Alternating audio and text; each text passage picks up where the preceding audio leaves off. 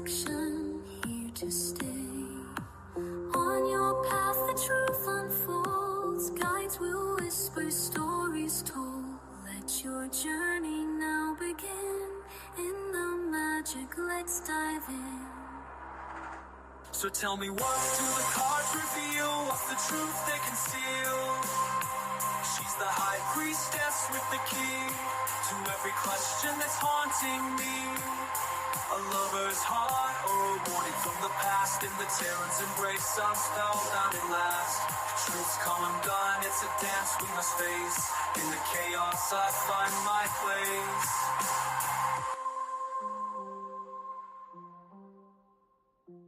In the tarot's embrace, I'm spellbound at last.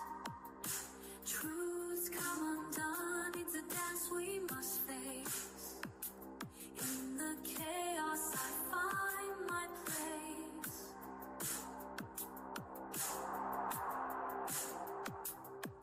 The moonlight glows, the veil is thin. Lunar affinity will call again.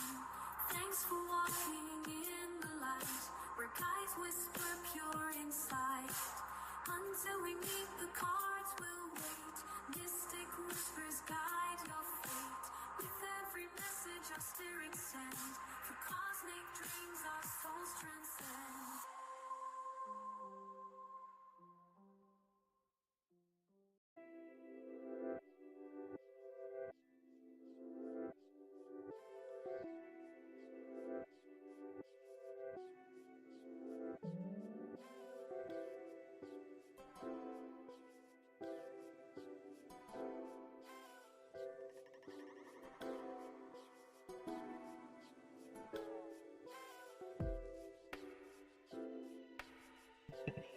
Hey everyone, happy Friday.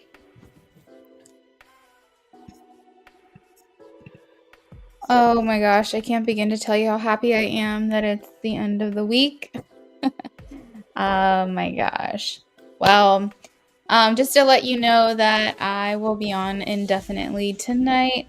I set aside a couple hours to be here because I know earlier in the week they were shorter streams. So no rush tonight. I can be on for like 2 hours or 3 hours or however long I need to be to get everyone's readings done. So yeah, that's cool. I like feeling not rushed. We're going to go ahead and get started with some free reads. Donations are open. I did not get any pre-orders tonight, but that's probably because I just posted that I was going live. So that's on me. Let's see. Mature, Amy, hey, welcome in. Margaret, hello, hello. Melibeth, welcome in. Hey, Queen.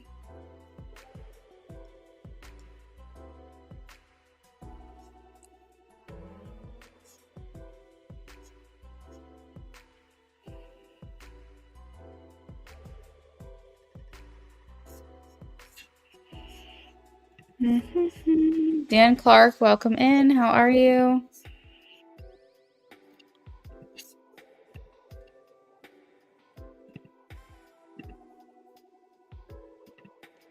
Hey, Gautam, how are you?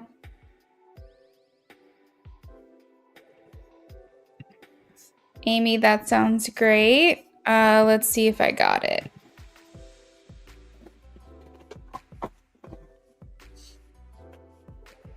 Yes, the donation came in, Amy. Thank you.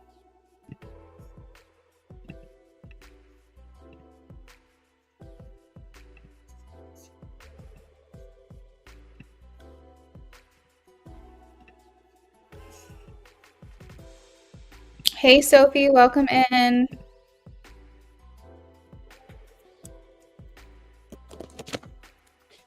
All right, so Mature.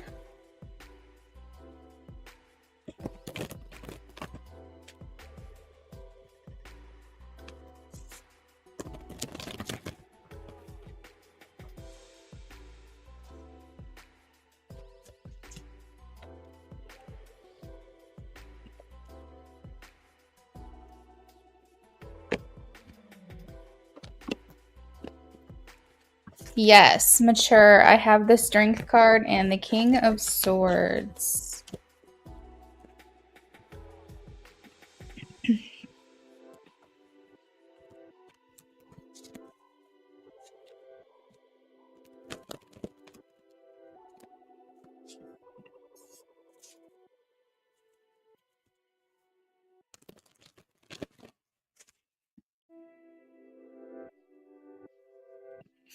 Oh, interesting. Okay, Amy, let's take a look here.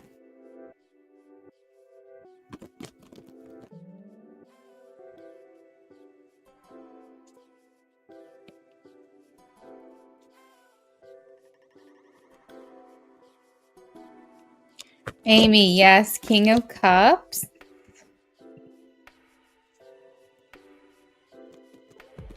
Queen. Queen, I'm getting a yes tonight. The Knight of Wands. Looks like an impulsive move or decision for you. Margaret.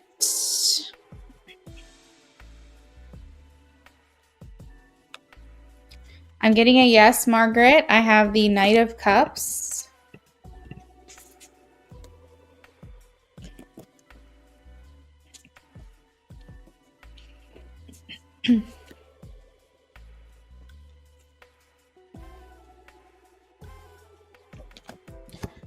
Got him. Oh gosh. I have a no. I have the 5.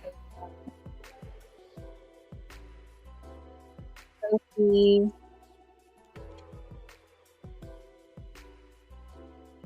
Sophie, yes. Laura.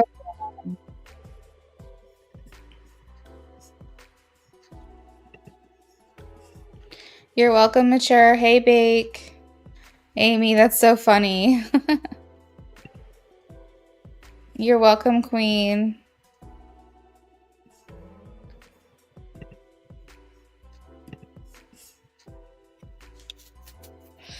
Oh, Amy, that's funny. You're welcome, Margaret. IJ, hello and welcome back. It looks like I got a donation on Cash App from initials NB. So if that's you, please check in and let me know so I know how to put you on the list. IJ.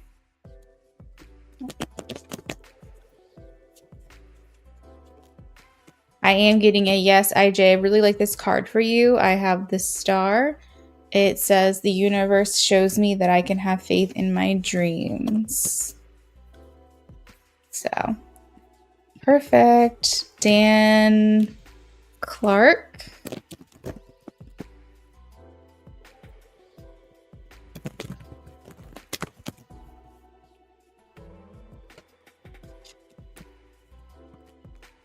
I am getting a yes, Dan. I have the Knight of Wands.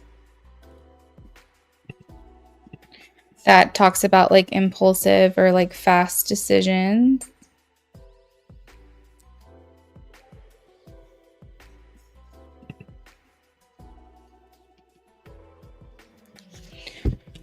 Or spontaneous is another word for that.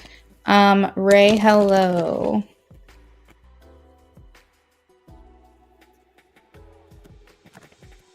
I'm getting a no, Ray. I have the 10 of Wands.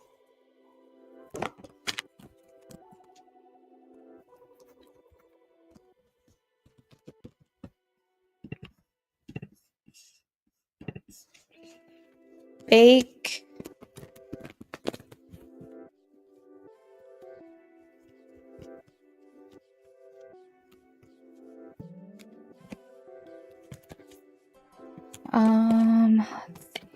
So I have the 7 of Wands, Bake. This is a yes, but it's a yes with a challenge. So what I'm hearing is that they miss you in a nostalgic way. They're not missing you in their everyday current moments, but they look on the past with a feeling of nostalgia, kind of wishing like they could revisit the past with you or something.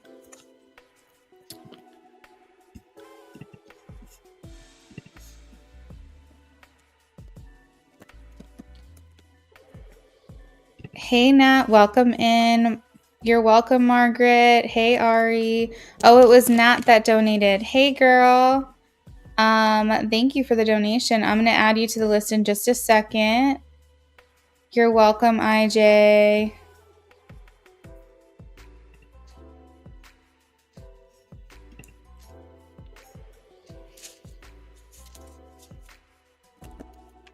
Yes, Amy, that's fine. You're welcome, Bake.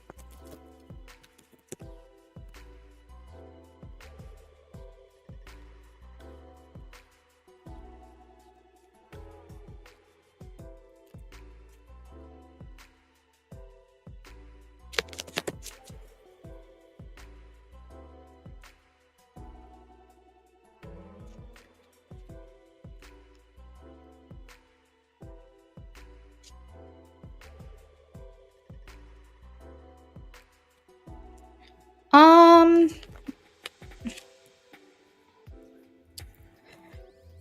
Nat, this is like a tough answer for you for a yes no because I feel like it's a yes. I have a couple cards coming out that's showing like a yes, like a Queen of Swords. But and then I saw Two of Cups too. But there's like this Two of Pentacles, like will she, won't she, like maybe she will. I don't know. It feels like yes. It feels like the energy is there for that. The potential is there for that. I think it's a little bit of free will, how much you're putting yourself out there. Um, and also, I think like it might not be like a high momentum. So I could foresee in the next couple of months you going on like a date or two, but I wouldn't say you're like really putting yourself out there and like going on multiple dates a week or like really finding your person very quickly in the next couple of months. It doesn't feel like that, but I definitely feel like you're dipping your toe in the water. You're putting your feelers out there. You're going on a date here and there. So like it's kind of like a gray area for this question for me. Yeah, you're welcome. All right, Ari.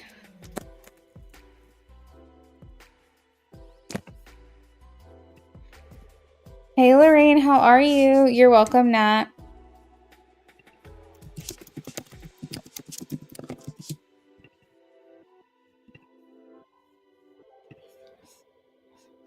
Ari.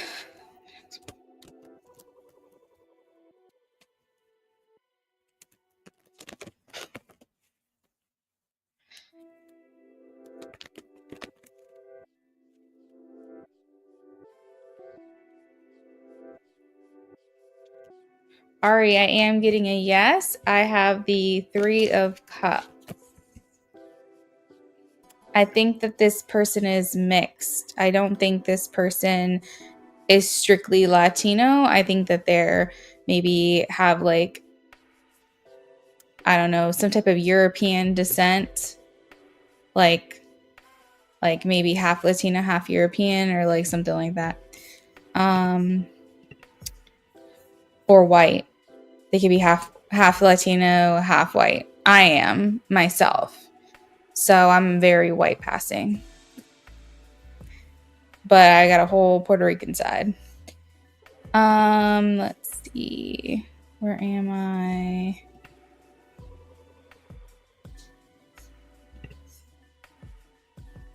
I speak. I'm doing good tonight. How are you? You said you're doing okay. You're in bed. You're welcome, Ari. You're welcome, Dan. I got a whole, yeah, my dad's Puerto Rican. Well, his dad, my grandpa, he is a first generation immigrant. He's from Puerto Rico. So yeah. So like, well, he's not a first generation immigrant. That doesn't make sense. My dad is a first generation American. His dad, my grandpa, is an immigrant from Puerto Rico. And my grandma, she was born in America, but the majority of her parents, like DNA is Puerto Rican. She's got a little Mexican in hers as well. And then like my mom is white. So I'm half and half. You thought I was just a white girl. Girl, that's where I got my flavor from. I got a little bit of something extra. You just don't see it coming. All right, Anna.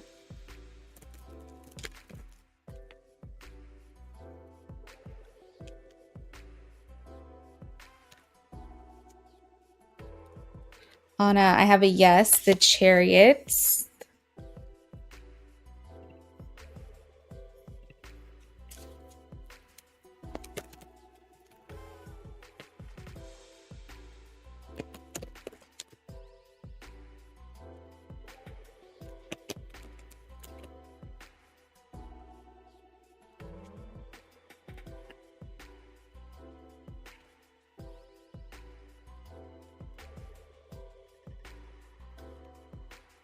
Oh, this is such a sweet question.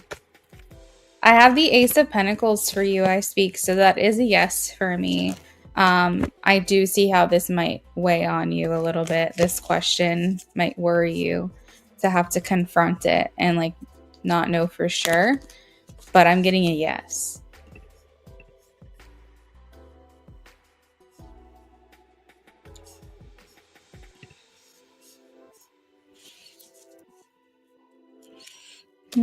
You're welcome, Anna.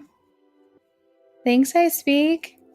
You're such a light in this chat, Lorraine, all the time. You're just so nice. I have so many nice people in here. But I know that you come in just to like support a lot of the times. So I appreciate it. Let's see. All right, let me update the donation list really quickly.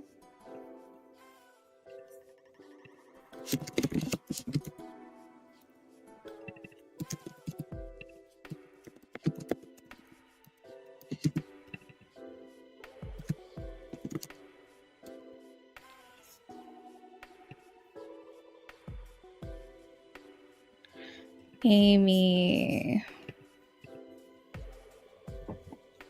I forgot to get a drink. I always forget to do that before I get started.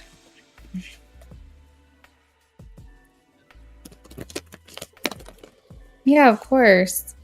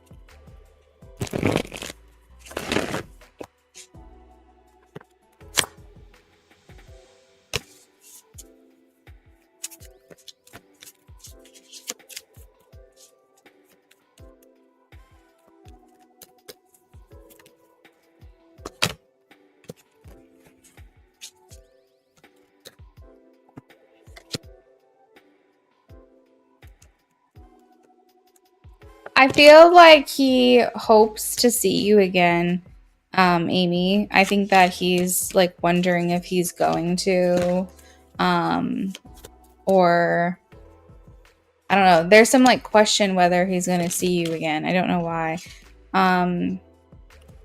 Like he didn't expect it. He didn't know it. I think that meeting you was either a surprise to him, like a literal surprise, like he didn't know someone else was going to be there, or he's like, maybe he found out last minute. Maybe he was like, who all is going to be there? And they were like, oh, you know, our friend so-and-so, whatever. But I feel like it's just kind of like an unexpected thing. And I think that he wonders, like, are you guys going to spend more time together? Like, are you going to be a part of his future in any way? Let's see what's going on.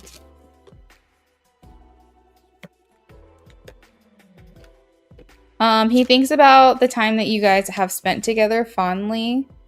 Like there might have been something that you did that made him laugh. Um, so he kind of like looks back on that moment as like something funny or puts a smile on his face.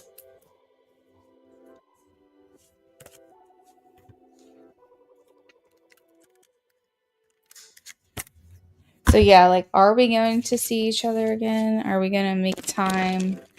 Are we going to find ourselves in the same place at the same time again? I think he wonders if like this was it. He wonders if like this was the last time he was going to see you, because we have the Six of Cups and we have the World. So the World came out first, then the Six of Cups happened. So the World means that maybe he was sad that the day came to an end. Maybe it was a pleasant surprise and forming a little bit of a bond with you. And I think that maybe he was like, I was sad that it was coming to an end. I hope we do reconnect again. Six of Cups, reconciliation.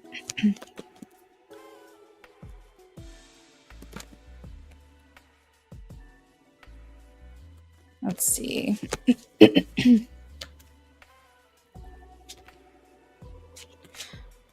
I think he would tell you that you came across like as a super nice, interesting person. You have your own point of view. It's very clear that you are the type of person that has your own point of view. Like you have your own opinions, you have your own feelings, you have your own morals and values and whatever, but you don't display them very often. You kind of are like, you're kind of in between being in the spotlight and being a wallflower, if that makes sense. Like you don't mind the attention being on you, but you aren't going to sit there and try to push your narrative onto someone else. And so I think that how he was looking at you is like, I wonder what else she has to say. Like, I wonder what other contributions she would make to the conversation. Because I think from his perspective, he's looking at you as someone who like kind of has a secret. Like, I think he's curious to know more about you and like what you're thinking, what you're feeling, like what kind of person you are, what your interests are. I think he wants to kind of pull on that string a little bit and just see what else is under there, because I think that he could tell that you might have been holding back a little bit. And the Ten of Wands shows that like it's very clear that while you were present, like physically and kind of mentally, there was also a big part of you that looked like you were very far away that day. So it's like, I think more like, I'd be interested to get to know that girl a little more. Like, I'd be interested to see what all she has to say and like, will we hit it off and that kind of thing. Like, I think he just wants to get to know you more. I think he wants to see what you're all about. I don't think that he knows enough to have form an opinion, but he's like, I like what I see so far.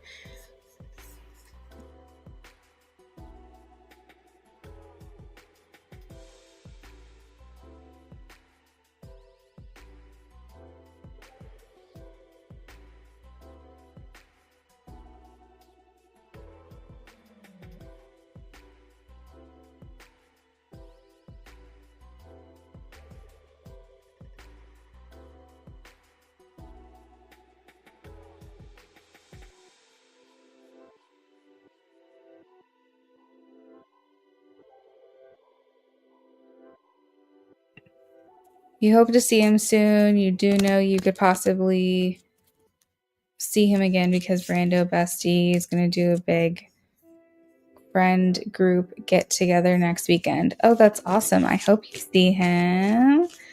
You're excited. In all caps, he's going to see you in cuter attire. Oh, yeah. I think honestly, like he like would want to spend more time with you, spend more time around you. So make sure that, I guess Brando needs to make sure that he knows that you're going to be there so that he shows up. He views your Instagram story. Oh my gosh, I didn't realize that you guys were social friends. Like, I mean, I knew you were social friends. I didn't know you were social media friends. Same here. I'm like, I want to know more as a friend and a person too. And if romance were to happen, we shall see. Yeah, he's definitely interested in getting to know you more. We have the Three of Pentacles. He's gonna. I feel like I'm sneaking in a little bit early here, but I think that he feels like you're very attractive. He likes your look. He says she's different. You know, like you don't have like a celebrity look-alike, so to speak. Like, I mean, you probably do, but you probably, I don't know. Like, I'm one of those people where like nobody knows what I look like. Like they nobody can give me a celebrity look-alike. Like if you look at me, like go to my TikTok and you see pictures of me or whatever, like I don't have one. I swear to God, I don't have one. There are some people out there that have legit doppelgangers, but I don't think I have one. So yeah, Amy, that's kind of what I mean, is that like you have a different, unique look to you. Like you're just not cookie cutter. You're not what he's seen before. So that seems like a good thing, I feel.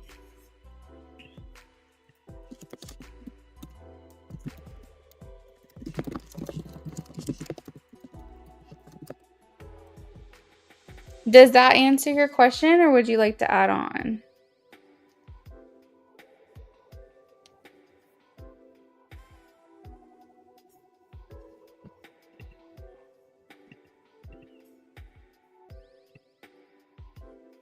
Taka is here. Hey girl, how are you? Thanks, friend. You are gonna be next after Nat, okay? So Taka, make sure you stick around because we'll be getting to you shortly. You said that answers your question. Oh wait, hold on. I missed something. Oh, Lorraine, you're so sweet. You said you're still beautiful. I think that about you too. Amy said, I know what you mean, Luna. I would agree for you too. It's that kind of thing. We don't have faces people normally see. I agree. Definitely.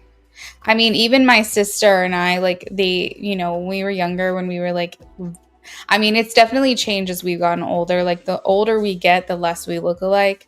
But people used to ask us all the time. The first question was, are you sisters? The second question was always, are you twins? Every single time. But her and I never really saw it because we were very different. She has completely different skin color than me. She can get tanned by being out in the sun for 20 minutes. I'm very fair skin. We both have brown eyes, but her eye shape and her eye color are different than mine. Our facial structures are different. Mine's more square. She has like more of like a heart shape face. Like, I don't know. There's like a lot. Her hair is completely different. Her hair is like straight, maybe with a little wave pattern. Mine's super, super curly. Like, there's a lot of distinctual differences between us. But I think that if you know us really well, you don't think we look alike. But if you just meet us for the first time or you've had very minimal interactions with us, you think that we look a lot alike. But that's the only other person that I can say people think I look like. And even still, it's not like we get that anymore. So, truth be told, I don't know. I've always wondered what my celebrity look like was, and nobody can answer that for me. But, like you guys are saying, like, I agree. It's fun to be unique and different, too, at the same time. I think my husband's a shapeshifter. I don't think anybody can really pin down what he looks like. They think he looks different every time they see him. And he's gotten so many celebrity lookalikes, but I think it just depends on what he's doing with his hair or his facial hair. I mean, he's like a chameleon. Like, you can never pin down what he looks like. Even me, sometimes I look at him and I'm like, who are you? But also, of course, he likes that about himself. Taka, I'm glad to hear that you're doing well. Amy, you're welcome again. I'm happy to answer that question for you. Okay, Taka, that sounds good.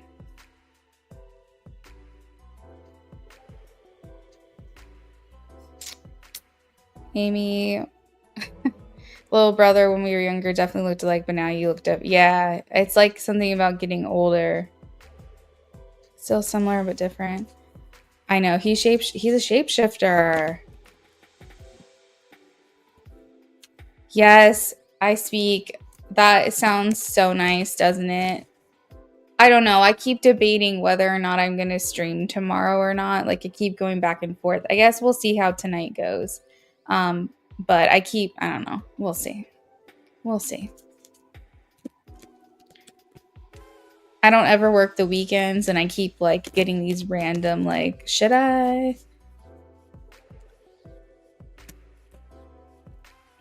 You have a 3-day weekend? Nice. That my husband took a 3-day weekend too because he's going to the doctor on Monday. But 3-day weekends are so nice. It's like I can relax and I don't have to worry about anything. And it's like it just feels extra special on a Friday when you have 3-day weekends. I'm really happy for you. Taka, I have your first question. Nat, I'm shuffling for you now. Yes. Oh, Taka, I have your second question too. I speak. Yeah, that's true. That's very true. We'll see how I feel. I think I want to wait till tomorrow to decide. Usually have 2. You're welcome, Taka. You're able to take the extra day off for other reasons. Approved manager. Nice. Yeah, you need it sometimes. Sometimes 2 days just isn't enough.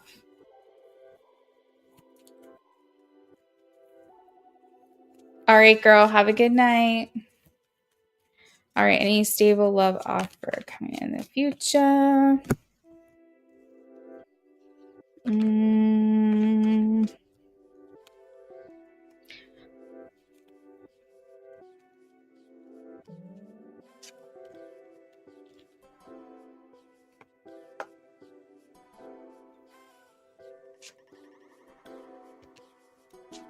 All right, so Nat, I am getting a no for you.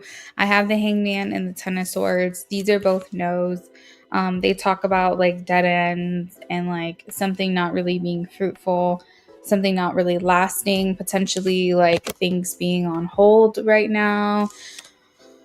I asked what you could do to change this outcome, which makes me wonder about like how things are currently going for you. Like, how much are you really putting yourself out there? Are you very like, do you have a very clear focus on like what you want? Like, I mean, very, very detailed specifics laid out, like what you're looking for. Do you feel like you're still figuring yourself out and your own identity?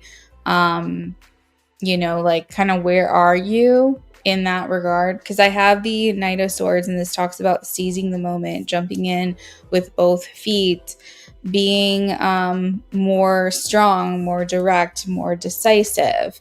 The Hierophant also talks about like finding the person that makes you feel aligned, makes you feel like you guys share the same things that are important to you is the same things that's important to them. Basically, maybe putting at the top of your list, the priority needs to be harmony. It needs to be someone who shares the same beliefs and values as you and feels familiar, feels like someone who just like gets you, you get them. Maybe you have like similar experiences or similar cultures or something, or traditions, like the way you were brought up. You can really understand and recognize the other person. Hey, James, thanks for the donation. You said it's hard because you work remote. So, the Page of Swords here is like, delayed news, patience needed. Page of Swords is like very curious though. They like want to learn more. They want to get to know people. They, really put themselves out there. And so like I completely understand it being hard when you work remote. You're constantly home. There's not really a way to get out and meet people. But I think that that's why this is the path that you're currently on. And that's why it's going to be hard for you to find a stable love offer. So I feel like what Spirit is saying is they want you to put yourself out there more. They want you to get your face out there. Find, I don't know, like what. I mean, you could go to mixers if you want to meet people in person. You could do speed dating if you want, or if, you want to go the dating app route, you could do that too. You could, tell all the people in your life you're interested in meeting someone if they know someone. Like, I basically am getting the message that they feel like they want to see you putting yourself out there more, because they don't. I guess Spirit is just feeling as though, like, how are you going to meet someone if you're not doing those things? And if you don't like what you're hearing here as far as the no, this is why tarot is great, as I mentioned many times before, because you can use your free will to influence a different outcome. So we can kind of shift the energy by shifting the choices that we make and the decisions that we make. But I feel like things kind of feel stagnant. The Devil and the Three of Swords. Well, I will say, Nat, I also feel like I'm an introvert. I present like an extrovert. I feel like people think that I'm an extrovert, because I'm really good at talking my way around anything and any subject. And if you get to know me more, people think it's my Aries rising, I bet, because it's like this like dominance, this unearned dominance that I can give off, which shows or makes me look like an extrovert, but internally I don't want to talk. Like, that's why I married my husband, because whenever we go somewhere, he's my shield. In any social setting that we're in, I just throw him in front of me and I go, have at it, hun, and I just stand there and nod along, because I don't like being out of my bubble. I like being home. And I work from home myself. But what I will say is that I found my husband being an introvert. My sister suggested a dating app 10 years ago, and I took her suggestion up on it, and I met him, and we lived in completely different cities, an hour apart. We never would have met otherwise. But it was the best choice that I ever made. And it didn't necessarily require me to put myself out there that much. I mean, I was making decisions about these men in the comfort of my home, but I still found someone who was pretty quality. Now, I know that our situation may not be like the norm. It may be the exception, but I still think that there's ways to meet people, even if you are an introvert. You can find people. You can find ways to meet people. But yeah, I feel like Spirit's just like, really just please advise her to get herself out there a little bit more. Get out of your comfort zone just a little bit, if you can. You said you're the same way, especially at work. Yeah. And there are men out there that are looking for women just like you. There are men out there that want their wives. Here I am like, oh, I'm calling you a wife to someone already. But they want their person to like be at home and be a sleepy girl and be the type of person that doesn't want to go out to the clubs all the time. They want to be home. They want to be, in their comfort zone. And like, there are men out there that actually cherish that about women. So if you're like that, there is someone out there that's going to be really like that quality about you. So I think, Nat, first step is get out of your comfort zone in some way. Go out with friends, go to a mixer, go to a speed dating, maybe download a app that's more geared towards relationships versus hookups. But I think you just, bottom line, have to kind of change something up in your life that you're currently doing, because they say that the man you're looking for isn't going to come beat your door down and run into your house and try to date you. You've got to put yourself out there a little bit, But let me know if you have any follow-up to this. I'm happy to pull another card or two if you need me to. But if that answered your question, then happy to hear it. Yeah, expand your horizons. Hey, Bernice, how are you?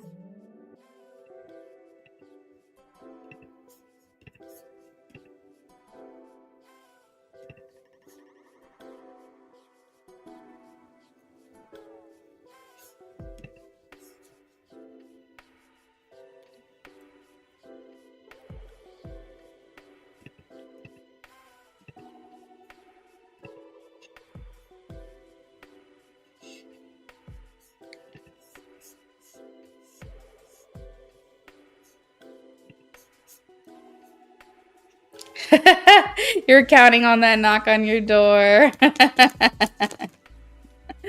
Yeah, girl, I don't think that's gonna happen.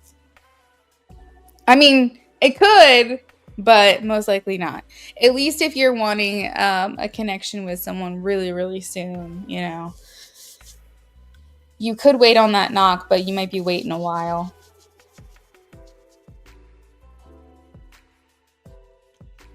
You're welcome, Nat. Always a pleasure. Okay, dokie. Let's move on to Taka. Long time no see. How are you doing? Taka. I'm a little late, but I said 2 days off is not enough. It's crazy how you're expected to work 40 hours like a slave just to get 2 days off. I agree. I speak like with my whole entire heart on that. That is why I do what I do right now, because I just couldn't. And God bless my husband, because he makes it possible for me to do this. But at the same time, you know, I do pretty well for myself, but I just can't. Like, I need to work like 2 to 3 hours a day. I need to feel like I'm making my own schedule, that I'm not at the liberty of someone else. And I've been doing this full time for 3 years, and I think it's going pretty well. So I can't with the 9 to 5. Like, if I have to, I'll do what I have to do. But I'm very blessed and fortunate to have found something that allows me to not have to do that.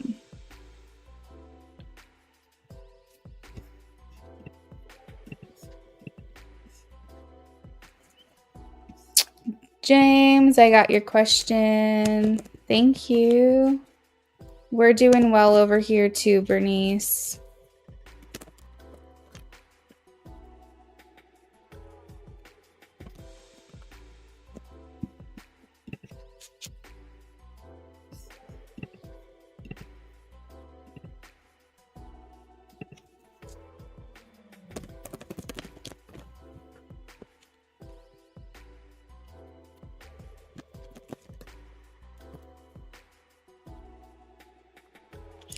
All right, how does Jane, a district manager, view you or his thoughts? It can be work-wise or personal. I don't care. I'm just curious. Don't worry. I'm being professional, but he's fine.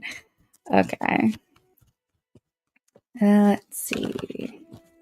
I think he likes your store and work ethic so far. Try to be on time for duties. He's a newer district. We'll be in charge. 8 of the stores. He always jokes I need to go to sleep.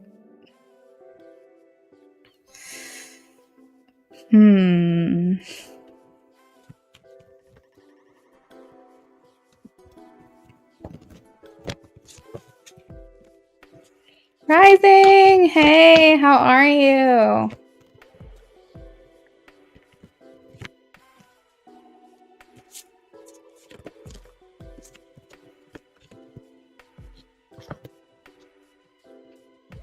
Taka. So I think that you, well, hold on a second. Trying to figure out. Okay, this is your in-depth. Okay, I just wanted to make sure first. I think that you are picking up on something. I really do. Especially with these cards here. We have lots of cups. The one that's really jumping out at me right now is the 9 of Cups, and it's there's kind of a spark going on right now. I don't know, he's like picking up what you're putting down, you're picking up what he's putting down. You're definitely picking up on something. There's a flirty energy, a flirty vibe. I feel like just joking around and telling you need to go to sleep means that he likes what you have to say.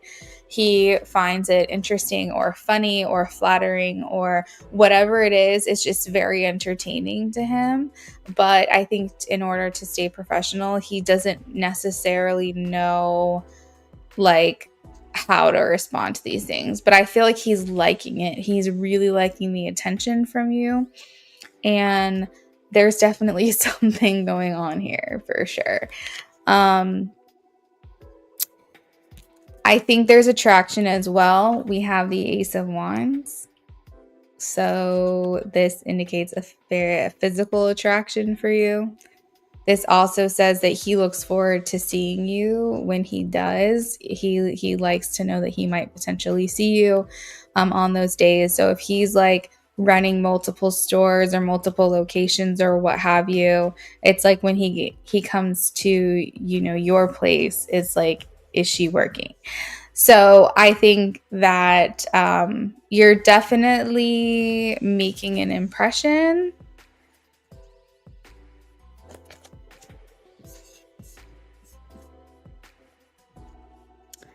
Rising said, doing okay, glad to be here, missed you. Oh, we missed you too. Everything's going really well. I hope you're doing good. You said, just intrigued though, very by the book, really want to run your store and staff, very strict, good standards. Yeah, I mean, he's a bit younger. There's also something attractive about someone who's like higher up than you. I don't really know how else to say that, but it's like it shows ambition, and you really like that's attractive quality in someone is seeing their ambition. So knowing that you've worked as hard as you did to get where you are, and then seeing that this person is like even higher up, it's an attractive quality.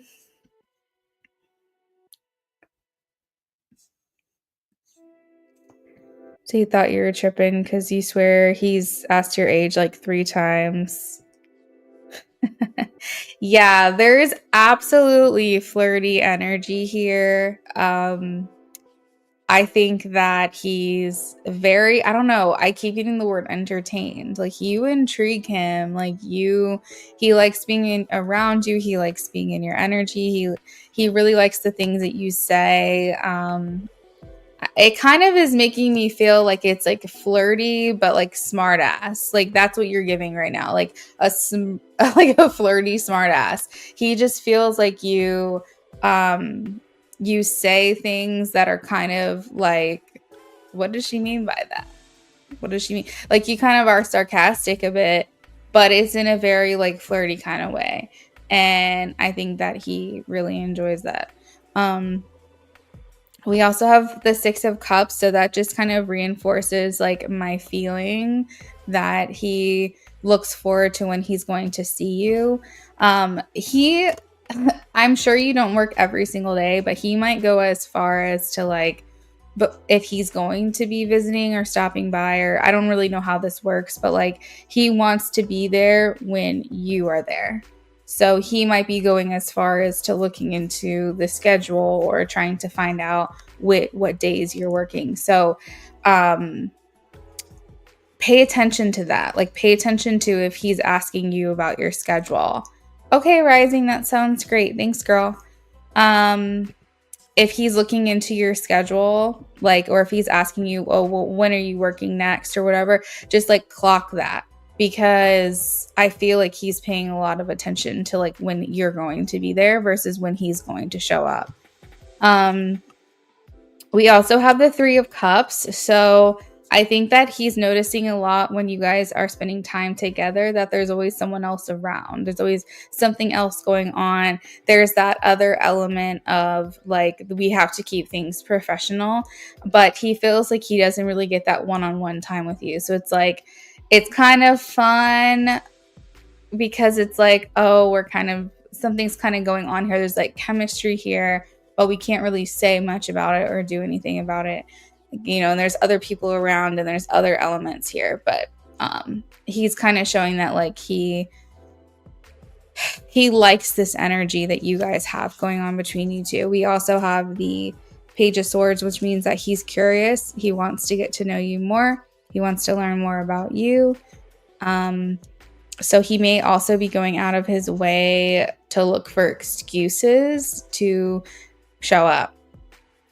You know, kind of like the equivalent of when someone leaves something at someone's house after a hookup because they want the excuse to see the person again. Like, I think he might be looking for reasons to spend time at your location.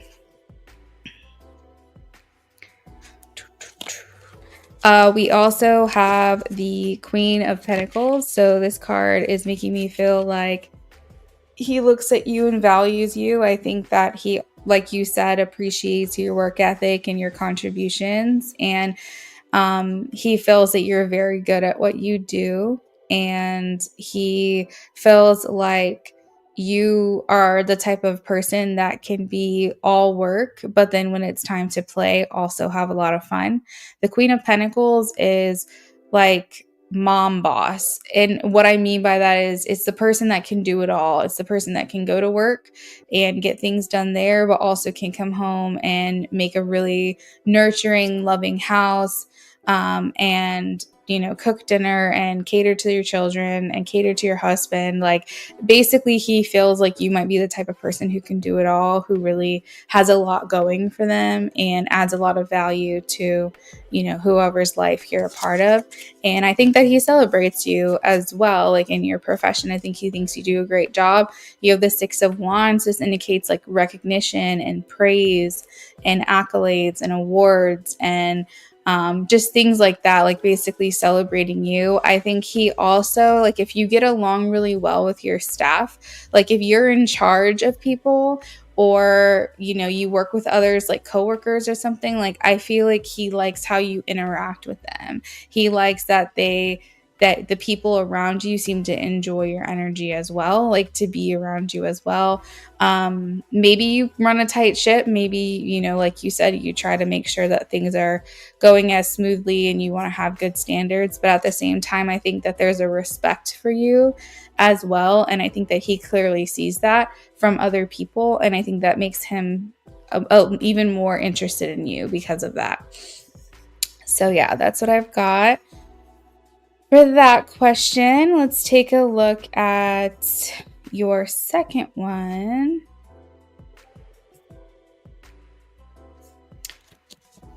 Bernice, I'm sorry, I just saw your question. We're not doing free reads right now, but you're more than welcome to donate for that if you would like to. For a yes/no question to be answered is $5.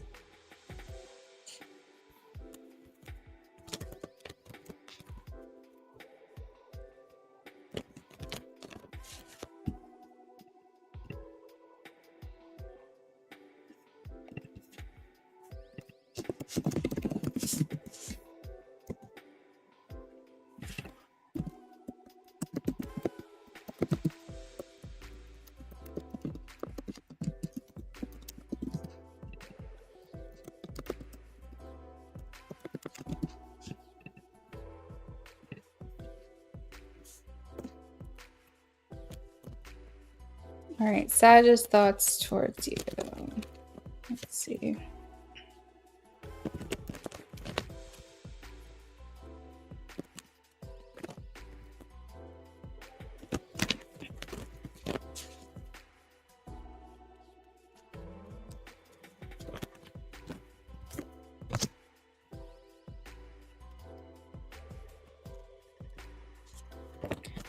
All right, Sage's thoughts towards you. We have the first card out, Five of Cups, Taka. So this makes me feel like they are sad. Like they are maybe feeling a separation from you and feeling sadness or loss or grief or something like that. It could also indicate this like feeling abandoned by the other person. Maybe feeling regret or remorse and generally focusing on more negative emotions when it comes to you. So we also have Scorpio and Mars energy. So this is someone who might be, I almost like don't feel like this is quite right because I don't feel like I'm quite there, but the feelings that are coming through is almost like aggressive emotion. Like I think very frustrated, very like maybe frustrated with themselves, maybe kind of giving themselves a hard time. So it's like if you and Sag are like at a distance from each other, this makes me feel like he may be like pissed at himself, like he might be or like mad at himself for what has transpired between you guys. Like he's kind of kicking himself and it's like, why the hell did this happen? I think that he has a hard time moving forward as well and like accepting what has happened. So like moving forward and moving on is just like not on his radar. And I think he might feel like a little bit stuck because of this. He might be doing things that maybe are not best for him because he refuses to face reality of what has happened. So it feels kind of dark. It feels kind of negative. Not like addiction or self-harm or anything like that, not like to that extent per se, but just more like a dark cloud hanging over him, again just like wanting to focus more on the negative than the positive. And maybe like getting himself into situations that typically he wouldn't. Like he might be looking for an outlet or a distraction because we have the 3 of Cups. So this talks about like third party energy. So like this person might be going and like, I don't know, hooking up with someone to distract themselves from their feelings for you and how they're feeling. They might be trying to like drown their sorrows, so to speak, with someone else or with other company. Okay. Let's see. I just don't think he's really worked through. That sounds great. I speak. Also, I responded to your comment earlier about working 2 days or only getting 2 days off. It was a little late. I'm not sure if you saw that or not. But yeah, so 2 of Pentacles indicates that he's a little wishy-washy about you, that he hasn't really been able to like nail down exactly how he feels or exactly how he wants to like work through this with you. And again, I'm just saying that the Sag is a he, so if it's a she, let me know if I'm wrong. But the 2 of Pentacles indicates that some days are good for him, some days are bad for him, but he hasn't really been able to kind of like feel balanced. He could be trying to put on a facade as well that he's doing better than he is. So if you guys still have some form of contact, like if you follow each other on social media or something, knowing that you might see these things, he might be trying to put on a front, some type of facade. Okay, great, thank you. He might be trying to make things look better than they actually are.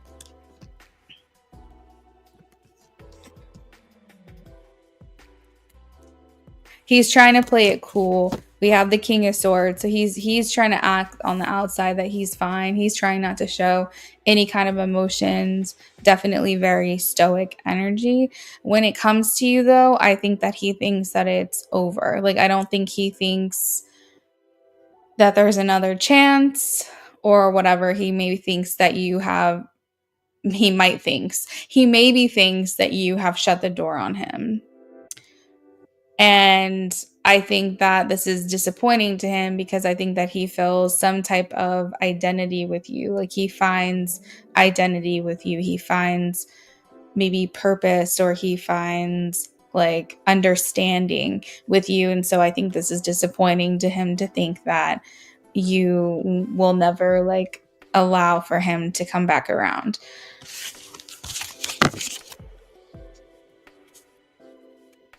Oh, interesting. You feel like it's Pisces energy that's coming through versus the Sag. Oh, that's so crazy.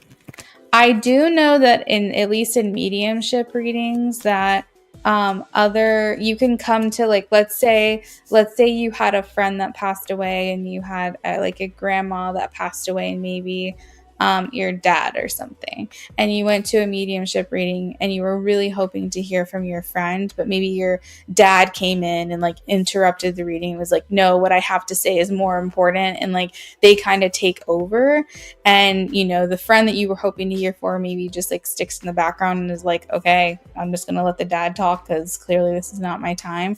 So I think that there's also maybe possibly when I do readings, maybe things like that could happen. Maybe like other energies could come in and overpower. So I think you just need to take things how it resonates for you. If this felt more like the Pisces, but there were certain things that apply to the Sag, take those as they resonate.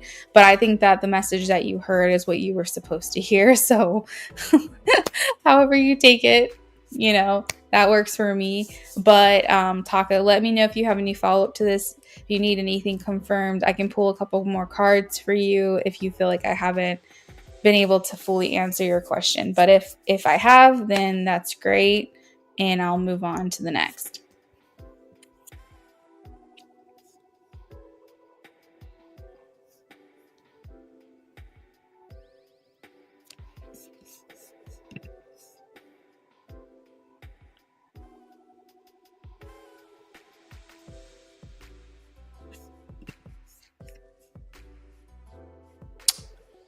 It really feels like this other person you recently cut off. That's wild, because it really feels like him. Wow, that's crazy.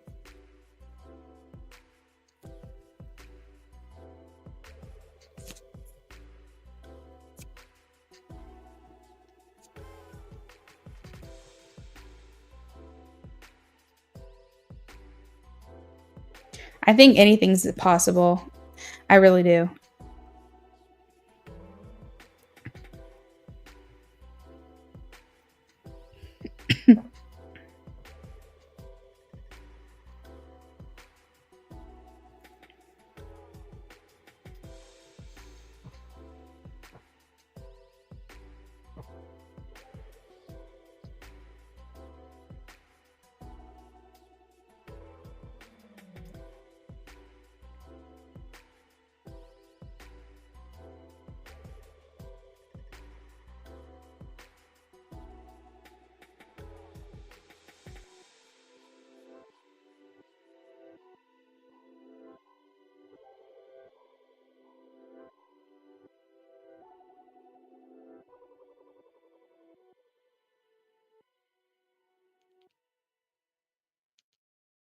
You're welcome, Taka. All right. So next on our list, we have Rising Storm. Rising Storm, if you're here, check in with me, please. Taka, it was such a pleasure as always. I'm really happy to see you back. I've actually made this intention tonight that people I haven't seen in a while will come back onto my live stream. And it's so funny because you showed up and Bernice showed up and Rising Storm did, and I think a couple other people I haven't seen. So I think that's a lot of fun. So I'm glad to see you, and hopefully we can catch up again soon.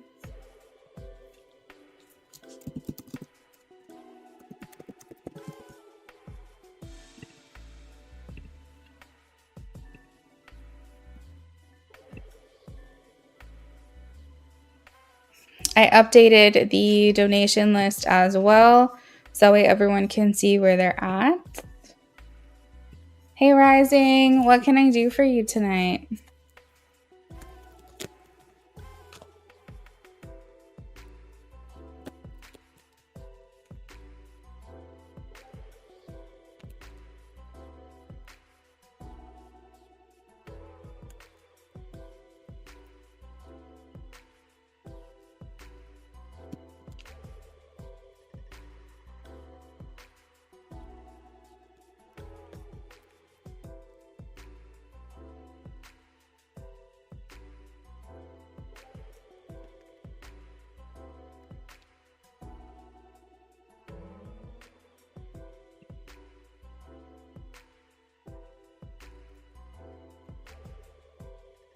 All right, Rising, let's tap into this energy.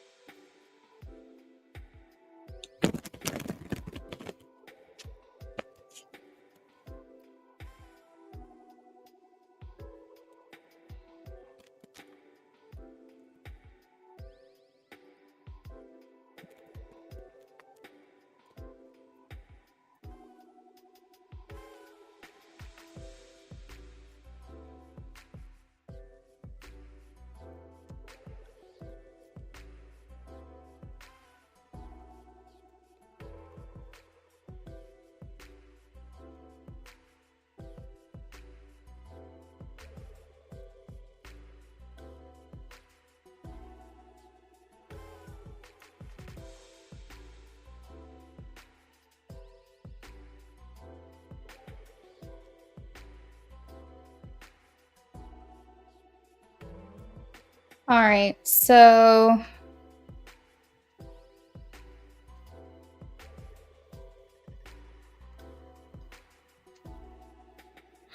oh, I see what you're saying, Rising.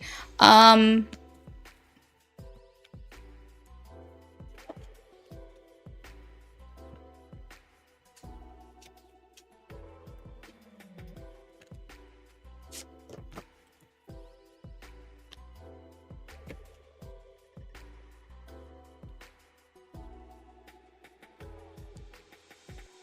okay. I am getting a couple of things. First things first, this person is who they say they are. Yes. They are like who you see, what pictures you see, whatever. This is that person. Um, so I feel like it's not like you're talking to a woman or you're talking to someone disguising as someone else or whatever, or another man who's like doesn't look like the pictures or whatever. I'm getting that. I believe I'm getting that this person is who they say they are. Obviously, I feel like you probably have done a deep dive into like their page. You probably can see like how long they've been on this account. You can probably see like how many friends they have. Like you can kind of tell really from the jump, like if someone has a spam account or not. Facebook has been around since what, like 2005 or something. It blew up around maybe 06, 07. I don't really know how long Facebook has been around, but I do know that like people, if they are like in their 30s, they probably have had a Facebook since the beginning of time. So it's like if this person is like new or like just recently created their account or there's not a lot of content on there, I think then you would need to use your own discernment on that. But from a energetic perspective from tarot, it feels like to me I'm seeing that this person is who they say they are. I feel like this person is just really wanting to connect with you. Very Leo and Scorpio energy. We got some like fire and water. Oh, I see Aries too. This is like king energy. I feel like this person is genuinely interested in you, maybe wanting to like connect with you on a deeper level. I see like a pretty strong connection, but I think that maybe you are a little bit burned, and a little bit more like hesitant or cynical about this connection because you just have probably been through quite a bit.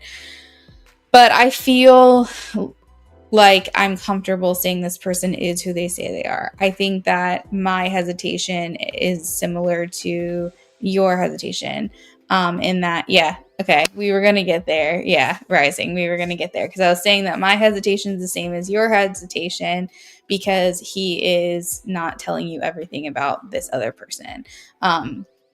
So after I had asked, is this person who they say they are? I got a yes. And I said, is he hiding anything? And I got a yes. Got the 8 of Wands and the 9 of Pentacles. So this indicates this person not being fully upfront about their social status or relationship status or something like that. And I said, what is he not being truthful about? And I got the Lovers. So he is not telling you everything about this relationship. He is trying to make it seem like he's being upfront and that he is doing things above board. But I really don't think this girl knows that you are having a conversation with him. I think that he's being a little bit sneaky. So that's what I was going to say, because we also have the Devil card here. Being someone's friend and having a girlfriend and meeting someone random online that you've never met before, there's red flags there. And I think Spirit wants me to say for you to keep your distance from this person, because I don't think he's being fully upfront with you about this. I mean, think about it. If you were in a relationship with someone and they were going out of their way to meet and talk to and spend time having conversations with people online that they've never met, I'm pretty sure that wouldn't go over very well with you.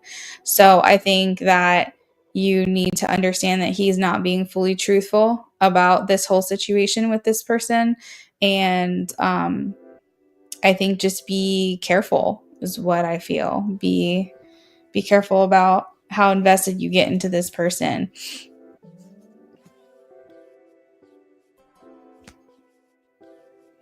It seems like he's trying to have his cake and eat it too with the Two of Pentacles. They're also talking about how he could be potentially serial monogamous, meaning that he might not be fully happy in his current relationship, but he's not going to leave unless he finds something new and jumps ship. Like, he doesn't like to be the person that's without or feels insecure about being on his own. So he might be looking for a way out by meeting other people, and then he'll leave his other relationship. I don't think he's fully happy with this person. I think he's trying to figure out a way to move on to make himself feel better, but this is all an ego trip with the devil. And they're also talking about how this is like a dead end for you. Like, they just feel not to pursue this. You're welcome, Rising. Do you have any other follow-up questions for me?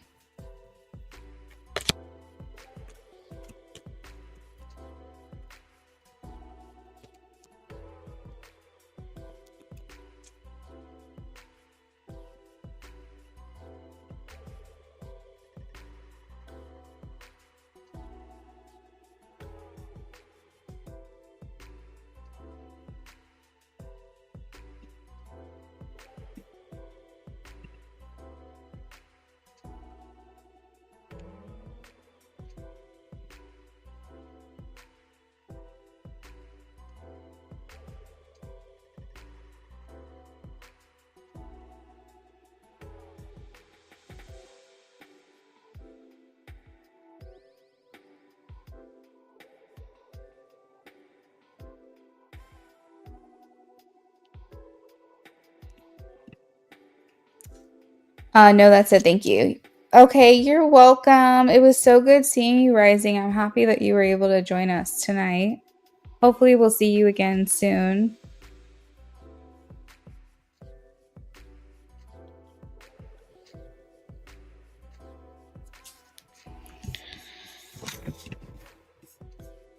All right. I really love the flow of tonight. I've got to say, it's been really nice. Like, you guys have been here when I'm like about to call on you. You're present. You got your questions ready.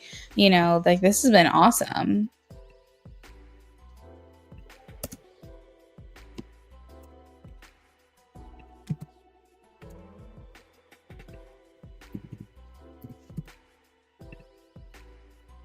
Have a good night, Rising. Thanks again. All right, friends. So next up we have James. James donated for a couple of things. Let's see. We've got a channeled message, a love to spread, message from Spirit about Kira, and the purpose together. Okay, so James, if you're in here, check in with me.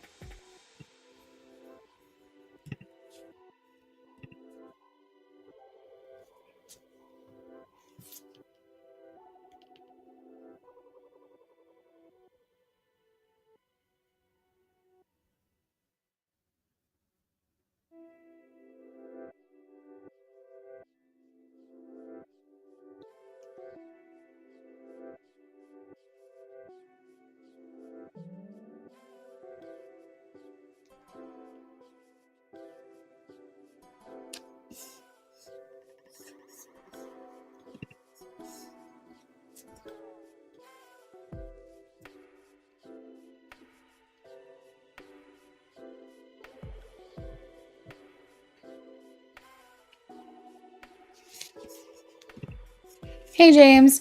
All right, so this is going to be, your whole donation is dedicated towards Kira tonight. Is that right? So like channeled message from her, love to from her, all of that. We're not like splitting it up. We're just doing it all for her.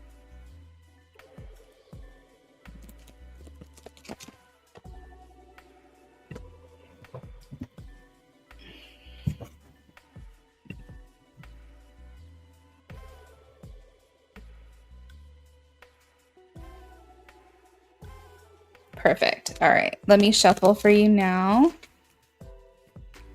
Give me a few minutes and I will see what I've got for you with her. I also Sorry. Oh my God, I like completely lost my train of thought. I was gonna say I might, depending on what I'm picking up in the reading, I might start saying some things out loud to you just to let you know like the energy I'm sensing. I think it just depends on like how it goes, but I'll let you know. But if not, then it'll be quiet just so everyone else that's hanging out knows. Channeled messages take about like 5 to 10 minutes to complete. And I don't talk during those because I'm like channeling and trying to like sense the information that I'm getting and what's coming through. But I am monitoring the chat. So you're not going to hear me for a little bit, but I can still answer questions. If you want to donate, I'm still around. But let me work on this channel message real quick and I will be back in a few minutes.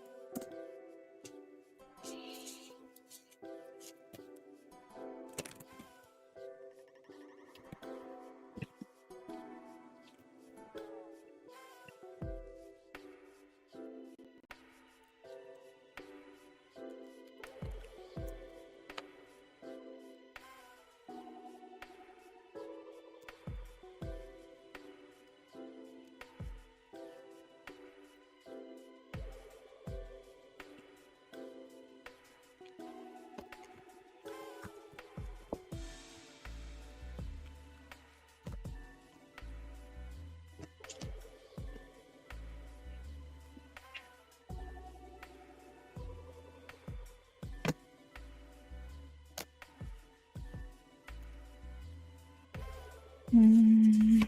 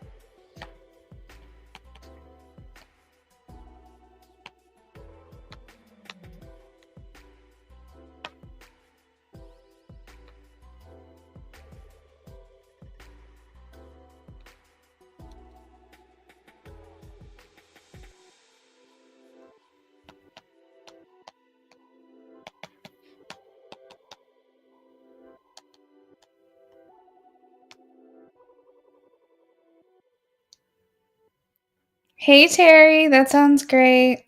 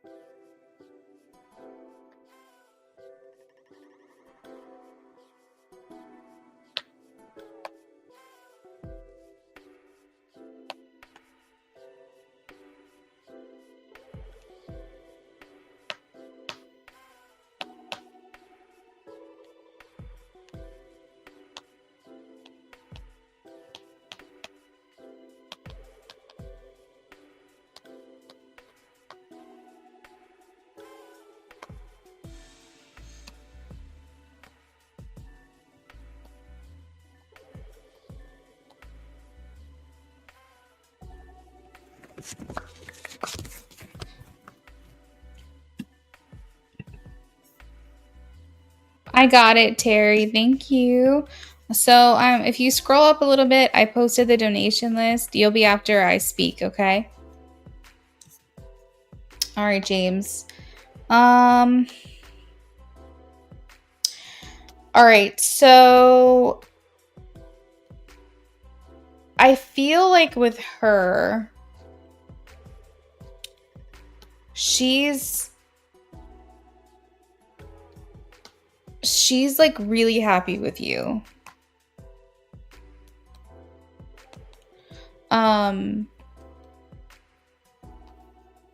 But I think something's got her worried. So let me try to send it to you. Hold on.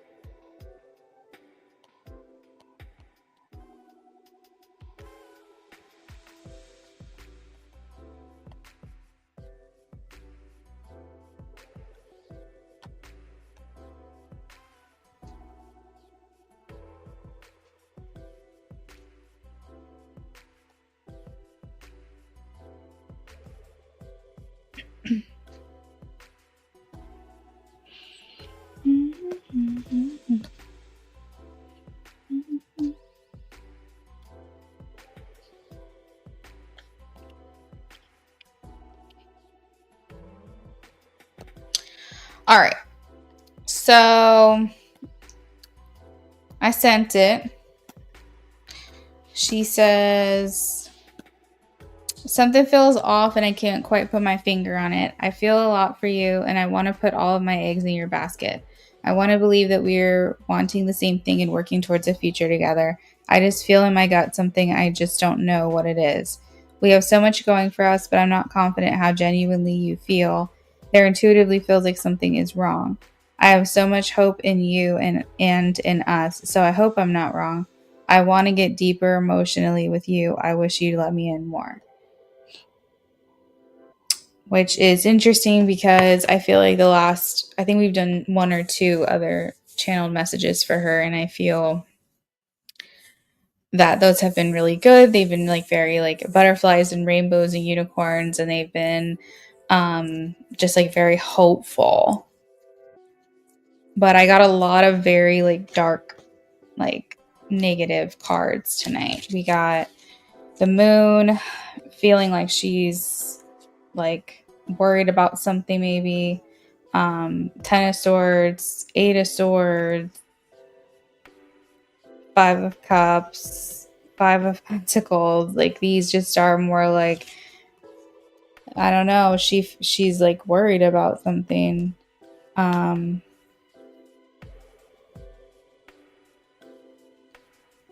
So yeah, I don't know. That's what I got. But bottom line, the energy for her, which I'm sure I'll dig in more to when I get into our love too, is that she has really strong feelings for you.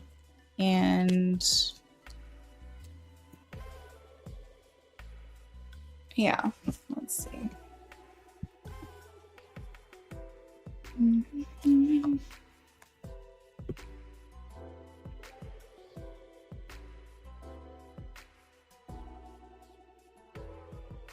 Mm-hmm. Love to, please. Oh, that's what it is.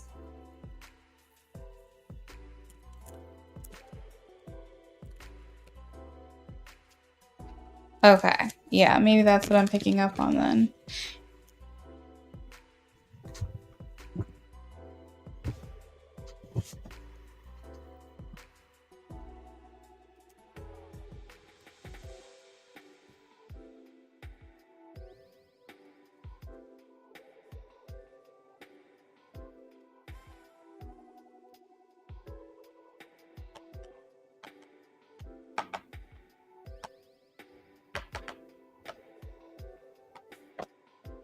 She's been expressing him. She's also currently in her Ludo phase.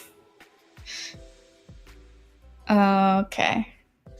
I don't think this is circumstantial. I will say, I think this is something that she has actually been feeling for a little bit.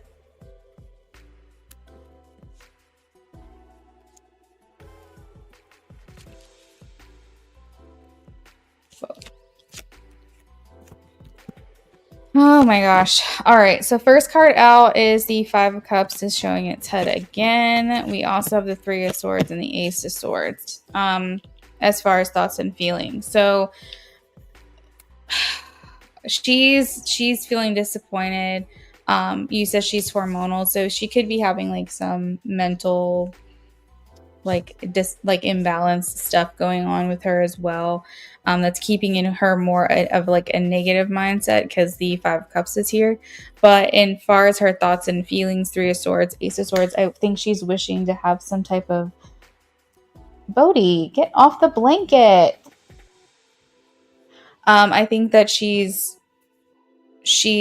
hoping for maybe some type of more clearer communication from you, maybe more encouragement, more reassurance, because she's worried things are going to change for the worse.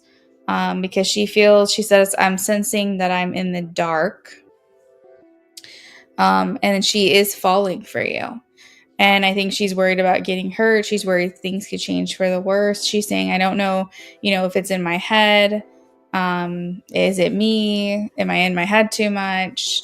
But I'm worried things are going to take a turn for the worse. So like I think that she's trying to make it logical. I think she's trying to be realistic, but at the same time she can't help how she feels, that there's just something that she can't quite put her finger on, but she feels like something is off.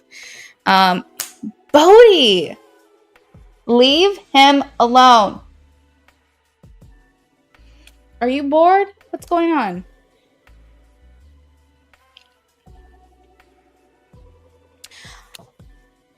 Yeah, see, I speak, you're laughing. So yeah, I feel like this isn't circumstantial, James. Maybe things could be feeling more intensely because of these situations that you mentioned, but I don't think that that's not fully it. I do think that she's worried. I think she's worried about things getting worse, and or all of a sudden the rug is pulled out from underneath her, and she just doesn't want to be believing in something that is actually not true. She's a person who would rather have the facts even if it hurts. So I think she's just trying to protect herself, but at the same time, like literally at the same time, she's falling for you. I think that she's really seeing a future with you, and she's trying to like turn a blind eye to these feelings that she's having, and she's trying to ignore it because of like how much she really likes you. So it's kind of like a tough spot.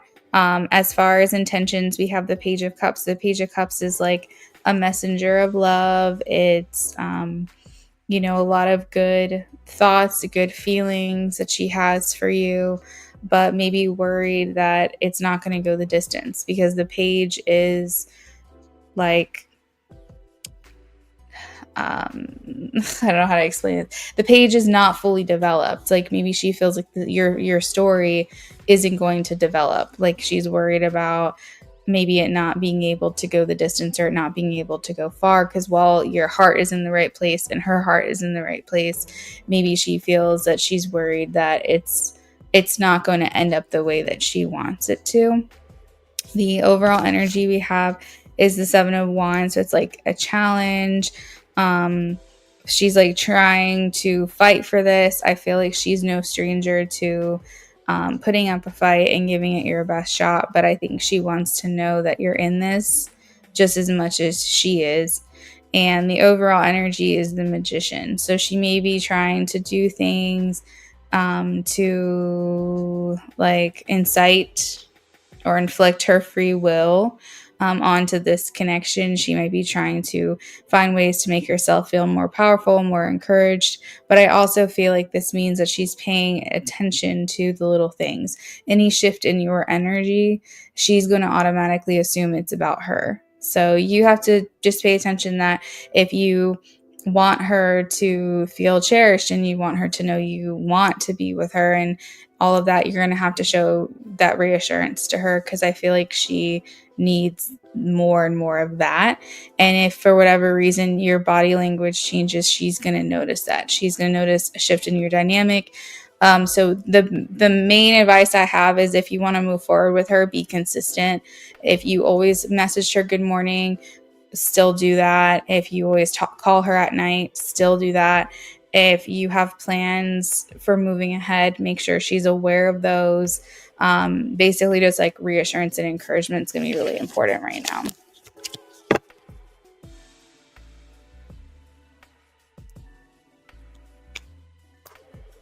She's on board with moving in. You think you haven't been in a rush, as she is, so you think that's why she's feeling this way.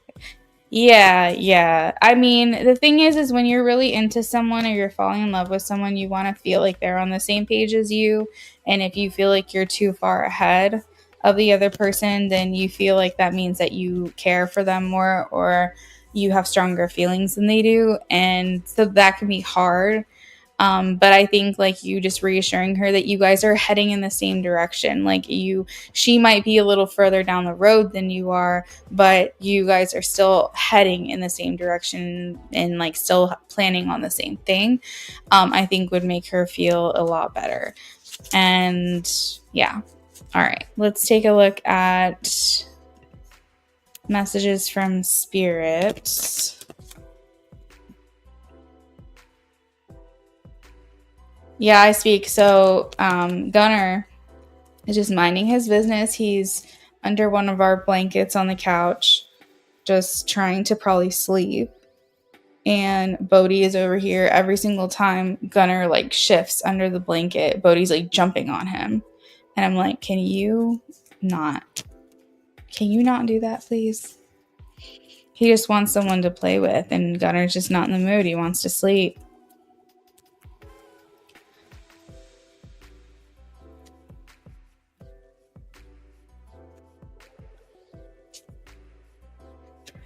Messages from Spirit. James, when do you guys plan on moving in together?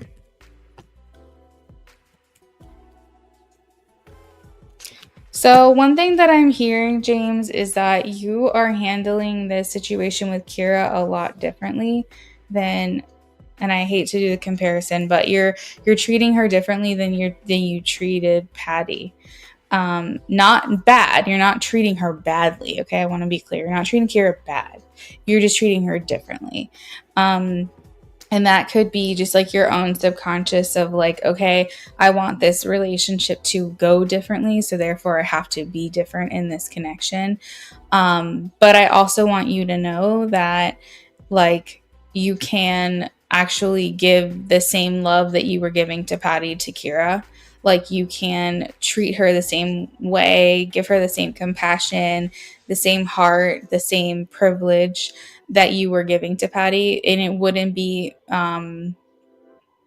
displaced. It would be appropriately placed for her, and it would be aligned for you to do these things for her. So it's like maybe there could be something on in your mind where it's like you want things to be different with Kira, you want things to go far with her, you really are enjoying your time with her, but you may be doing some unconscious like things differently with her because you're not wanting to repeat the same mistakes. You're not wanting to repeat the same patterns. So I think like be confident that you can be the same way with Kira, and it's not like replacing anything of the past. You can just move forward with this person, and that's okay. Like that is okay to make peace with it. I feel too from her that she would need that from you. She needs to feel your heart in it. I think it's making her a little bit self-conscious, a little bit, because like you're saying all the right things, like in terms of like moving in, maybe might be like really giving her that reassurance that she needs. But I think that there's something about your heart. Like she says something about, I need to get deep with him. Like I want to get in there. Like she must feel like you have some kind of wall up still. Even if you're saying all the right things and doing all the right things, she feels like you haven't quite let her in fully. And I think that's what they're wanting to see, because we have the Knight of Cups. So it's like you're doing all the right things. You're romancing her, you're courting her, you're showing up, you're following through, you're doing all the right things, but it's like there's an emotional depth that I feel like she's wanting from you that she feels like she hasn't quite gotten yet. There's this like block, I guess you could say, that she feels she hasn't quite been able to like enter into.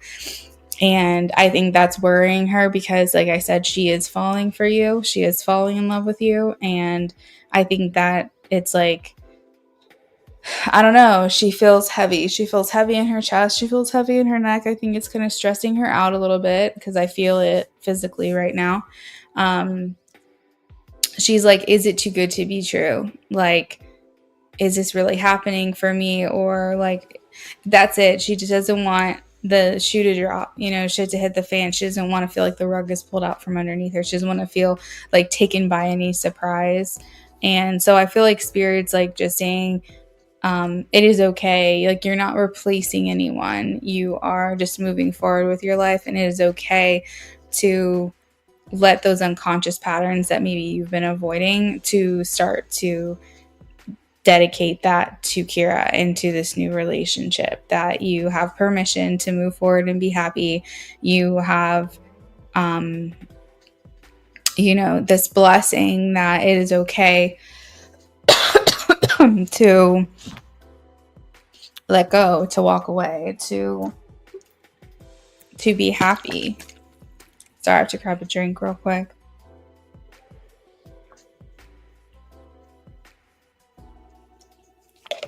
I just realized I've been talking for like 2 hours and I haven't had anything to drink. I speak, you did. I'll have to take a look in a second.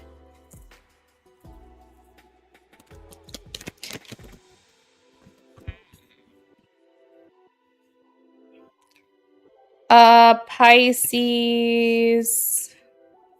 I got a donation for a yes/no question for you. If you want to drop your question in the chat now, feel free to do so, or just make sure you're here when it's your turn.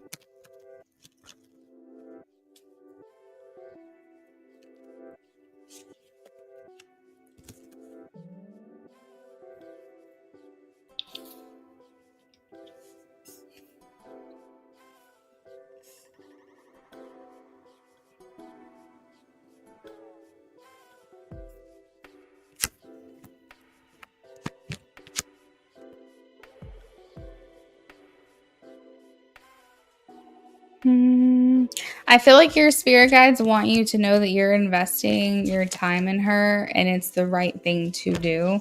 Like, any step that you make towards Kira is the right one.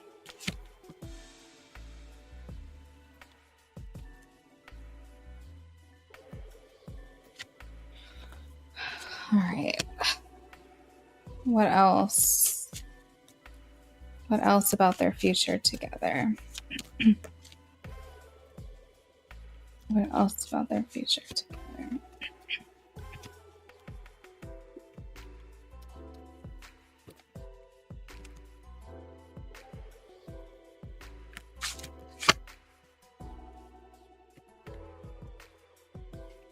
Do you feel, James, any resistance to a future with Kira? And you don't have to answer me if you don't want to, but like, think about that, because I feel like I'm getting some resistance for your future with her. It's almost like there's something in you that's like not quite 100% on board or something.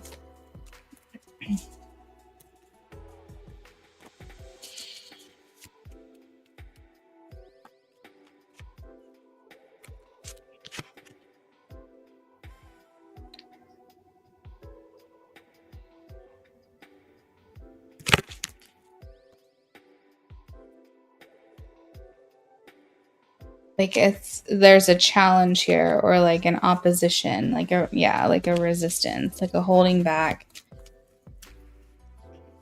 Tell me about their future together, please.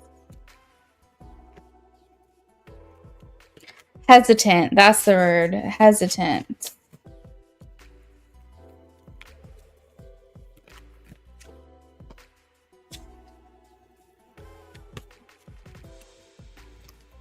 I don't like the word settling. I don't want to like say that word, because you're having a completely different experience with someone new and it's never going to be settling.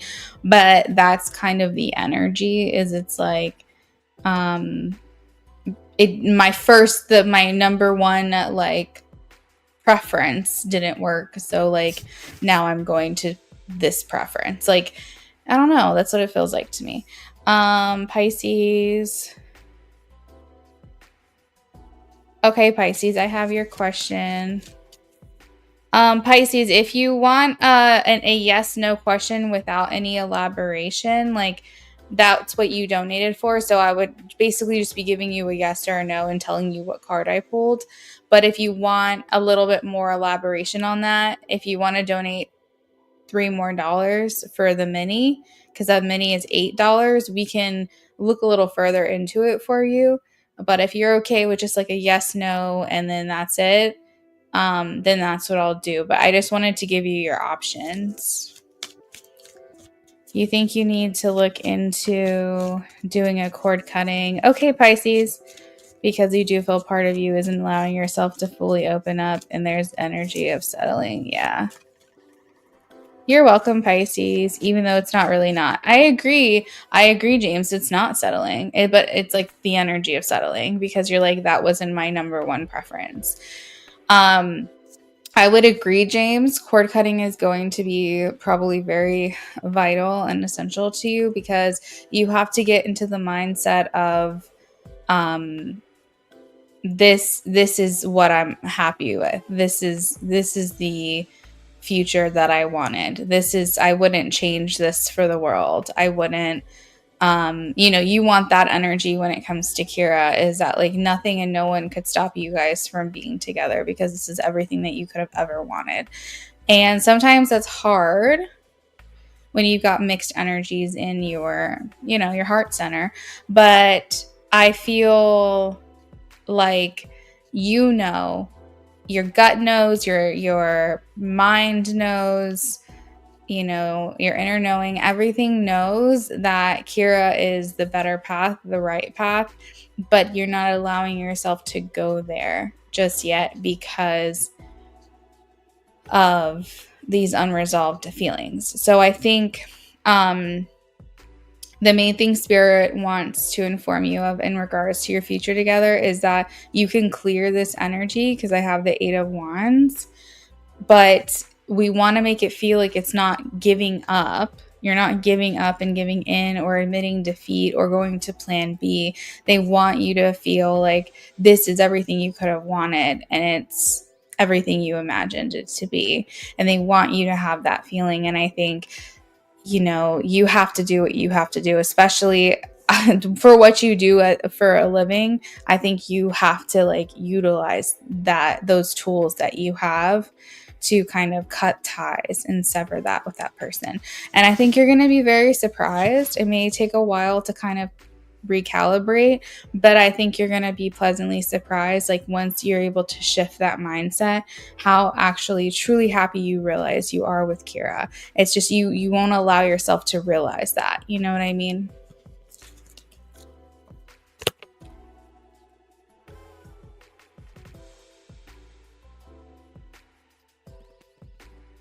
All right, let me update the donation list really quickly.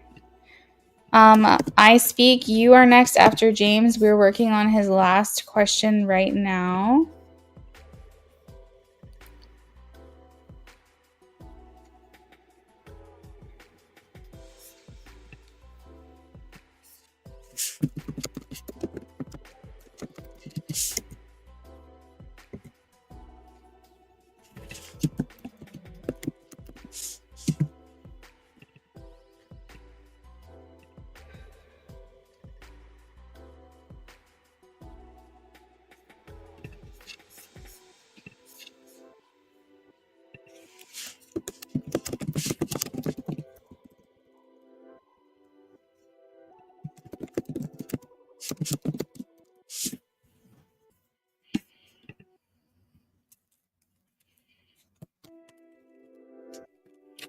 All right, what's your purpose together?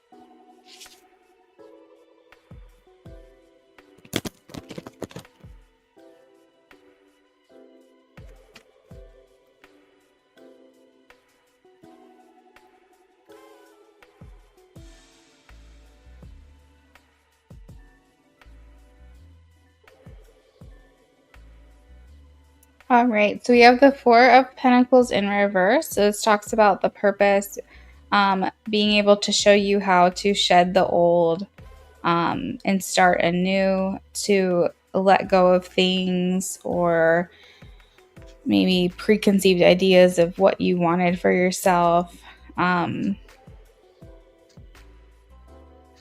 to like cherishing what's important or like what is really meaningful in life. We have bringing balance or restoring balance back into each other's life. Maybe life before each other could have felt kind of chaotic and could have felt like you didn't really like have a clear path forward. Didn't really know where things were going, but maybe by being together, you restore that balance. You now can see a future. You can see like what things can look like because now these options are available to you through one another. Also, this talks about ups and downs, so it makes me think like having someone to go through life's ups and downs together, through any trials, challenges, or tribulations, having someone by your side and really feeling like you have like a partner that's on board with you and like wanting to be there for you. It's like all about a new path forward because we have the Hermit, which is the card of enlightenment. And I think that maybe she's here to kind of show you the way, show you a new way, show you a different way that things can be, or a different way that things can go. I feel also too why this connection is divinely blessed is because I made a comment about how sometimes we don't know what's best for us. Like we don't have enough understanding in our own small minds to really know what's best for us. It's like because I believe in God, so I'm going to put it in this perspective, is that if God is our parent, then we're the children. So think about when we're a parent and we have kids. We're telling our kids, oh, don't do that. Oh, don't touch that. It's hot. Oh, like whatever. We know what's best for them. Why? Because we have a greater understanding than they do of life. And we know what's best for them. Like we can see if our kids get into a relationship that's not good for them, we're not going to tell them don't do it because they need to learn that lesson. But we know it's not going to work out. We can see it. Why? Because we have more life experience and a better understanding of life. And so I feel like our kids, like they don't know as much as we do. They can think that they know. They can think maybe when they're like a preteen, they think they know everything, but they really don't because we know we have a better understanding. I feel like that's how it is with us and with God, or us within the universe, us within the greater power or source. Source knows more than us. Source has a better understanding of what's best for us. We don't want to see it. We're like the kids. We want to do this and do that and be with this person, even though they're not good for us. And so I feel like sometimes things happen in our lives that we can't control and may not be exactly how we wanted it to be, but that's because something so much better can come together. And that's because God knows better. God has a better understanding of what we need. And so I feel like that's kind of Spirit's message to you, and what your purpose is that maybe this isn't what you wanted. Maybe you wanted to have this situation, you thought this is what was best for you, but there's a greater power, a greater understanding, someone out there looking out for you that actually knows what's better for you and tried to bring that into your life. And so that's why I feel like this connection is divinely blessed, because I feel like this is something that needed to happen.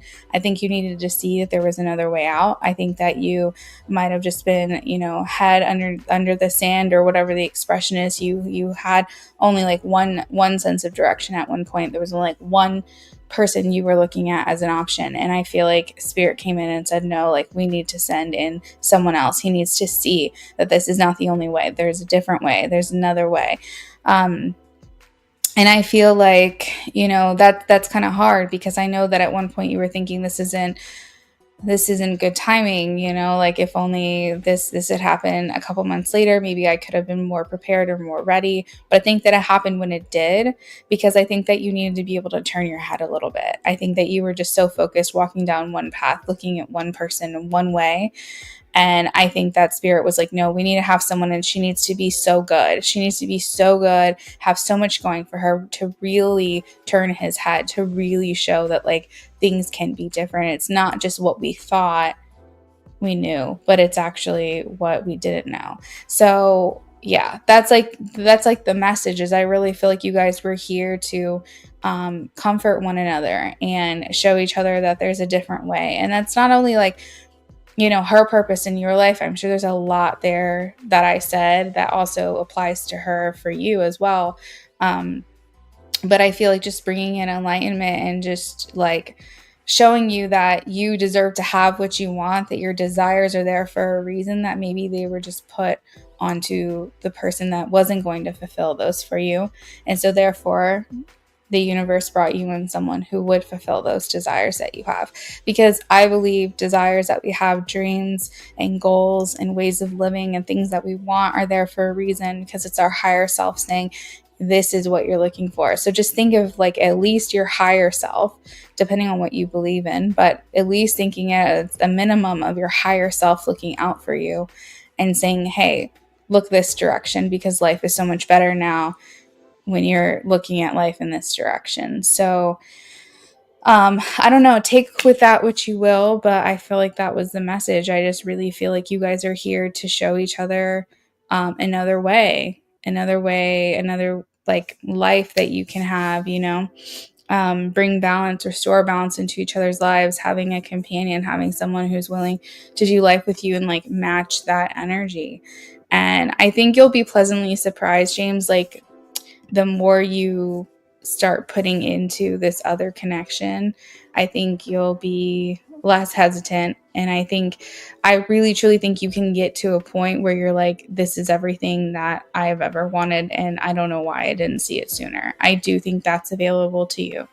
But I also think that it has to do with the choices that you make in order to get there. Hey, Asen, how are you? Hopefully you're having a good night.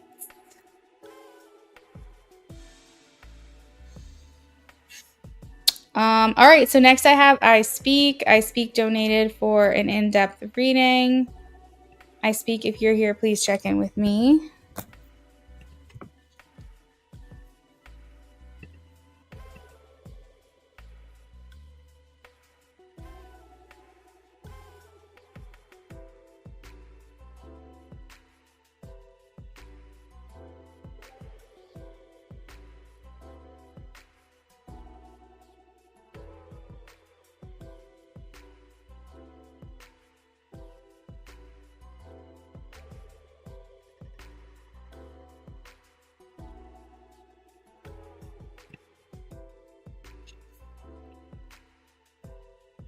Good, girl. Hope you're good too. Nice to catch you live. Yes, I'm doing good. Thank you for asking.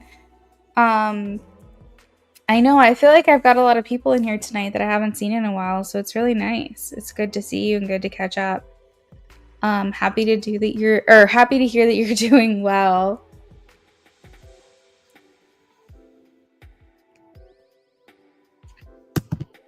All right, let's take a look at I Speak.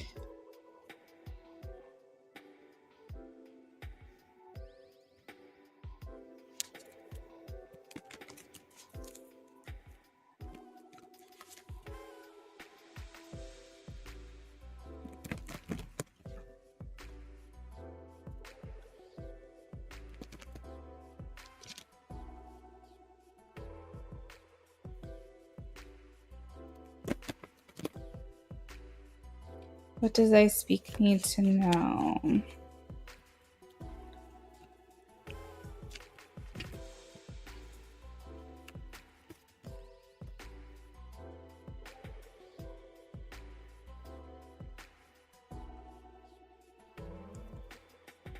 Time is giving you perspective and you feel better. I'm so happy to hear it. I can tell actually all the exclamation points that you have going on. I feel like you have a lot more like life and excitement and stuff like in your energy. So that's nice to see.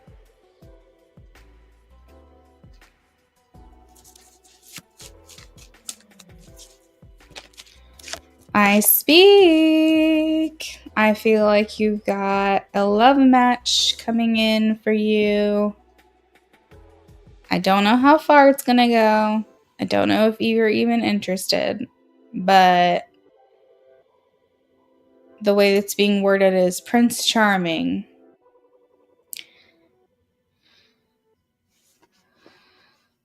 I feel almost like you're going to be saying to me, it's too soon. I'm not ready. I'm not interested. I don't I don't want a love match. You're like, I don't know.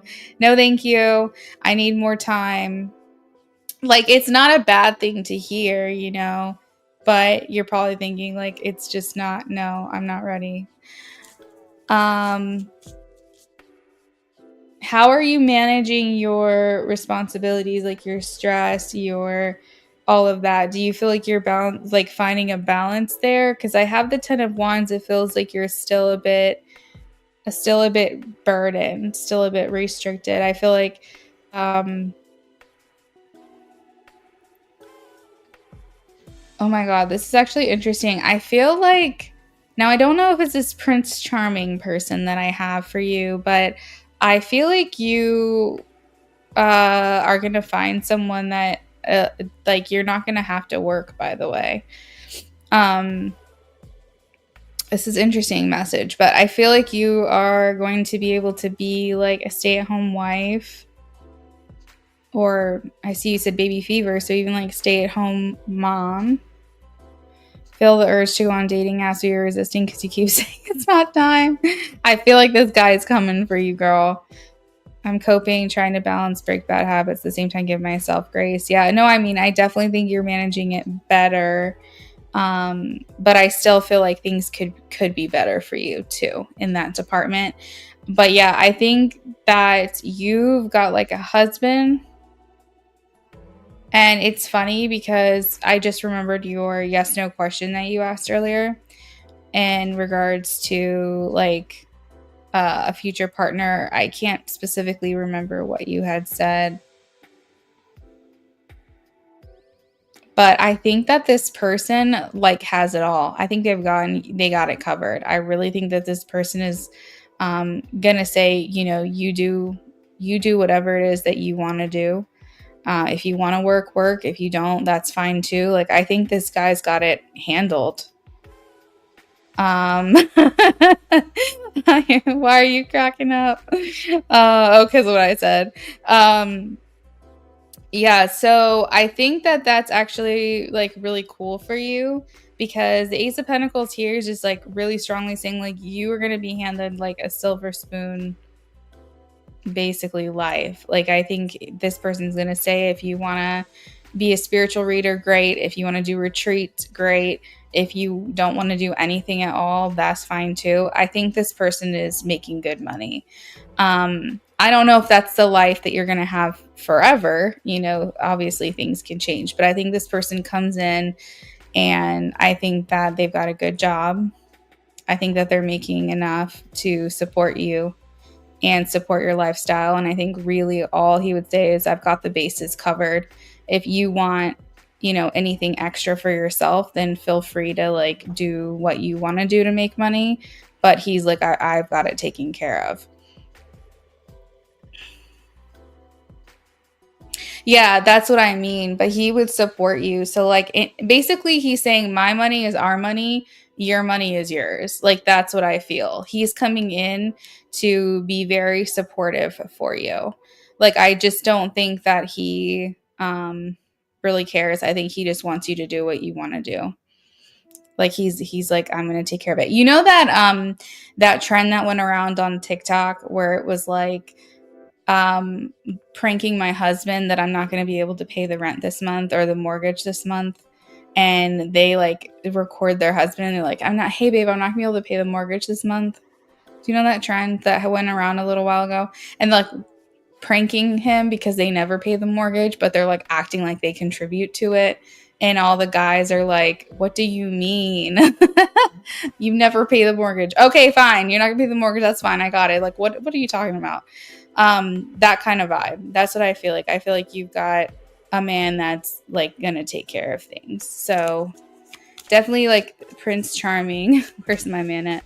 The guy's like, what do you, yeah, when do you ever? Like, when, oh, you're not gonna be the work this month? Okay, when do you ever? Like, I definitely see, like a lot of momentum here with this person. You've got like 2 of Cups, so that's a really beautiful card to have this person. I also am getting like this person's really good in bed too. I feel like this person really wants to satisfy you. Look, general, in depth, what do you need to know? I feel like I'm getting all the tea on your man. But yeah, I feel like this is the type of person that wants to serve you. Like, this is a real man. This is someone who really wants to take care of you and make sure, you know, that you have what you need, your kids have what you need. I think that as well, they're going to make their intentions clear very early on. You're not going to really be guessing. You're not going to have to worry about. Now, the other thing I will say is this person might work a lot. Like, that might be like the downside of this connection, is that because they have this money, that they are working quite a bit. It doesn't mean that you're not going to have evenings together and be able to do like your family routine, but it may mean that the majority of the day they're gone. So you might be missing them quite a bit. But, you know, they're still going to have their typical time off. It's making me feel like very early mornings and like later nights, like 7-8 o'clock kind of thing. But I really feel like this person has a lot of respect for you and feels a deep attraction. You both, it's mutual. And like, you really just feel like this is a soulmate connection. I feel like this person's going to be very, because Knight of Cups is like, I'm going to date my wife. Like this, like he's not going to forget while he's married to you that he needs to also like be spending quality time with you. So you guys will probably have like regular date nights and things like that. I don't know why I'm seeing like an apartment kitchen for you. Like, I'm seeing like you walk in the door, there's a little hallway, and your kitchen is off to the side. I'm seeing like marble countertops. I don't feel like you guys live in a house at first. Maybe you live in a house later, but I'm getting like an apartment style home. But I'm seeing you guys actually moving in together.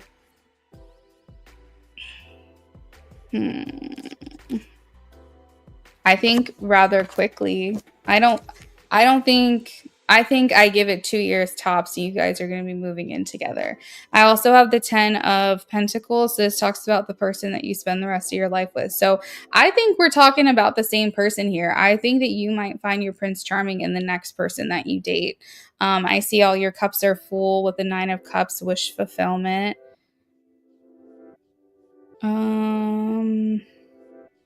It's like an island. Like, I don't know why I keep going back to this kitchen. I don't know what's going on in this kitchen, but I see like an island. It might be like, what are those islands called that are connected to the wall? They're like there's a specific type of, I don't know why I can't think of the word.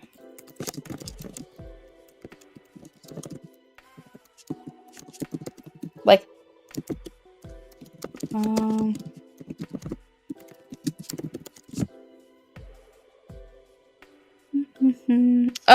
peninsula. That's what I was thinking. I'm seeing a peninsula. So it's like a kitchen island, but it's like connected to the wall. So it's not freestanding, if that makes sense. But I just see like coming home and like you like being excited to see your person coming through the door, just being really excited to like give them a kiss and say, hey, oh my God, how was your day? Maybe talking about what you guys are going to make for dinner, like that kind of vibe.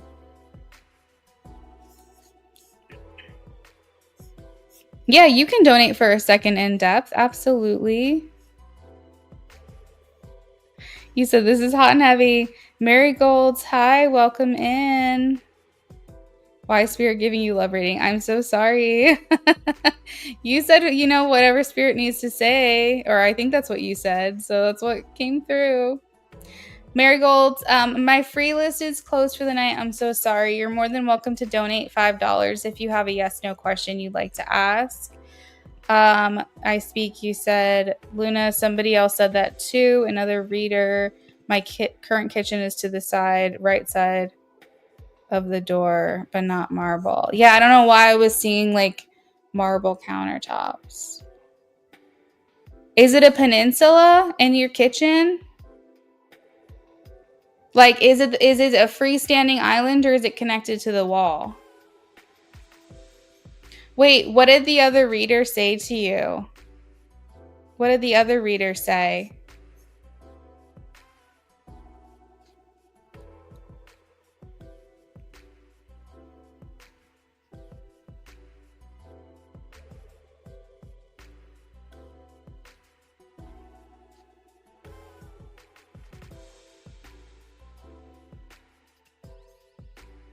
I speak, yeah, you can make it a BOGO if you want to. That's fine. Just donate $4. Okay, I mean, I might be wrong about the marble, but that's what I was seeing. Like, I'll explain to you the layout. I'm seeing a refrigerator, and then I'm seeing next to the refrigerator is like a counter and the stove maybe over on that side of the wall. And then I was seeing a sink up against the other wall, and then I was seeing a peninsula. I don't think the sink is in the peninsula. I think it's along the side of the wall. But it's like a square, almost like a square kitchen. Wait, that's your kitchen? Okay. Well, maybe you meet maybe this person moves in with you. I don't know. That's hilarious.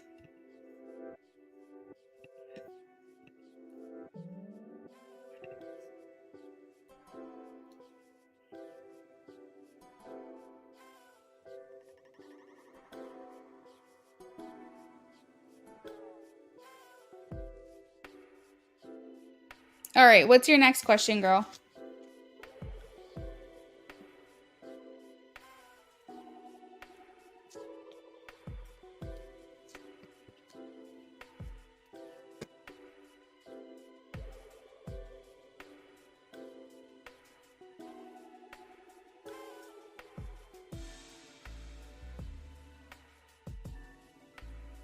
Oh yeah, send me a photo of your kitchen.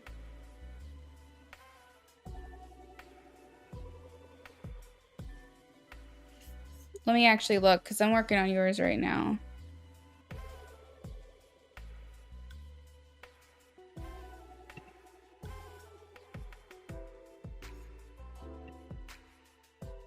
Oh, I just saw a picture of your kitty. How cute. He looks like he's trouble.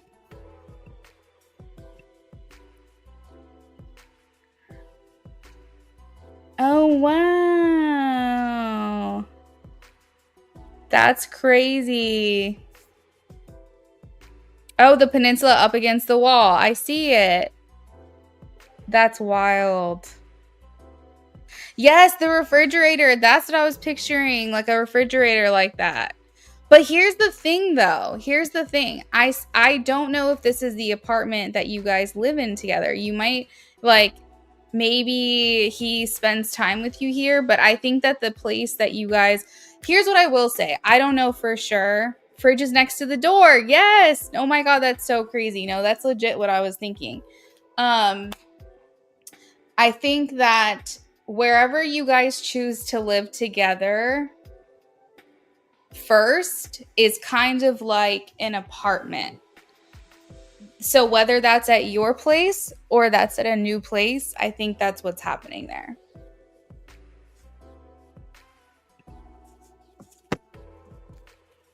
Okay.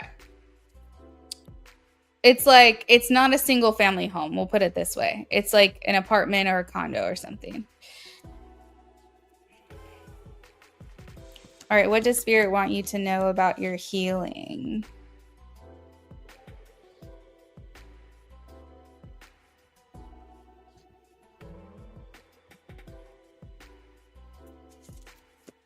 That makes sense because I wanted to get another actual apartment before moving into a home. Okay, perfect. Well, he might be spending a lot of time here as well.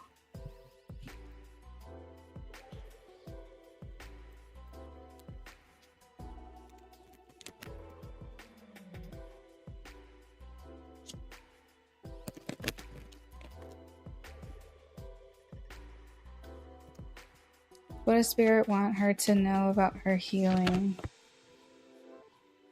I will be updating the donation list in just a second, everyone, so everyone knows where they are. Next is Terry, okay? That we'll just say that so that way you guys know.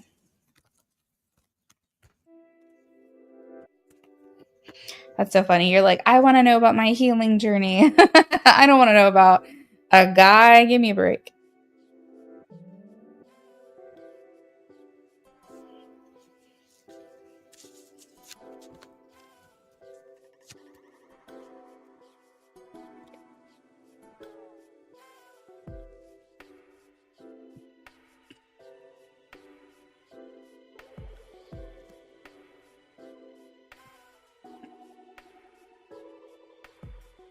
Well, isn't this sweet? So, I feel like they are cheering for you. So I have the Six of Wands, and I hear your spirit guide saying, "I'm her biggest fan." Like I'm her biggest fan. Like I'm so happy for her. I feel so proud of her and everything that she is doing. And I feel like you're on stage for them. You're like their favorite reality show. Like you are just like they're just like obsessed with you. Like you're a celebrity. And they're just like really happy with the moves you've been making, the choices you've been making. They are clapping for you, cheering you on. Oh, this is kind of emotional, actually. I feel like they also want you to know that they recognize you and everything that you have been through and like all the triumphs that you've had.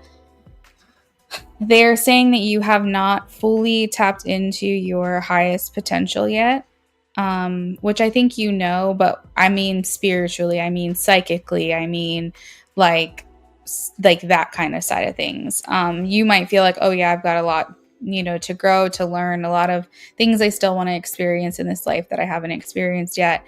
But it's not just that for them. Like, I think they're saying, like, spiritually, there's a lot more to unlock. There's a lot of untapped potential here that she still has yet to unlock. And so I think they want you to also still keep very much in touch with like your spiritual side, the way that you've been doing. They don't want you to abandon that aspect of yourself. They want you to like keep developing psychically, keep developing spiritually. I'm hearing as well, like wanting you to go out and explore more culturally is a big thing for you. Like, I think they really want you to meet other types of people, other walks of life, other ways of living. So I know lately that you've been prioritizing your rest. And that's one of the biggest things that's being highlighted here is making sure that you're taking the time to give yourself some breaks. As we have the Four of Swords, and it's making me want to like look up your birthday really quickly. Hold on a second. Not astrologically speaking, but there's something called a matrix of resources. It's something that I've been learning lately, and it makes me wonder if you need more rest than the average person, because that's kind of the message that I'm getting.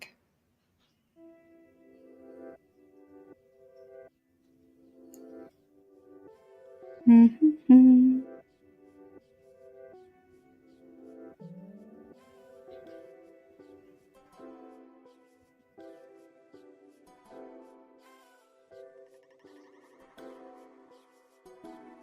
Were you born after 2000?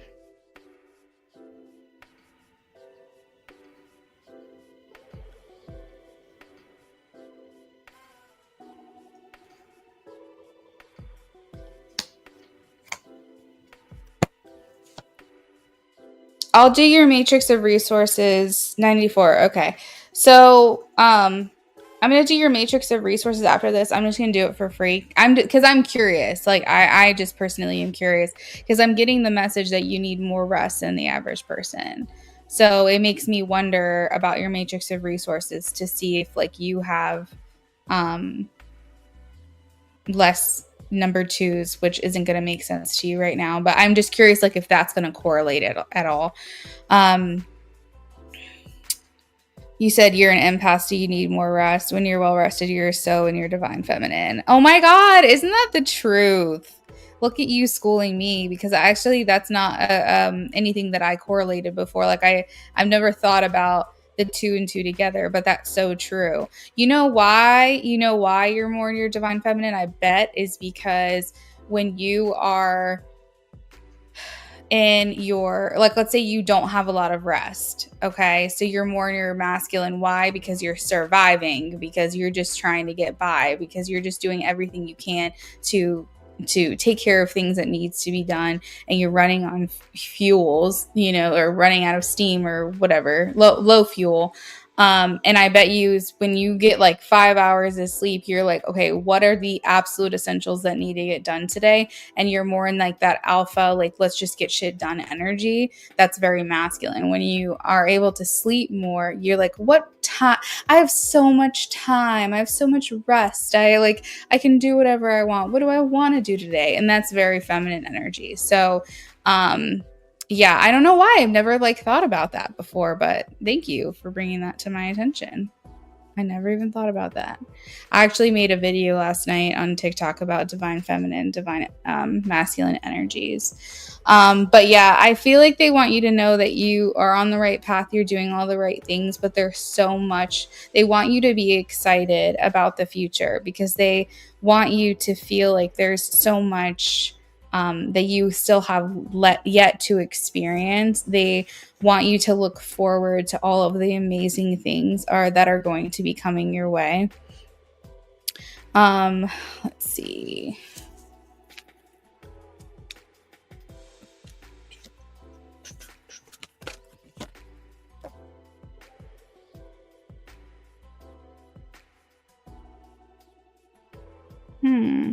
I have like a masculine guardian angel maybe, or masculine potentially spirit guide, unless you have someone that passed away on the other side that's like a man or masculine energy. Stop scratching the couch. Stop it. Hey, knock it off. But I have like someone looking over you or like wanting to protect you. Like, I know that you don't feel like you have someone there that's going to like catch you if you fall in a tangible way, but in a like spiritual way, I do feel like you have a masculine energy that's trying to be here for you.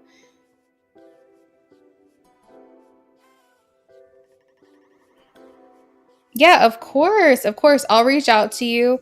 I'll try to do it tonight. It just depends on how much time I have left, but I'll try to do it tonight. If not, we'll get to you in the next couple of days.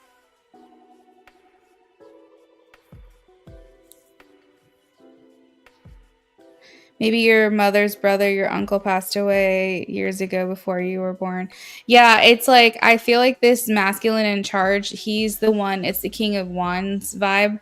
Um it would be even crazier if he was like an Aries or like a fire sign, or something significant happened during Aries season or Leo season.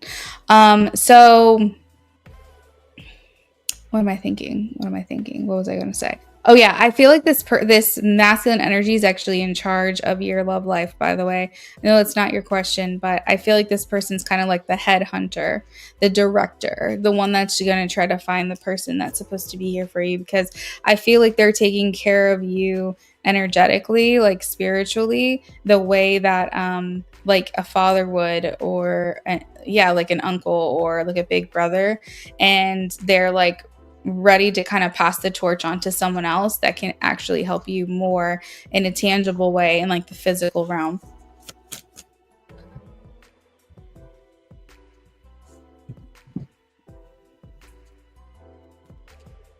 Anything else about her healing? Okay, so we do have the star. The last message that I've got, I think they just want you to utilize water as much as you possibly can. It's very healing for you. It's healing for everyone, but as technology and science develops over time, we realize that water is a sentient being. And Go Records, hey, I am not doing free reads anymore, but I'm accepting donations. So they're saying that they want you to utilize water as much as possible in your healing. So baths with roses and essential oils, like visualizing in the shower, like something that my husband and I say, or I say to my husband all the time whenever I get in the shower, is I'm always say, see you on the other side. See you on the other side. And I don't know why I do that. I just like intuitively have always said, see you on the other side. But I realize like in hindsight that I'm saying that because water is really helps with quantum shifting. They say evil can't get to you in the water. That there's a lot of like symbolism with water. I think that's partly why you get baptized in water. And I always tell them that because I'm always like, if there's any kind of shift or something happens in the shower, I will see you on the other side of it. Because like my husband, I would like want him to be here if my reality changes. So it's kind of like this, like, I don't know. It's this thing that I've been saying to him. But anyways, I feel like that's going to be very important too for your healing. Anytime you're in a funk, anytime you're not doing well, anytime that you're stressed, anytime that you're anxious, anytime that you're happy, it doesn't really matter. Get in the shower, take a bath, like go in the water and go in the ocean. I feel like they really want you to utilize the resources that are available to you. And with the star card, I know you know what that looks like. That just like tells me like drink more water, like be in water more, do whatever it is you can. I also noticed that water might help regulate your nervous system because if you think about people who are like in the Caribbean, they are more regulated. They get more sunlight. They're near water. They just don't have as much of like a nervous system issue as we do being away from the water. So get in the ocean, get in the pool, get wherever you can get when it comes to water. And just always remember that if you're feeling off in any kind of way, how can you utilize water and see if that helps you? So it's funny and cute. Can you get love messages from the guy on your mind? On your mind on his feelings for me.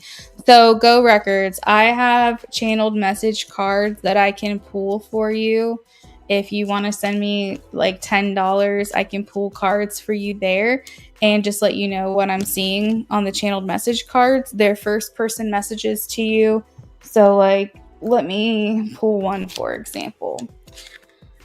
So one of the cards might say, I replay our conversations over and over. Another one might say, you came closer than anyone. So these are like first person channeled messages. So if you send $10, I'll pull 10 cards for you and we'll get some messages going. If you want a tarot reading interpretation from me on this person, you would have to donate $8 for that. And if you want a mix of them both, then 8, 9, 10, it would be 18. So you decide how you want to do this. If you have any questions about my pricing, just check the description.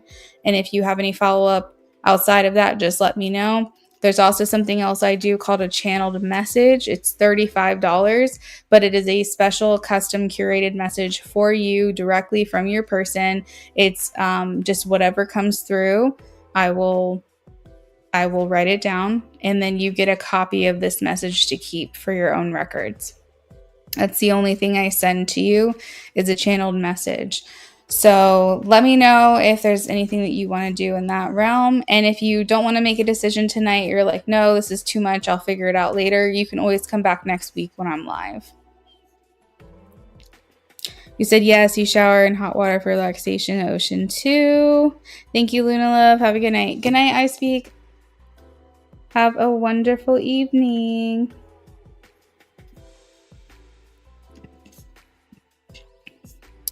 All right, let me update the donation list.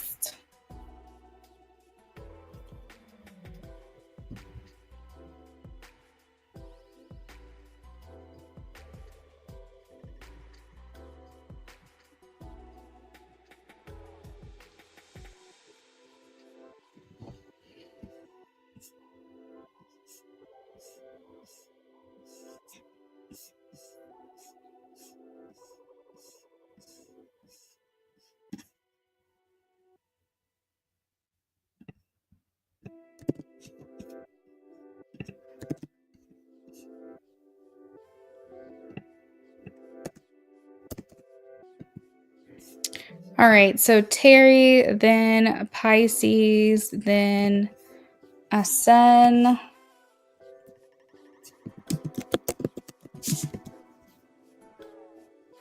After Asen,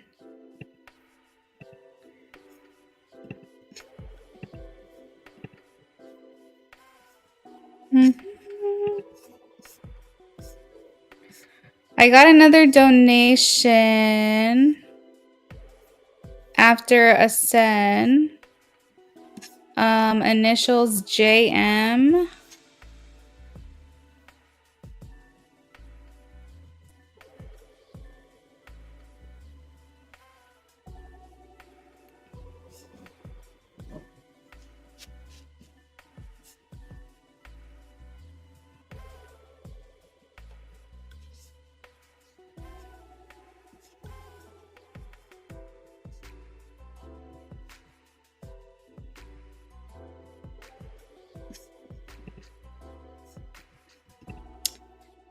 Hey, Jess, were you the one that donated?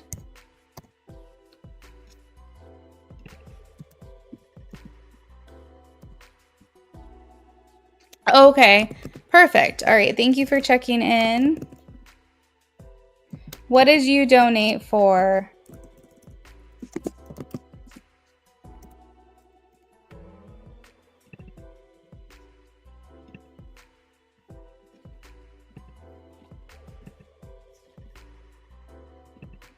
A BOGO?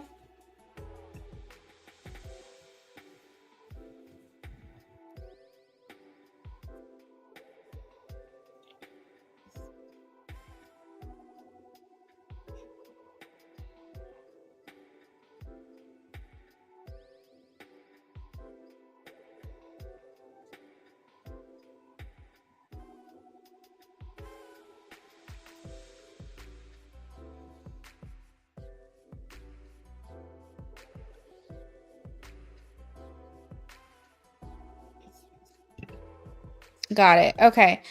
So I just posted the order of the list that we have going right now. And that's where you'll be. If you want to jump the line, you can. It's $5 to do so. If anybody wants to skip or hold your place and so that you're not skipped, it's $5 to do so. But it's, I don't know. I don't think it's going to be too long either way because Terry is a mini, Pisces is a mini. So the only other BOGO I have is a Sen right now. So I don't think it's going to be too long of a wait. All right. So Terry, hello, friend. I hope you're doing okay. You said, how does Xavier feel towards you becoming soon? Ooh, okay. That's good to hear. I'm happy to hear that. Let's take a look here.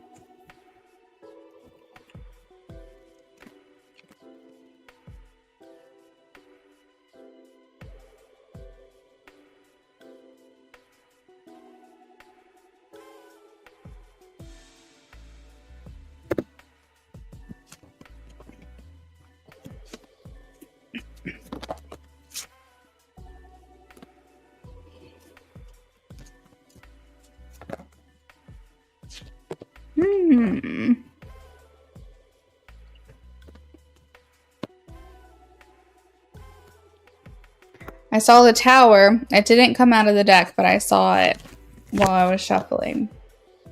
So I feel like he's a little bit wanting to make amends. I think he wants to get on a better side with you. We have the World, and it's the first card out. I know.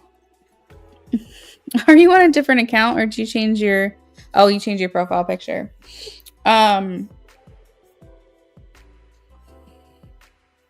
Yeah, so I feel like with the World first out, maybe he wants to let bygones be bygones. Maybe he wants to put the past in the past and kind of close that chapter, because he's feeling a bit of a disharmony with you, or a disconnection from you. Oh no, you're good. At least your name is the same. That's what I care about. I don't care if the profile picture changes, as long as I know who I'm talking to. But yeah, so I feel like he's like, we've been incompatible. We've been in disharmony and disconnection. Things have felt really imbalanced, and I think he wants to just like put that in the past. Like maybe he wants to kind of start a new life or start a new chapter with you, because we have the Six of Cups. So that's his like acknowledgement of the reunion that you guys are about to have. And he says, I hope that it makes us stronger, because the Strength card is here. We have the Four of Swords. This indicates that you guys have been through a lot together, and he feels like you need to get off here. No.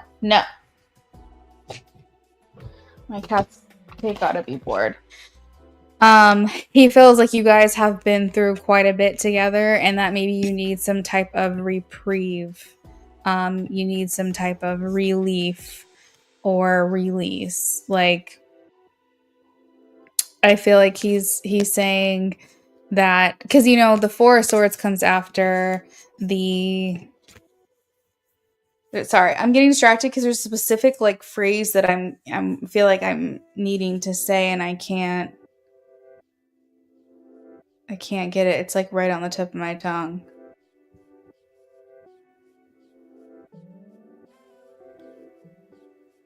Oh, refuge. That's the word. Why am I hearing refuge?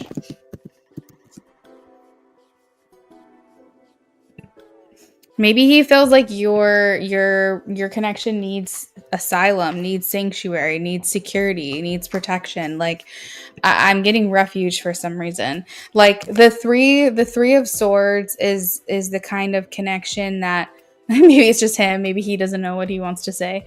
The Three of Swords is like very like a big hardship, like something really, really big that has happened between you, and the Four of Swords is the thing that comes after it. So imagine the Three of Swords is like the battlefield. Three of Swords, everyone's like getting hurt, getting injured, whatever, and then the Four of Swords is like the battle is done, we are wounded now, and we need to heal at this point. So it's like him saying the damage is done, we just need to heal, like we just need to move forward. And I think that he's hoping that you will provide him with refuge as well. Like, I think he's hoping that you aren't going to like come for him and like chop his head off. Like, you guys will be able to kind of maybe heal from this a little bit. You feel it, but it's around him.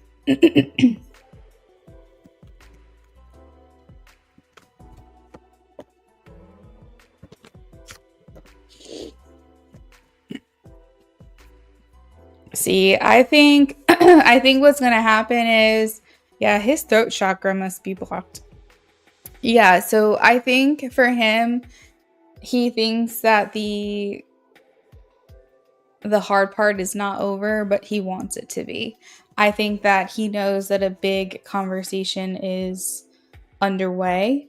I think that he knows that he's not going to be able to get off very easy I think when you guys first see each other, it's going to be cordial. It's going to be hi, maybe some introductions, maybe some like, you know, him seeing his son and everything, your child. But I feel like after that, it's like, okay, there's an elephant in the room. There's obviously a conversation that needs to be had. And I feel like he knows that. And I feel like he's kind of wants to skip to the part where you're not coming at him with daggers. Like, I think he knows what he's in for. And I think he's more so hoping that you guys can just like skip that part. Again, this is just his perspective. Obviously, that doesn't mean that's what's going to happen. But I think that he's hoping that you'll be more welcoming and like welcome him with open arms and not come for his throat. Like, I think, even though inside he probably thinks that he deserves a lot of your sharp tongue and your scorned feelings and your frustration, he needs to pay his dues, and that's how I feel. Let's see. I feel like he just knows like a conversation is going to be had. I think he's going to give to you whatever he thinks you want to hear. He's going to agree with you for the sake of the conversation just being done.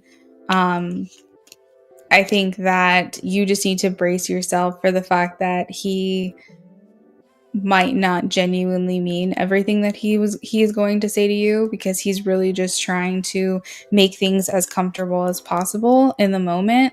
And so let's just say you guys do have a one-on-one conversation. He might just say everything he thinks you want to hear because he's just trying to have the conversation come to an end. That doesn't mean that some of the stuff he's saying isn't true, and it doesn't mean that it's not an acknowledgement, but it just means that he's more so worried about getting to the easy part of the visit.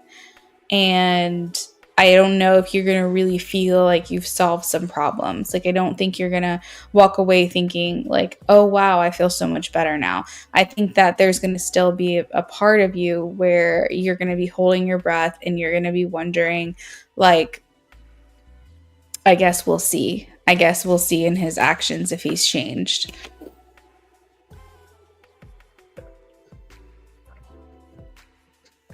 I don't think you'll regret his visit. I don't think you will feel worse. I don't think you'll feel worse. Maybe a little bit better, but I still think that you're going to be very, very cautious with him.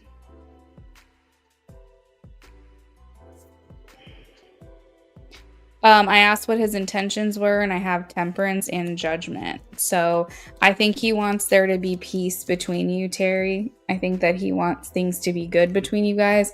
As I mentioned in the beginning, he kind of wants to let bygones be bygones. He wants to put the past in the past and move forward into something easier. I think he wants you both to be on good terms. And I genuinely think that's his intention, is try to bring peace to your relationship. I think the only part that has me feeling a little bit off is just the fact that he's like gonna just show up and just tell you everything you want to hear. And like, even if you're like yelling at him and he's not saying much, he's still gonna listen to you. And that's what you've been wanting from him for forever. You've been wanting him to just like hear you, because you've been feeling your feelings, and you're like, I haven't even had the opportunity to like lay you out because you haven't been here. So I think for him, he's going to give you whatever he thinks you need in those moments. And I think that's the part where it makes me a little bit cautious, because I'm like, he's coming with the intention of making peace. He's literally going to do whatever is needed to make peace. So he may apologize to you even, but it's like, you're going to be in this place where it's like, we'll see. What you're saying to me sounds good, but we'll see. We'll see if you actually follow through. That's what it feels like, you know? Let me know if you have any questions about that.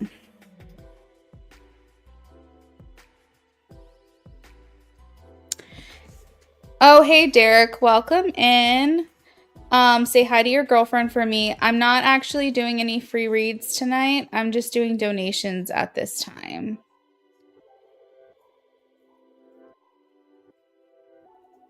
Yay, Amy, thank you so much. Okay, let me see if I got it. Hold on.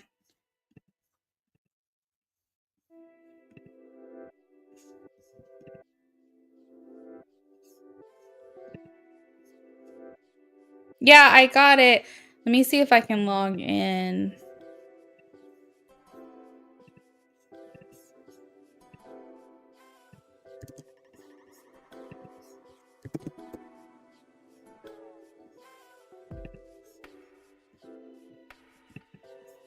Yep, it worked.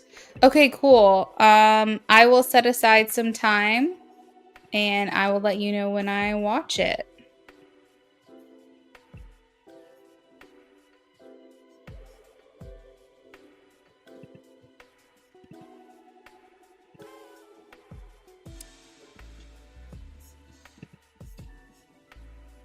Yay! I'll do it maybe like when I'm cleaning or something. I'll listen to it. That'll be fun. Yeah, once I listen to it in full, if I have to do it in parts, I won't let you, I'll reach out to you like once I've listened to it all, and then we can talk about it.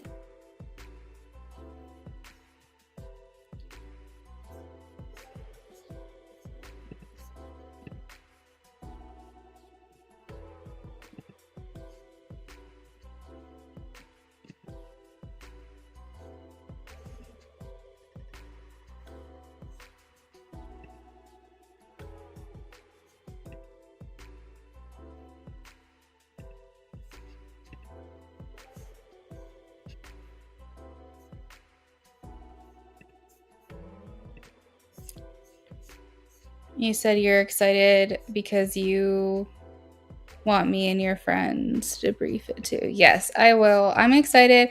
I'll let you know what I think and we'll go from there. Plus, I've never, like I said, gotten a reading from her before. So I'm excited to see her reading style because of ours that's coming up in August. By the way, I forgot to tell you, Asen, you sent PayPal. I got you, girl. You're on my list. I'm updating the list right now so you can see where you're at. I've got one more reading before you, Asen, okay?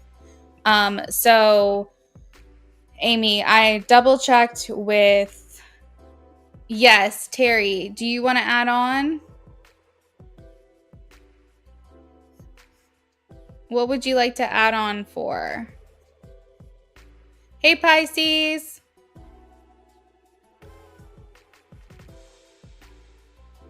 Yeah, Tara, we can add you on. I haven't gotten started yet on the next one. Sorry, Amy, I keep coming back to you. I did check with Brennan and I was like, hey, by the way, did Anne reach out to you and send you like a text about scheduling earlier or anything? And he's like, no. And I was like, are you sure you didn't like accidentally delete it? Like it looked like spam or whatever. And he's like, no, I'm positive. I didn't get a text. So just letting you know that reading was definitely meant for you, that you were supposed to have that meeting, because even though we scheduled ours before you, she reached out to you first. So I think that is like divine intervention. All right, Terry, let me know what we can do for you, girl. We can add on to your reading. I'm sorry, I meant to check with you if that answered your question in full, and I got a little ahead of myself. I always ask, does I answer your question in full or do you want to add on? I always say that, and I got a little ahead of myself, so I'm sorry for that.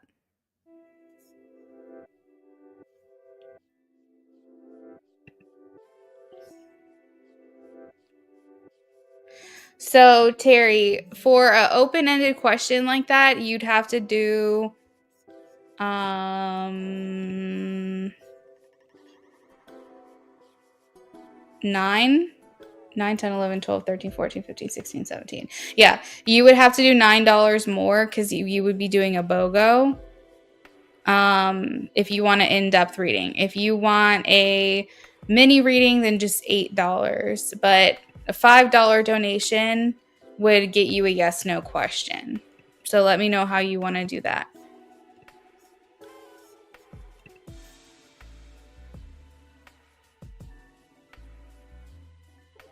But Amy, I'm excited. I'm excited to listen to it.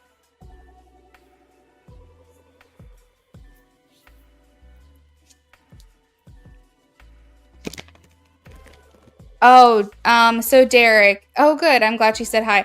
I do free readings, yes, but they are yes no format. So you'd have to ask a yes or no question for me to do a free reading for you. I used to do back in like 2019, I used to do like non yes no free readings, but this is what I do professionally full time. So, and I want to be accessible to everyone. So I still offer free reads, and every once in a while I'll do a giveaway. But I'm very far along in my career as a reader. So I save the free readings that people want to do for maybe the newer people who just started doing tarot. That's not where I'm at anymore. So the only thing that I offer for free is the yes nos. You would have to come early enough in the live stream to get here, or like within the first 15 minutes to get your question answered. But every time I'm offering free readings, you can get a free reading. It's not like it's only for new people. You can be, if you've been here before, you get a free reading. If you've not, if I do 5 sessions in a week, you can ask a yes no every single time I'm offering it. So there's no like discrimination in that regard. I just don't do free open-ended readings. I only do free yes no questions. It is something that I offered a long time ago, but I've since then feel like I've paid my dues in that regard. Terry, we're going to do a mini reading for you. Let me get shuffling. You went through a house fire and lost everything. Oh my gosh. I'm so sorry to hear that. There are a lot of really great tarot readers on this live stream that offer free readings all of the time. So go to YouTube, type in free tarot reading, and when you select like the filter, select live, and it'll auto populate all of the people who are doing tarot readings. And you could probably find a couple of people on there that are offering free open-ended readings that might be willing to help you out in that regard. I do know that there's tarot readers who are very experienced and masters of tarot, and then there's readers that are new. They're more like novice. I would consider myself more a master of tarot, so therefore I'm just in a different tier. But definitely recommend looking up at all of the other great tarot readers we have on this platform, that I'm sure you could get some free readings with them as well as they develop their gift or their ability. All right. So Terry, here we go. What has come into Xavier's awareness when it comes to us? What has come into Xavier's awareness?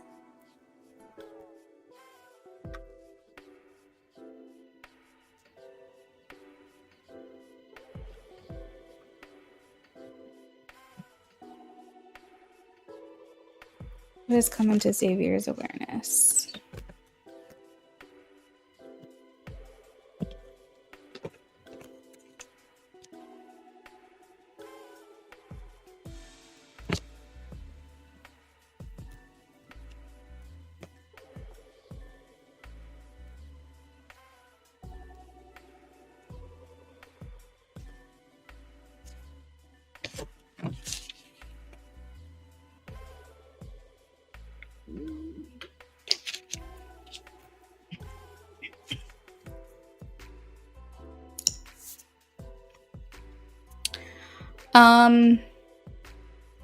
I think that he has a lot of appreciation for you, Terry. And I know this is like a weird thing to say because of his actions, but I feel like he has a lot of respect for you. Like maybe his actions show a lack of respect, but I feel like he respects you in the sense of the fact that he admires you, and he admires the things that you've done and how you've held things together and you've held things down. I think that he recognizes his lack of support that he has provided, And I will say that I think he's going to tell you during his visit or whenever you see him next that he wants to put more effort into this. I really do think he's looking for a new start with you. It's come through in the last reading, and then it's also very clear here because I have the Six of Pentacles and the Six of Swords. So it's like him saying, I want to give back.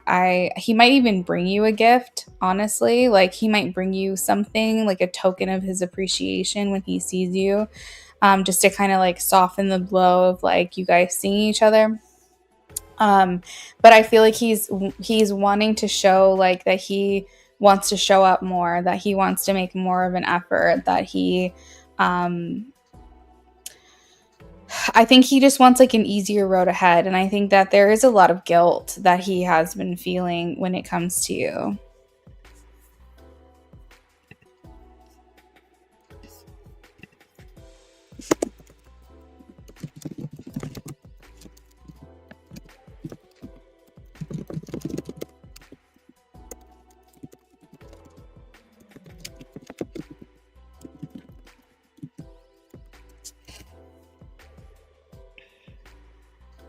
We have the Seven of Wands. And so this indicates to me that he might be demonstrating things to you like, I want to fight for this. I want to try a little bit harder. I want to stand up for you and maybe like, I don't know, try to be a little bit more in your corner.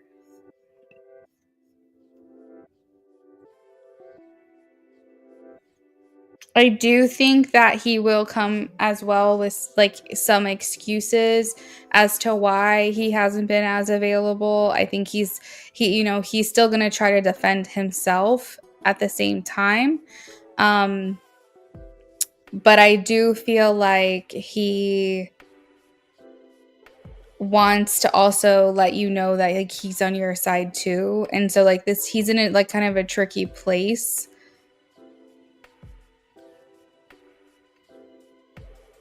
Is he coming back for like a celebration? Is he coming back for like a birthday, a family event? Is there something going on that is bringing him back into town? His family?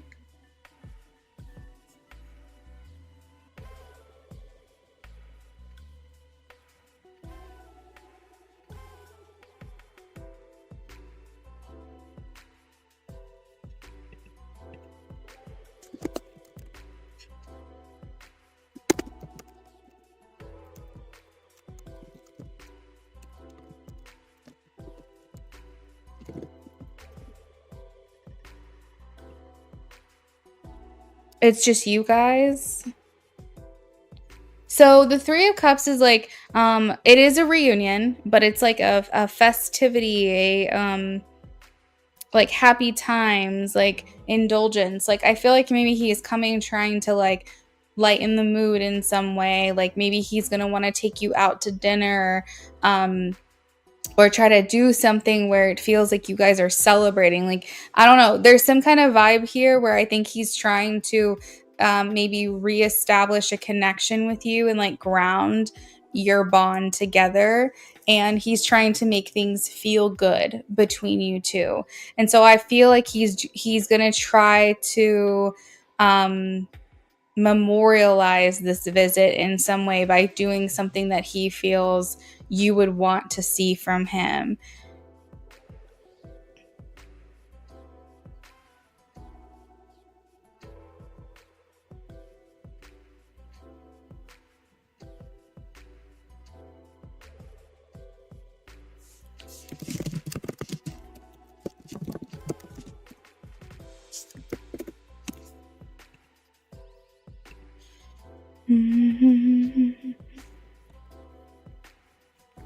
What is coming to his awareness? What's coming to his awareness? I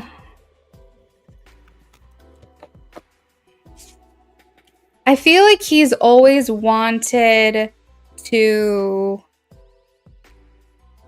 be a part of your day-to-day life, but I feel like he just hasn't made himself available. So I think that what he's thinking he might do is like he's going to try to find a way maybe to kind of fit himself into your life a little bit more. Um, so this is just general. This is just general as a whole. But I think that even when he like comes to visit, he might even be like, oh, well, when do you do this? When do you do that? Maybe like be a little bit more hands on and try to like find a way to incorporate himself into your daily routine. Maybe try to find ways to help you. I really think that he feels there's like it's so weird because part of him feels like you're better off without him, but he feels guilty about feeling that way. And then he feels like that's not fair to you because that's not a decision that you made. And then he's like, I need to help her. So like he kind of goes in these cycles. And maybe by saying you're better off without him, maybe he feels like that gets him off the hook. Like that's an excuse that he can make for himself.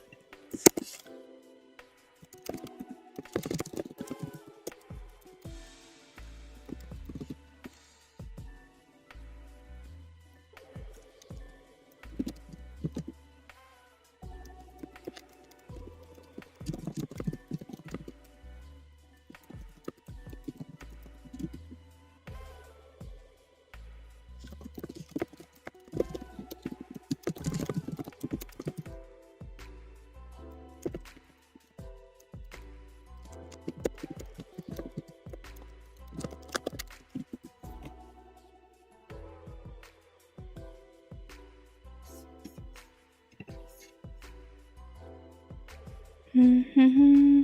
What are you scared of, Terry?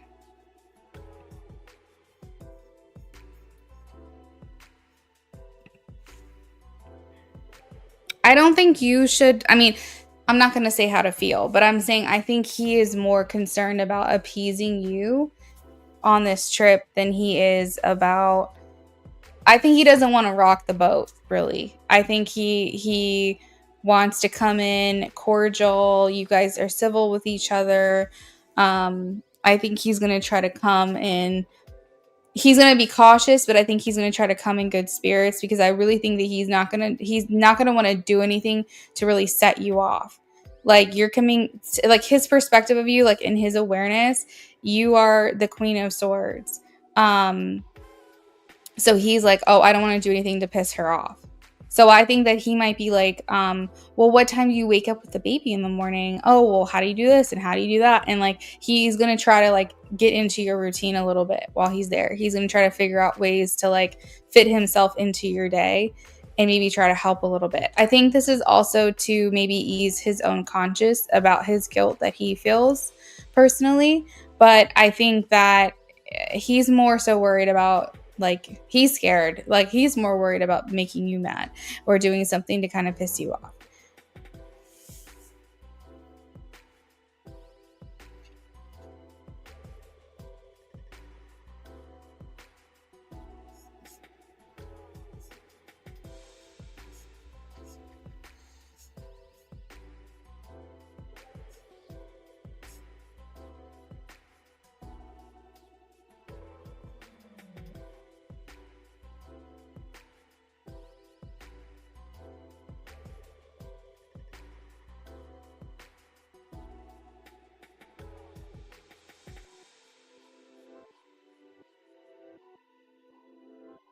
Yeah, I know.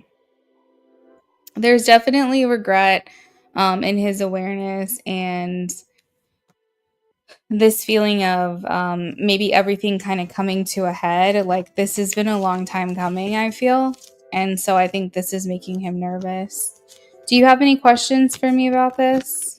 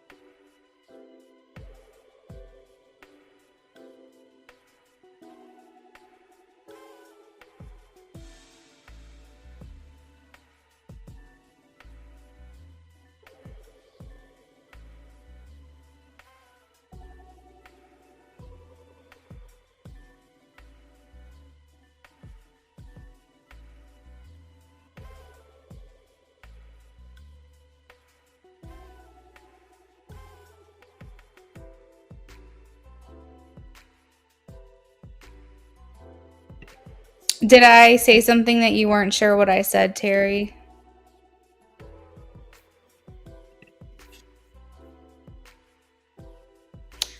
Which is coming up? I don't remember what I said. Do me a favor, Terry, scroll back to your reading, like scroll back on the live a little bit and see if maybe you can catch what I said. And if you're still not sure, then I'll scroll back and see if I can figure it out. I'm not sure. I already forgot. I don't know what I said.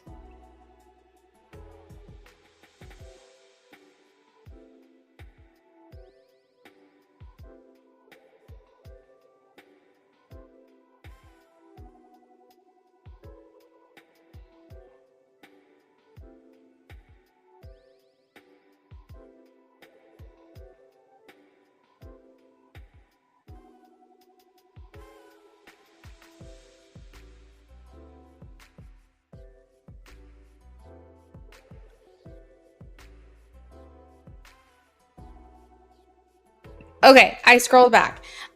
So what I was saying was this has been a long time coming. That's what I was saying.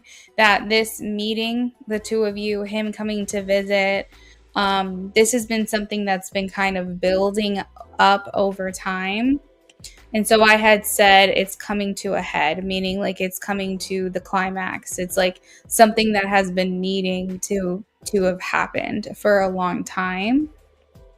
So that's what I was saying. I went ahead and just scrolled back, but that's what I was saying, that this is just something that has been needing to happen for a long time.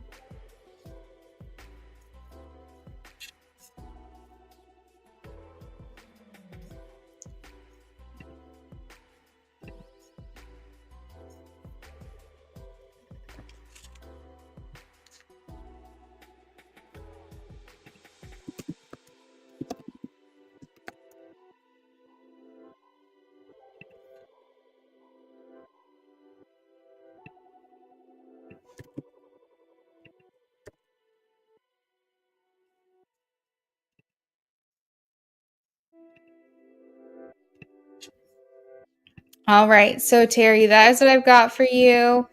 Hopefully I was able to answer all of your questions.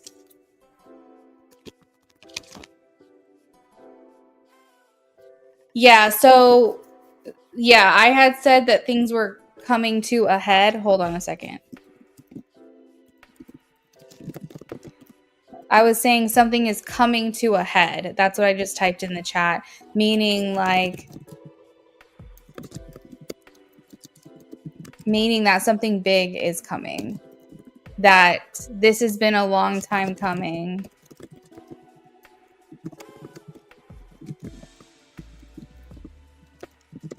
And needing to happen.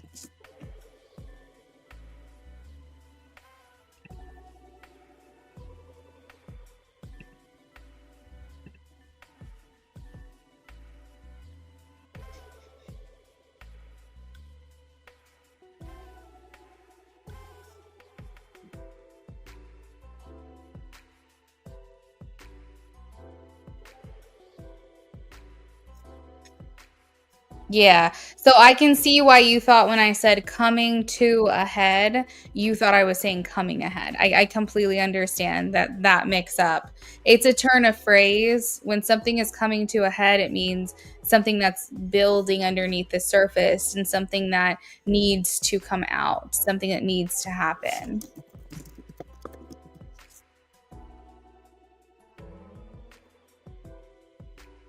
Like a turning point or something like that. You're very welcome. All right. We are shuffling for Pisces. Pisces is a mini reading. Then we have Ascend. Then we have Jess. Pisces says, was the intern test very hard or were the kids not ready for it? Interim. I'm sorry, interim. Was the interim test hard? Were the interim tests hard? The interim test hard? Was the interim test hard? Were the kids prepared for the interim test? Were the kids prepared for the interim test?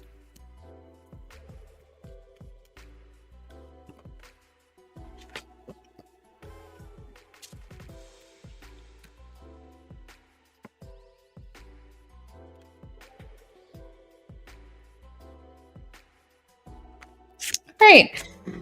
So Pisces. So the interim test was adequately challenging, but it wasn't super hard. Okay. This was, if they had studied, if they had done their part, they would have been able to get better scores on this. I am getting that they were prepared.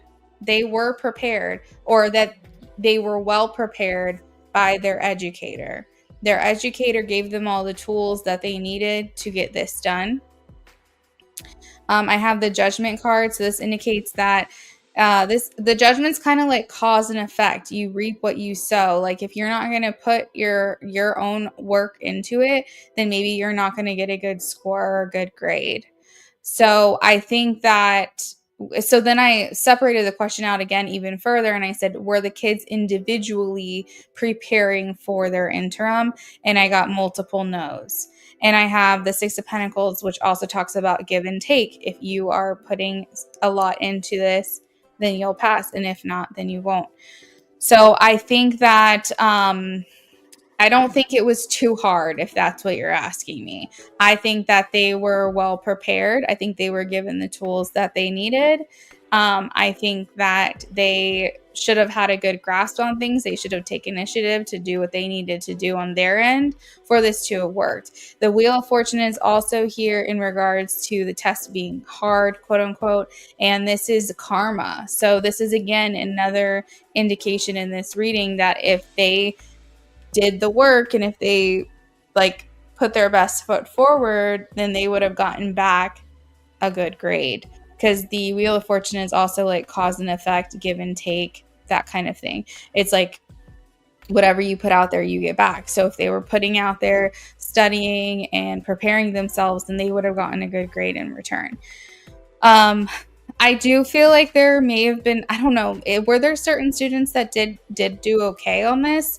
Because I have the Three of Cups. So this shows like celebration. So I am gonna kind of infer that maybe some of the students did well on this, but I don't think that, maybe those are the ones that actually did what they were supposed to do.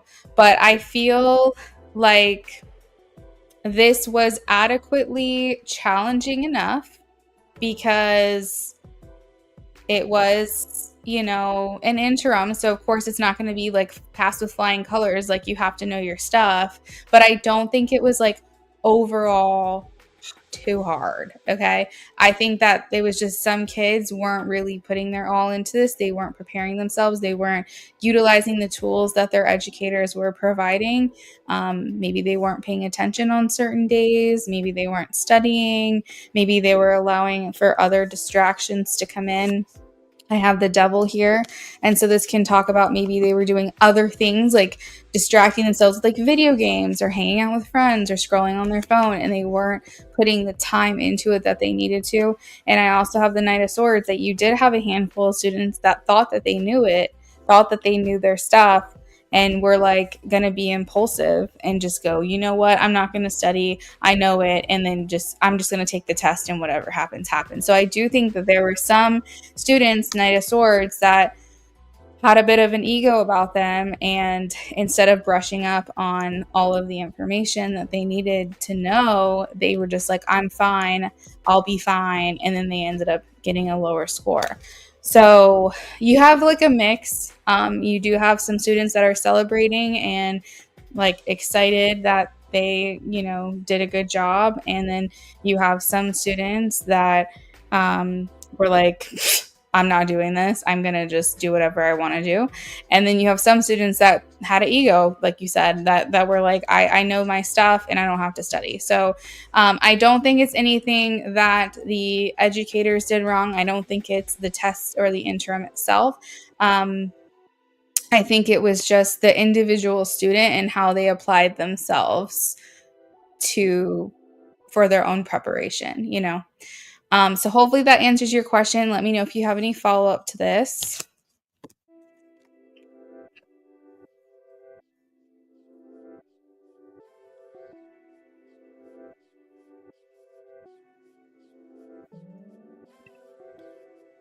Hi, Maya. Welcome in. Thank you so much for being here and for subscribing to my channel. I want to let you know that I'm not doing any free reads right now. I'm just doing donations at this time.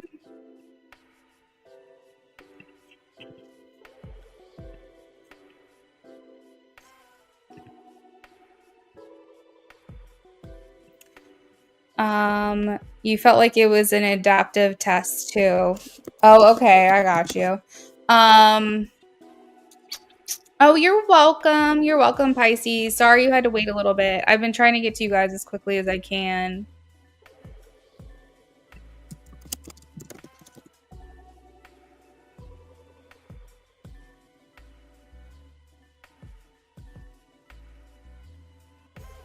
It's interesting that as an adaptive test that people didn't do better than they did.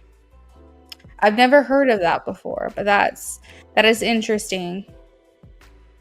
So maybe they just, you know, failed themselves because they were not applying themselves the way that they needed to. You're very welcome, Pisces. Oh, do I think it was an adaptive test? I thought you were telling me that it was an adaptive test. I got the Hanged Man, and this means no. This means to feel confined or restricted and not having a lack of direction or perspective. So you'll have to take that message as it resonates. I hope you have a great night, Pisces. Thank you so much.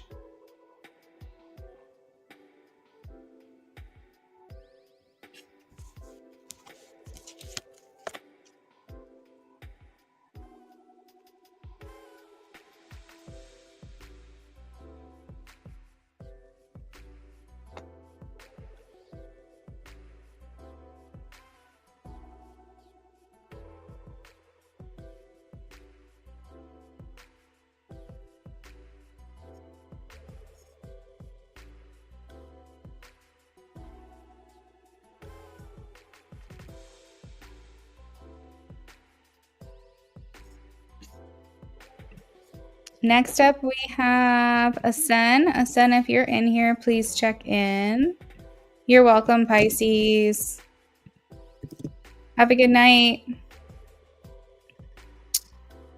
All right, we've got Asen, and then we have Jess.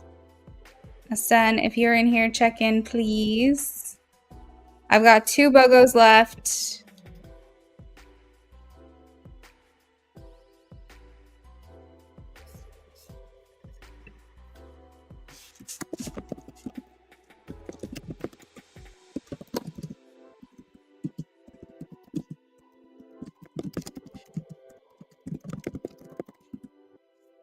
Hey there, Asen. If you want to post your question, you can post both of them or one, whichever you're ready and prepared for.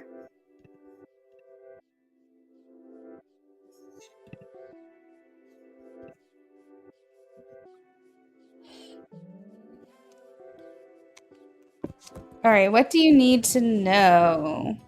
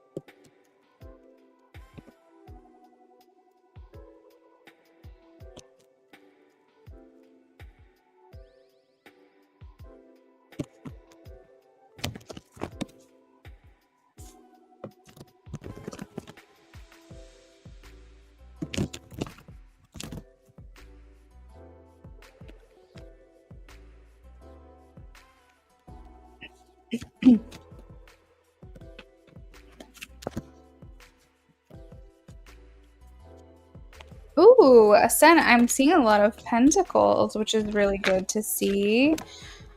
This talks about good news in earthly matters, solid new beginnings, goal setting, maybe even an opportunity to increase your income as well. So there could be like maybe some windfalls of like abundance, maybe unexpected like checks in the mail, maybe like refunds from like your insurances and just like random like money coming from places you didn't expect. This also talks about being a student or one who's like learning a little bit about everything or in one area or one topic in particular. So the Page of Pentacles, like it doesn't mean like a literal student. It doesn't mean like you're actually going to school unless you are, and then take that message. But it could also mean that you have like new areas of interest that's coming up or that you've recently started to have, and they want you to explore that further. So get as much information as you can. So if it's about investing, look more into investing. If it's about a passion project, get more information about that. If it's about spirituality, learn more, utilize the internet to your advantage. And if it is talking about going back to school, then go back to school. But I feel like this is just a message of really not applying, really taking in information and somehow finding a way to alchemize it to create a profit for you, to create some kind of return on that. And thank you, Derek. Have a good night. But yeah, this has to do with like finances and money. Now, another thing that's coming through in regards to this is that you may have a person that is interested in you. The Page of Pentacles and Knight of Pentacles makes me feel like there may be someone who comes in kind of with more like a steady mindset and wanting to kind of take things slow with you. I don't really see this kind of getting off the ground because it's the Page and the Knight, and those don't usually fully develop. That energy is usually very slow. You sometimes can question like what you are to them. They could also be very focused on like other areas of their life, like work and making money and going to school. And they might tell you a lot of the times they're very busy and that they just don't have the time. And so it's kind of like something that can fizzle out. And so like I don't think this is your man or your person. I don't think this is the person you're looking for. But it may be a fun little distraction for a little while. But I think that my advice for this would be to kind of maybe take some lessons from this person. Like if there's anything they can teach you about like finances or about the workforce, or if you can network with them and they can like hook you up with like a new and better job, or maybe they can get you in contact with certain people, like just kind of spend time with this person, but more so like as a way to kind of learn their lifestyle, because this person feels like they're,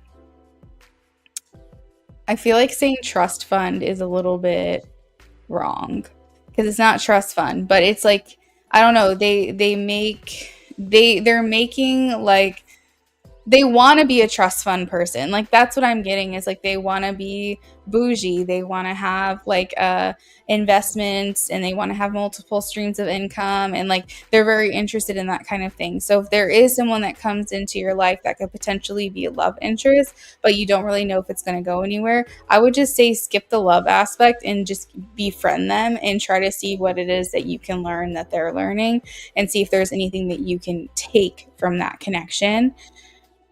You said more money. Yes, glad to hear it. If anything, we can be friends to network. Yes, exactly. You took the words right out of my mouth. That's exactly how I feel about it. Is more like learn from this person rather than trying to create. And the reason why I'm saying it might be a love interest for you is because you're attracted to them. because you're kind of like, who's this guy? Who is this person? But I feel like they can be beneficial to you in other ways. And it could be someone for you to have fun with, but it just doesn't feel like something that lasts long term. I see you putting a lot of effort into like learning more, gaining as much knowledge as possible. In your perspective, knowledge is power, and just applying that as best as you can. The Eight of Pentacles also indicates that you're going to be digging further into your job as well. So if you have a career right now, you might be finding that you are doing extra time or putting in extra time if you can, like overtime. Or maybe when you come home from your regular job, you go and do something else that may not be profitable for you right now, but it's going to give you long-term success. And so you're like, hey, I'm not getting paid right now for this, but I'm getting paid for my full-time job. So that's my priority. So I can make sure I can secure that paycheck. But then I'm going to come home and work for a couple of hours, maybe for free. But I'm going to try to get as much information as I can to kind of make something else happen for me. Because what I feel is that you're not wanting this life that you currently are leading. Like, you want it, you like everything that you have, but you're wanting more. Like, I'm hearing more, more, more, more. Like, there's something different that you're looking for. So I think right now the message is that the focus should be on your finances. I'm so glad this is making sense for you. Yes, been brainstorming to start something on the side aside from your regular job. Perfect. Love that. Love that. So focus needs to be on your finances. It needs to be on ways to fuel your future, ways to kind of get you out of this 9 to 5 situation, and really putting your effort towards that. What I'm hearing is that it's not going to be payoff in the beginning, and that's why you need to keep your full-time whatever position, aside from your regular job. That your regular job needs to stay secured. That should be your priority. But you're going to basically feel like you're working double time, you're working overtime, because you are trying to have that long-term payoff. You're realizing that you don't want to trade your time for money anymore, and you want something bigger and better for yourself. You said, oh my God, yes, exactly, Luna. I'm grateful for where I am, but I know that deep down after the breakup, I have really asked me what to do. I really want out of life, so no better time than now to start. Absolutely. So dig your heels in, and really get it done, and that's the message. What is your second question?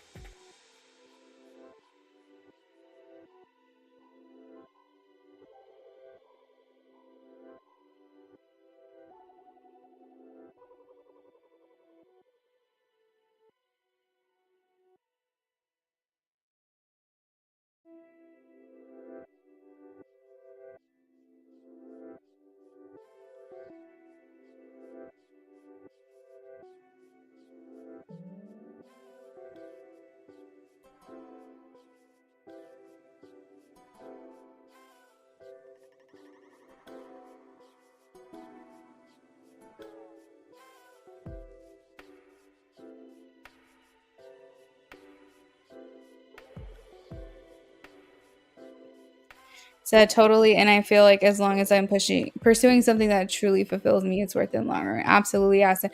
Look into passive income streams. That's what I think you should be doing. Looking into something that you do the work once and then you get paid on it time and time and time again.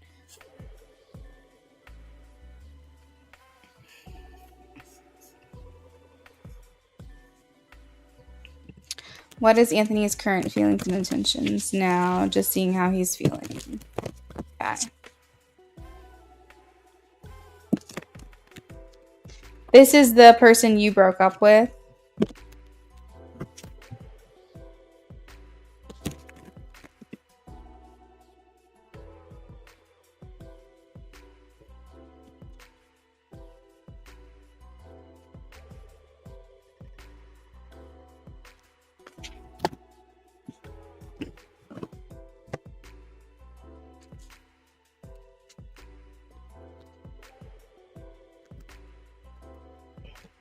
He's doing better.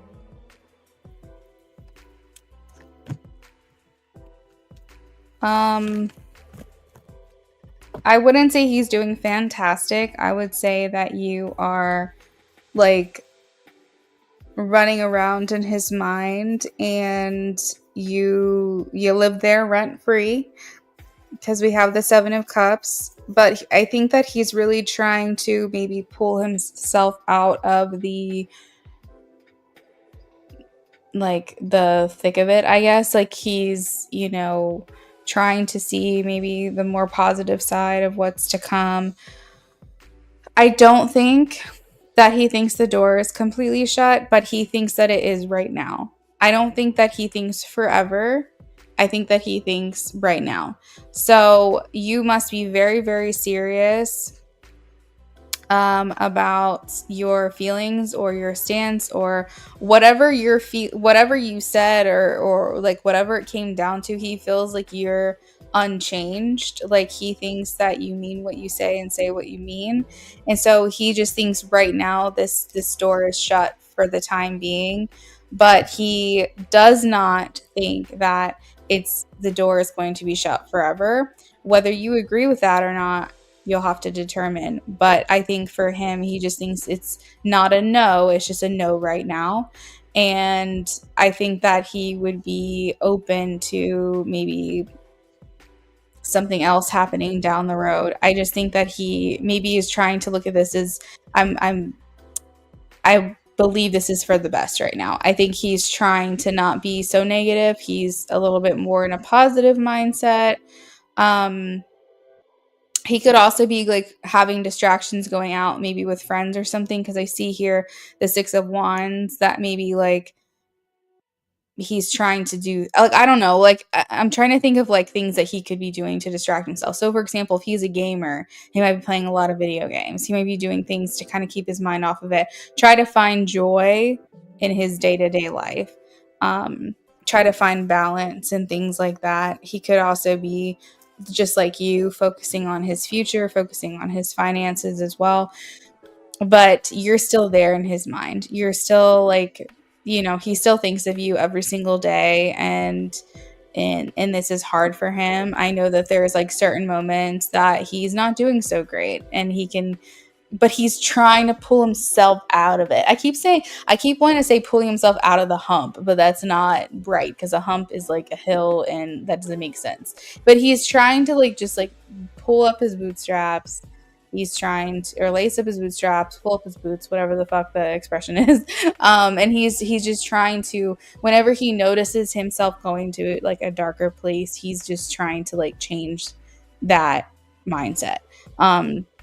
As far as his intentions go, I think that he's remaining single. He is like really, I think he just doesn't really have any interest in like any other romantic partners at this time. His friends may even be like, "Oh, you should meet this girl," yada yada yada. I don't think he's really like interested in that right now. I think he's just kind of doing his own thing. Now, what's interesting is that I know that some people, maybe not you, but some people will be like, "Oh, well, he was talking to someone when we broke up. That's why we broke up." If that is your situation, I don't even think he's talking to that person anymore, because he's like, he thought that the grass was green and then realized that it wasn't. So I feel like all this to say is that if it was a clean break and no hard feelings and it is what it is and this is just the best, I think that what he's saying is I'm just trying to kind of focus on me. I'm just not really worried about anything else outside of that right now.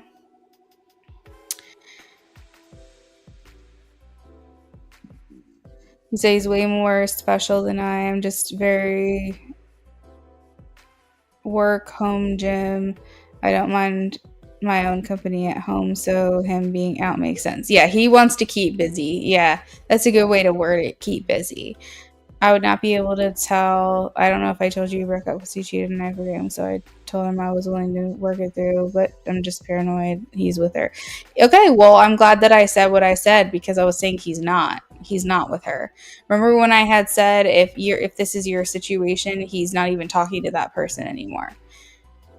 He's focusing on himself. Yes, he's keeping busy. He might be hanging out with his friends. He might be playing video games. He might be out and about, whatever. But I'm telling you right now, he is not even focused on anything like that right now. I think he's really just focused on himself.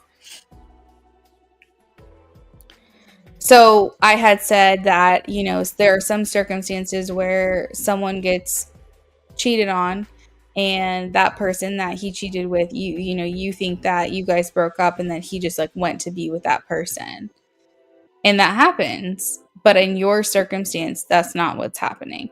I don't even think he's looking for an ego boost. I don't think he's looking for a hookup. I don't think he's looking for any of that. I think truly he's just like, what did I just do? What did I do? What did we do? Why did this happen? And I think he's more so just like focused on himself. I think he's maybe listening to his mom or his dad or I don't know, somebody who's just saying you just need to not worry about girls right now. You just need to like focus on yourself. He's got someone in his corner that says maybe you should just be on your own for a little while. Maybe you should just be single. And he's listening to that advice.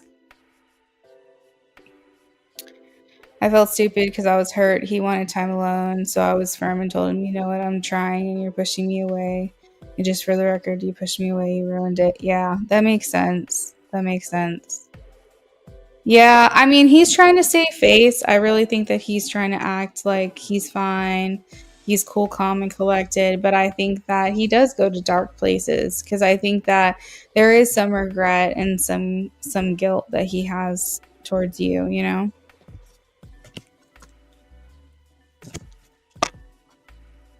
and for the connection. How dare you push me away after everything and just close off. So in my head, I'm like, he's with her, but he told me he's not. Yeah, I don't think he is. I don't think he is. And here's the thing, Asen, I had no bias to say that because I do readings for people all of the time, and I don't necessarily remember every single like story. I swear to God, I have the worst memory ever. You can ask my husband. I could have watched a movie with him a week ago and then like forget half the movie. I don't have good memory, and I think that it's a trauma response. I do. They say people with bad short-term memory had trauma in their childhood, and I think that's my problem. Like, he's always like, yeah, we saw that movie like a year ago. It's in theaters. And I'm like, I don't remember. I just don't remember. So it's nothing against you or your own story, but I truly don't remember this, And so when I had said earlier, without prompting from you, just completely like looking at this objectively and saying what I said about he's not with her. Like, if that's your circumstance, he's not even talking to this girl. You didn't even ask me that question. It's a message that came divinely, and I just told you. And then you told me after the fact, actually, yeah, he cheated. So I feel like it's important for you to know that that message was meant for you, that I truly don't think that he's talking to this person. You know what I mean? You said, I see, good to know, girl, because same, I totally understand where you're coming from. Yeah, absolutely. So, I remember you, and if you remind me, the memory will come back. If you give me the details or you tell me the person's name or whatever, like I'll remember. It'll start to come back to me. But, I don't remember specifically what was going on with you. And I just don't think he's talking to her. I really don't. I think you're paranoid about it because that would really hurt you in multiple ways, but especially because you would be super offended that he's not spending time with you and he's spending time with this other person. And that would make you feel utterly rejected and inferior. And so I completely understand your fear, because your fear is there to protect you. So you're thinking, if I can process the fact that he's talking to her, then maybe I can survive this. But I don't think he is. Truly don't. Energies can change, but right now I think you can believe what he's saying. Okay. So hopefully that answers your questions. If not, let me know if you want to add on before I move on to the next person.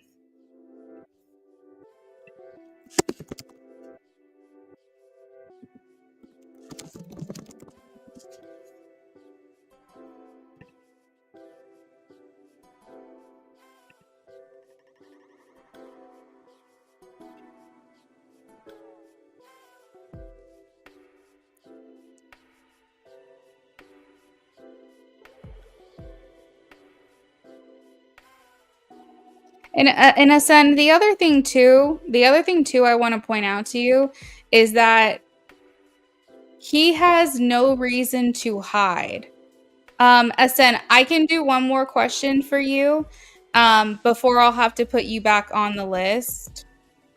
So I can only do one more reading. I do up to 3 in a row, just to be fair, to the people who have been waiting. So if you wanted to do like another BOGO, I can put you back on the list. Or if you just had one question, I can do that. So just let me know what you want to do. But I was going to say, the other thing is, hey, Jess, thanks for checking in. I'll be right with you. That he has nothing to gain by telling you a lie. You already know he cheated. You guys are already broken up. Now is the time where he can be utterly truthful with you. Now is the time where he could say, oh yeah, I'm with her, because he has nothing to lose. You guys are not in a relationship anymore. So it's like, what does he have to gain by telling you a lie at this point when things are the way that they are? So I think you also need to take it from that standpoint. Is it's like, you're right. Why would he lie to me? Because we're not together. He's the one that said he needed space. You guys are broken up. So I think that's something else to take into consideration, as to like anything he says to you now that you guys are not together, you should just take at face value, because he's not trying to keep you. He's not trying to get back together. He's not, trying to get himself out of a shitty situation. He's just telling you what's actually happening. And so like I said, there's nothing for him to gain by lying to you, because you already know the facts. So that's what I have to say about that. I just wanted to add that on, because we have to look at the facts, because otherwise we can start really overthinking about things. All right, so I've got your mini donation. So let me know what your question is. And like I said, if you want to add on after this, you totally can. I'll just have to put you back into the rotation. All right. And then as far as Jess goes, Jess, I have you down for a BOGO. If you want to post your question 1 and question 2 now, feel free to do so. You don't have to post both at the same time. But if you want to go ahead and get those on deck, you can. And I will hold on to them until it's your turn. All right, we're gonna answer this question for Asen really quickly. Asen says it was messy, so I started to question everything. He originally didn't tell you. He just basically left with no reason, and then when you went back to see him, you were like, tell me why. You kept pushing, then he finally confessed. Oh, gotcha.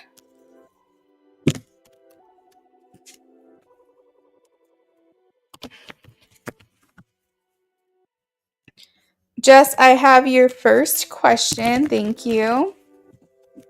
This will be the last. Okay, that sounds good. How does his mom, Veronica, feel overall about you or the breakup? Ooh, so maybe I was right. Remember earlier I was saying that his mom was saying to him, you just need to be single. You just need to be on your own. I was like, it's like his mom or his dad, friend, I don't know, somebody, but I said his mom first. And I think that there's a reason why. I think that she's telling him that he needs to just like be on his own. She tells him what comes around goes around. She says, look, you did this. This was a choice that you made. And now you're in the situation that you're in. I don't think that his mom is giving him an easy way out. I don't think that she is necessarily babying him. Obviously, she's taking his side. He is her son, after all. But I don't think that she's enabling him. Do you get what I mean? I think that she's saying, look, we have the Wheel of Fortune, karma. What comes around goes around. You have to deal with the consequences of your actions. You put her through this and that wasn't fair. I hope you learn from it. And at this point, I think you need to be on your own. I think you need to just, she's probably telling him, like, you always want to be in a relationship. You always want to be with someone. You always want to have someone available to you. And you just need to learn how to be on your own for a little while. You need to learn how to be single. You need to figure out who you are. And you need to have your own identity. You don't even know how much you told her. You saw her and you didn't want to blow up and look crazy and make him look bad. So you saw her that last day and then left gracefully calm. Yeah, it's definitely good the way that you handle things. I think she doesn't really know how to feel. I think that she really likes you as a person, and I think that she liked how you treated him. I think she liked feeling, though, that her son was with someone who was faithful to him and really cared for him and really loved him. And I think that it does make her a little bit sad to a certain extent that you guys are no longer together anymore. I think that she feels, are you guys young? Because I don't know why I'm hearing you're young. You guys are so young. Are you like in your 20s? I feel like she's thinking to herself, like, I want what's best for my son, and I also want what's best for her. Like she's talking about you. She's saying, I want them both to just like be happy, and she's trying to kind of remove the fact that he is her son. She's saying if that means that they're together, that's great. And if not, no hard feelings. I just really want them to do what's best for them individually. She seems to have a pretty good head on her shoulders. Of course, like I said, she's going to take her son's side. He is her son after all. But I do feel like she's trying as much as she can to just be as objective about this as possible. And if anything, I think that she feels you deserve better. Like you deserve something better than that. I think that she's a bit disappointed in her son, but I think she also knows that this is a part of life. And I think that she wishes that it wouldn't happen. Has she been cheated on before, the mom? Would you know something like that if she's been cheated on before? Because I'm trying to figure out why she's so objective about this. Obviously, she's a good person, but I feel like, because there was something about you're so young, and I'm wondering if maybe I'm trying to put that together. Maybe she's saying you're not young. Maybe it's like you're not young anymore. You shouldn't be doing this. But it's like something about being young, and that's what I'm trying to like figure out. Maybe she's like, you're not 14 anymore. You can't be doing shit like this. Like, I don't know. But there's something to do with being young. You said, yeah, that's the hard part because it's like we had been talking about moving in. You were committed and faithful. You're completely blindsided. I'm sorry that happened. I've been cheated on and I know the pain. I'm so sorry. You're so supportive. You're not perfect, girl. No, 34. I was like, what the fuck? Years were grown. How do you allow it to get this far? His dad was married, actually, and she was the other woman. Oh.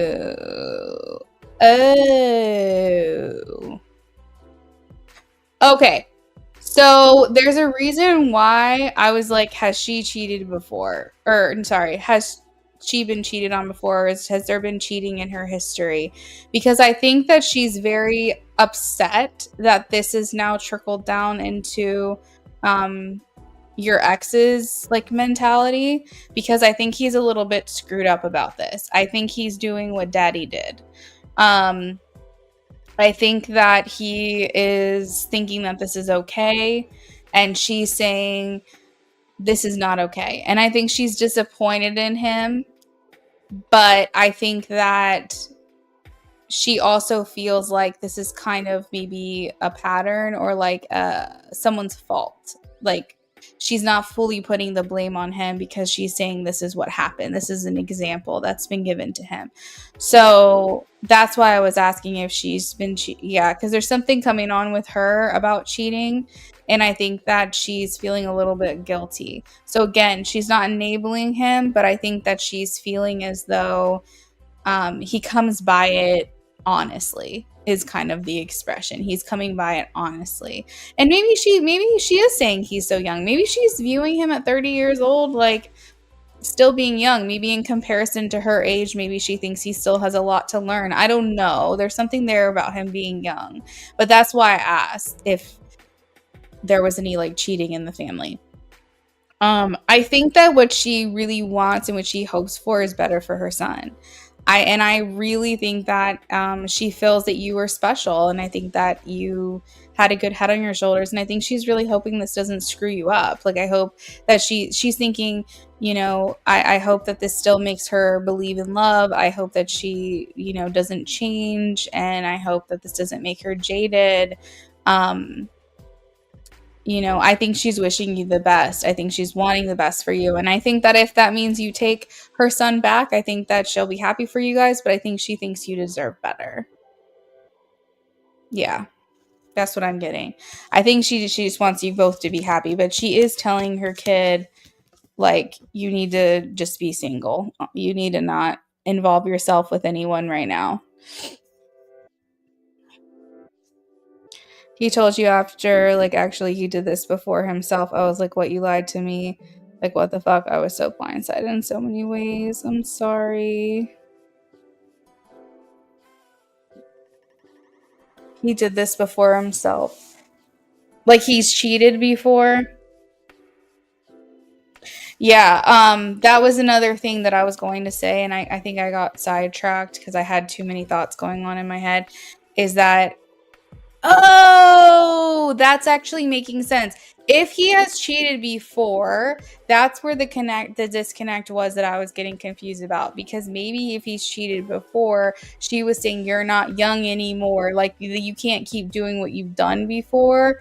Like, you were young when it happened the first time. You can't keep you're too old now for that. Like, maybe that was where I was getting confused, because she was like, no. So yeah, maybe that was the conversation. You were young before. It was fine. It's a part of life. Unfortunately, I wish you didn't do it, but hopefully you learn from this mistake. And then now when it happens again, I think she knows everything. I'm going to tell you right now. I think she knows everything.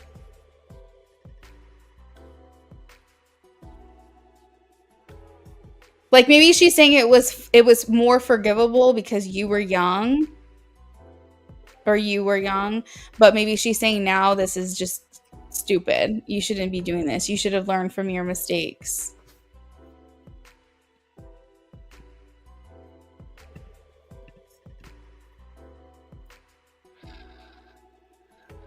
Yeah, I was like, I told him I want to talk to your mom. Just like in the beginning, like, I was so confused. I need a woman to speak to me and give me advice. But he said, no, don't talk to her. Yeah, this isn't his first time. Because, girl, I get it. Life is full of temptations in all ways. But it's like, you should be disciplined and do better. Yeah, he should have learned from that. That also is a little bit concerning. I really don't think you should get back together with this person. And maybe that's why his mom is like, she deserves better than that. Because I think if you're faithful, you should be with someone who's faithful. If you're a cheater, be with someone who's a cheater. And you guys can sort that shit out later. But I don't think that if you are faithful and you've always been faithful and you never ever want to cheat, should you ever be with someone?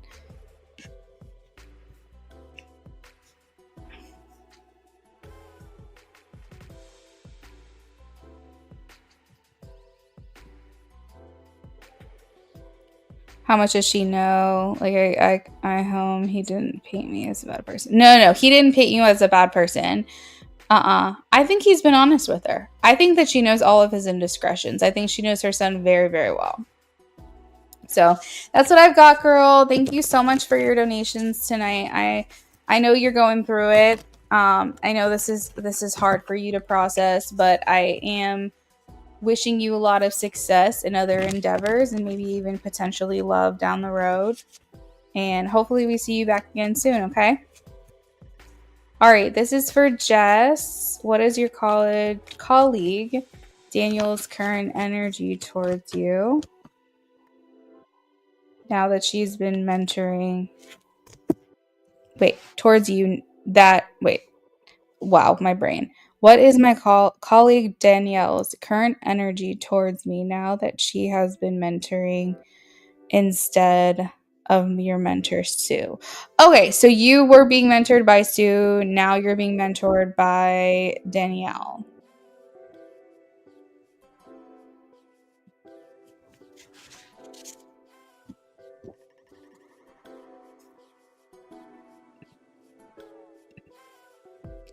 Danielle is temporary.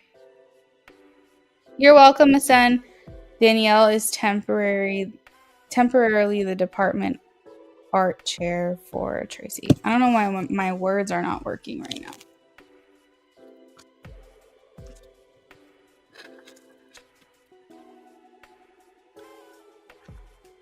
Okay, let's take a look here. What is colleague Danielle's current energy toward Jess? This is wild. I don't know why I would get the world, which talks about success and accomplishment and achievement, and then the tower immediately after that, which talks about like chaos and destruction and confusion and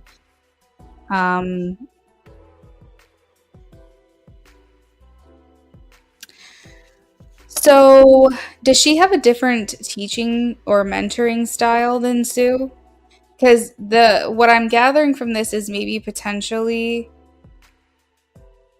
she's trying to come in and like redo everything. Like she's trying to figure out where you and Sue left off, but she's trying to do it her way. Like she's saying, okay, got it, but like I still want to do things in the way that I know that I think is best. Like, because the tower talks about kind of reconstructing. It talks about like maybe changing things up or shaking things up, or just like, I don't know. It feels like she's coming in to maybe like change something.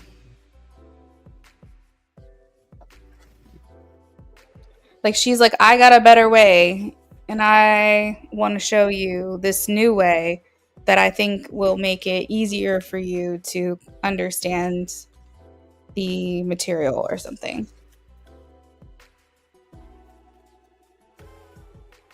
All right. How does she feel towards Danielle? Okay. Because I feel like Danielle kind of wants to take things down to the studs, so to speak. I think she wants to say, okay, got it. Okay, you got the information that you got with her. Now forget everything that she said and let's start over.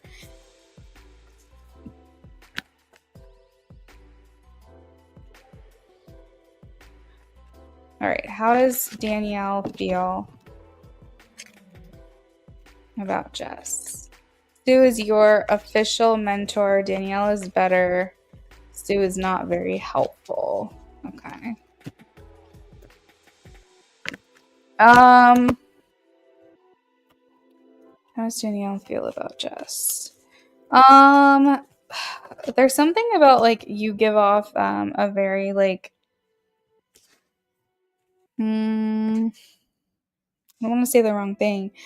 Do you feel intimidated by Danielle, or do you feel anxious? Like, would it be like understood that you give off like an anxious energy, or like a little nervous. Maybe you're trying not to give off that energy, but is it possible that like that's showing? Because I feel like Danielle's a little bit intuitive. Like I feel like she can kind of pick up on certain things, and I think she's really trying to make this maybe more of a, like an enjoyable experience. But at the same time, I feel like Danielle comes in with a very like A, B, C, D. Like she has a very methodical way of doing things. And I think she's kind of like, you'll get it if you get it and you won't if you don't. Like, you are anxious. Okay. Because she's viewing you as like a very anxious person. Now, she doesn't view that as something that's going to get in your way. Okay. She's not looking at it as a weakness. She's looking at it as just that's your energy. That's your vibe. You're coming through like anxious. Now, she does think though that you're the type of person that is going to be there in the end. So, for example, if she's standing there and she's instructing or mentoring or whatever, and like to just say there's a bunch of people in the room, she feels like you're the one that's soaking up all the material. She feels like very like you're very much listening to her, you're very much interested in what she has to say, and she appreciates that. So for example, if she was standing giving a TED talk on the stage and she had a room full of 30 people, maybe the last 15 minutes, people are starting to leave. They're running to the bathroom. They're getting their cars. They're saying bye, mingling to everyone. But she's still on stage giving her speech. She sees you as the person that's soaking it up, that's staying there, that if everybody else has left, you're still there waiting to hear every last word that she has to say. So she does appreciate that about you, that you have tenacity, you have drive, you have balls, even if you're anxious, even if you're in like a kind of a nervous state of energy. She feels like you've got it, you've got what it takes to like really like absorb the information. Like she thinks that whatever you're lacking in talent, you make up for determination. Do you get what I mean?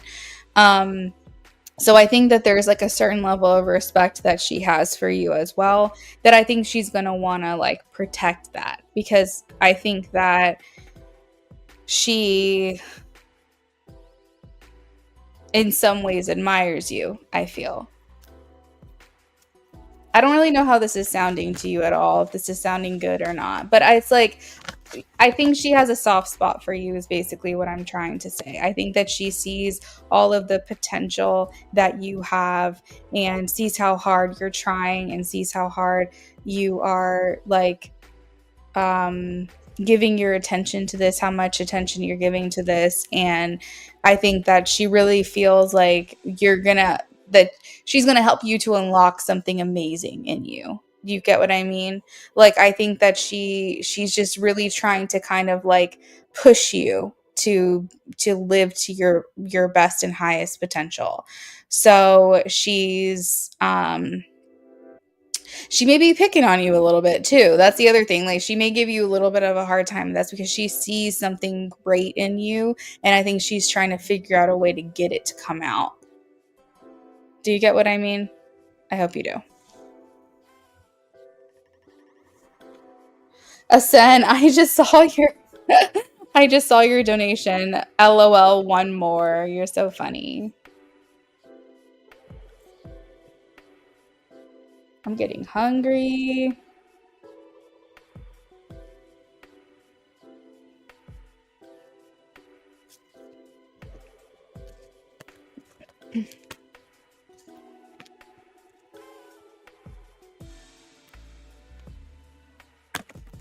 Jess, so that's what I've got. But you got a BOGO, so let me know what you would like to look into next for your second question.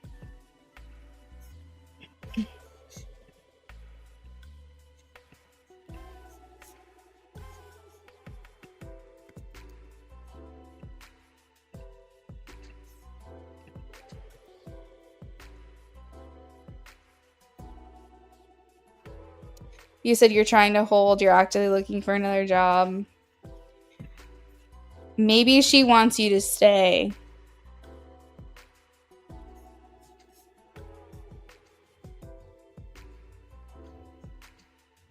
Maybe she's trying to get you to a different perspective where you don't feel like you want to leave.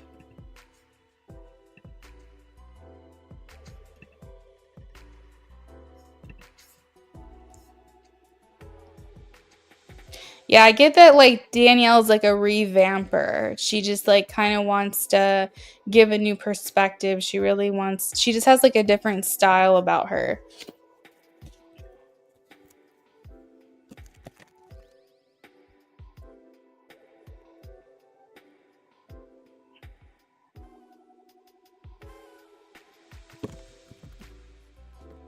All right, so Tracy's on medical leave.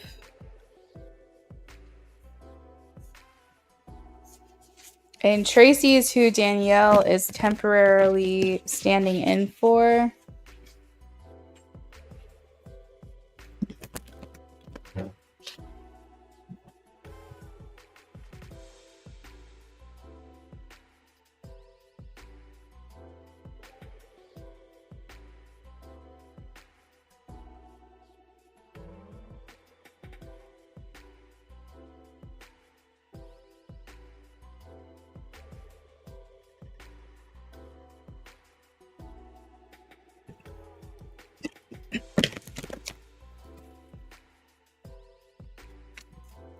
Oh, I see what you're saying. Okay.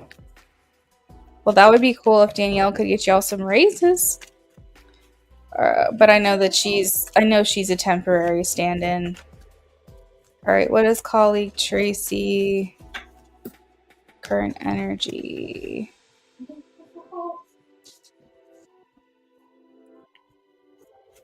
Colleague Tracy's current energy towards Jess.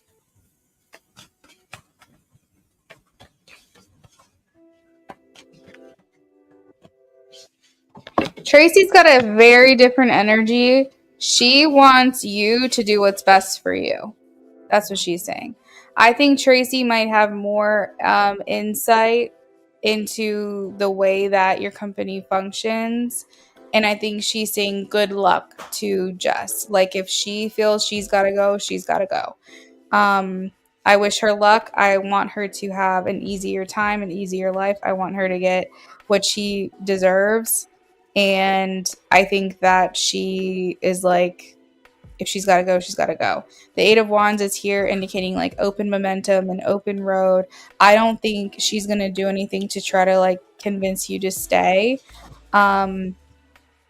I think that she might have more insight or more insider information to know like how your company functions and if you're going to be getting paid more, if there's a potential for that to happen. I think Tracy knows that that probably isn't going to happen. I think that she might be doing the best that she can, but I think that I think she might end up leaving herself at some point. If she doesn't have like tenure, if she doesn't have like benefits of seniority there or something like that, I think she might even be considering leaving, to be honest. Like she's just kind of riding that wave until like, I guess maybe she retires. Is she older? Is she like like of retirement age or like leading towards retirement age? No, she just had a baby. No, she's on medical leave. I was like, she just had a baby. No, she's on medical leave. I'm getting like Tracy's a little bit older. Why am I getting baby? Someone having a baby. That's really weird. Yeah, so like if Tracy's older and she's like working towards retirement, like she might just try to ride that wave out, honestly, is what I'm hearing, just like ride it out. But I think honestly, I think that she's thinking to herself, you know, if Jess has gotta go, Jess has gotta go. I'm hearing maternity leave for someone. I don't know what that is all about.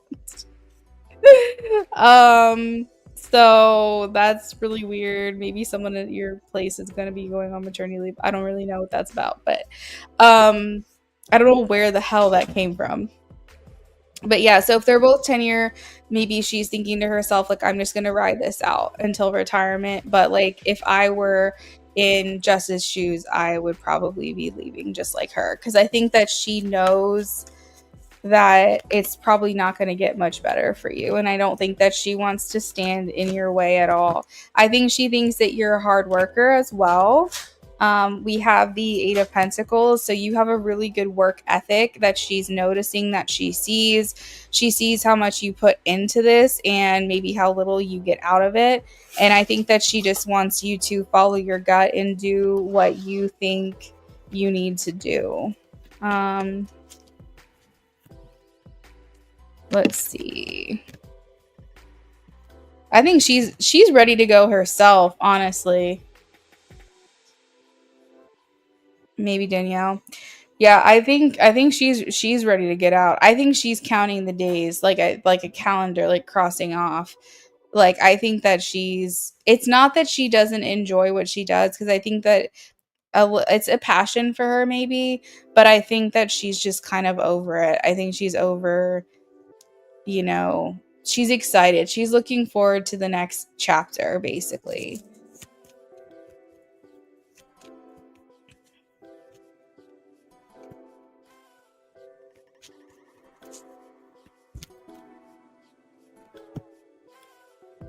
Um,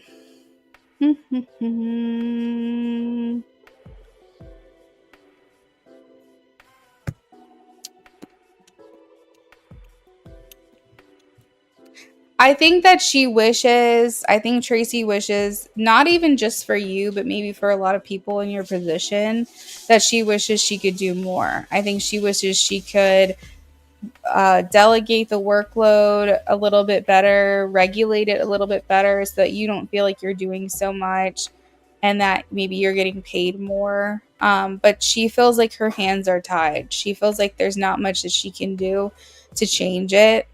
And I think that she's looking at you and maybe, like I said, other people in your position. If there's anyone that's like works with you or on your level, she's like, this feels like a dead end for them because it's not the same. That's why I keep hearing is like, it's not the same as it was like 10 years ago, 20 years ago. Like I think she's thinking to herself, it's the quality of the job itself is not the same.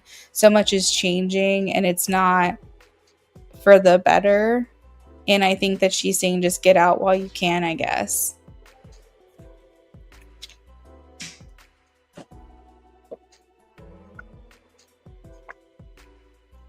So it's interesting how I'm getting from like Danielle that she's like trying to revamp everything and make things better. But Tracy doesn't have the faith that Danielle does.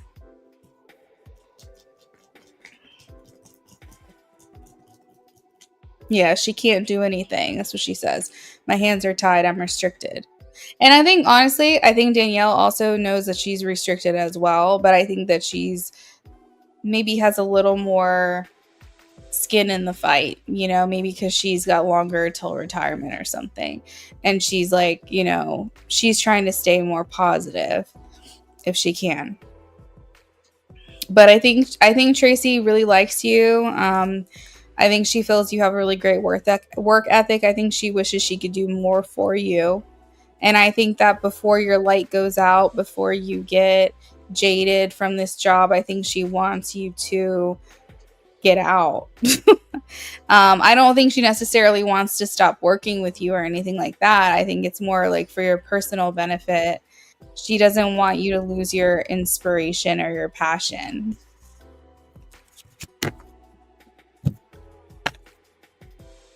Does that help answer your question?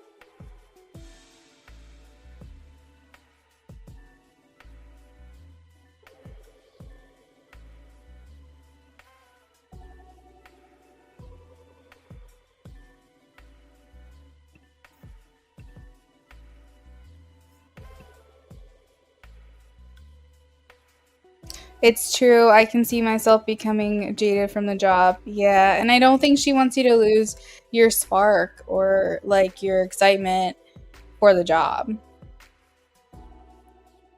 Oh my gosh. I don't like hearing that. Yeah, you've got to find a way out. I'm sorry.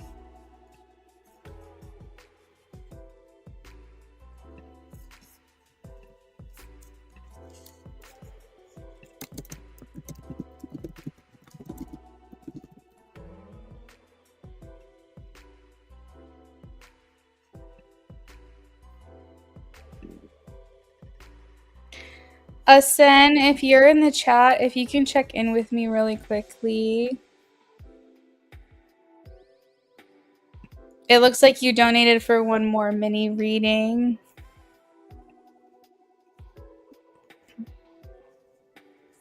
Oh, I see. That makes sense. That makes sense. Yeah, I don't want you to lose your spark for the job. You know what I mean? Like you probably started the job with so much like excitement and enthusiasm and interest. Asen, if you want to post your question, feel free. And considering that you're an art teacher, you're supposed to inspire your students. And if you're not feeling inspired, how do you inspire? So you have to kind of protect that, you know? You have to protect that inspiration, that passion for it as best as you can. And if it means you've got to get going, then you got to do what you got to do.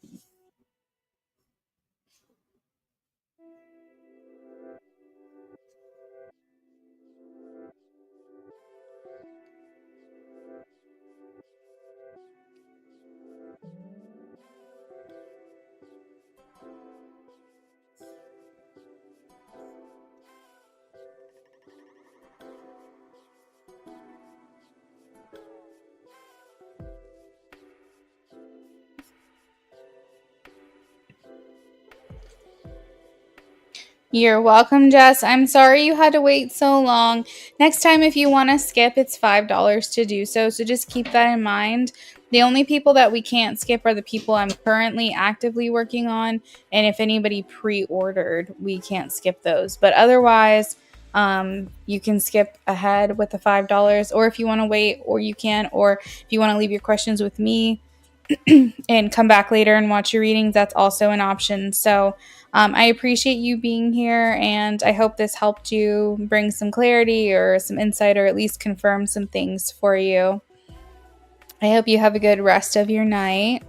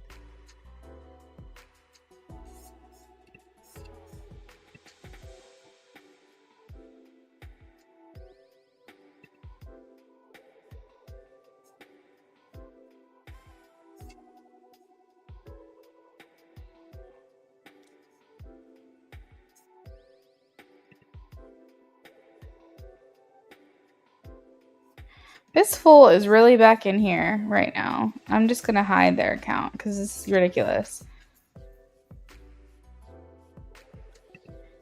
Good night, Jess. All right, Asin. How does Addie feel about me currently? Addie, how do you feel about Asin?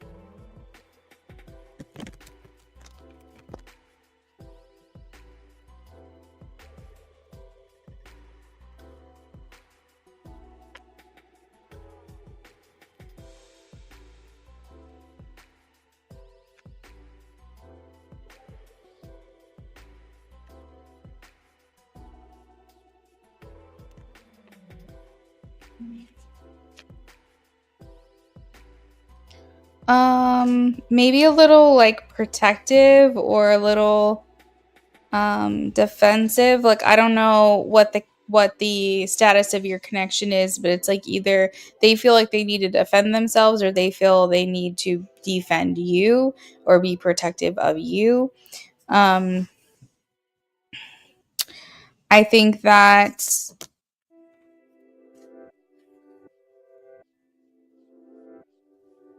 is this a friend or is this a romantic interest? Because I have the Knight of Cups here, so I just want to make sure I'm going in the right direction.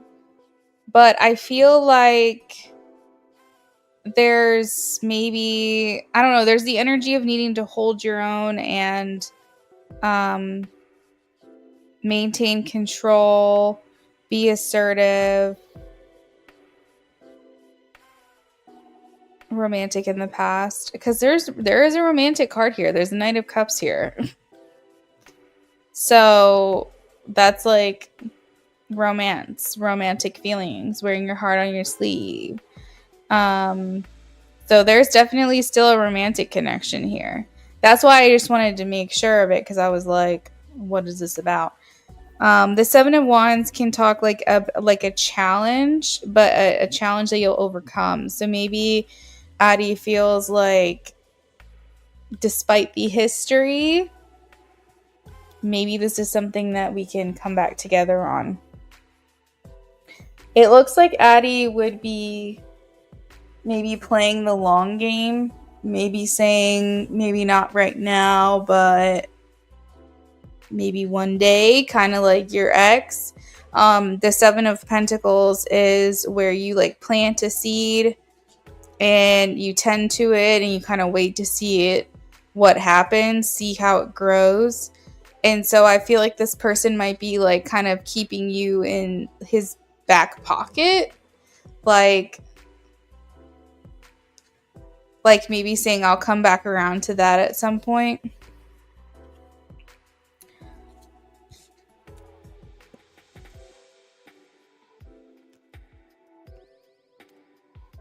We have the Five of Cups. So maybe there was some kind of like maybe he's not happy with the way things ended with you guys and would like to change that story.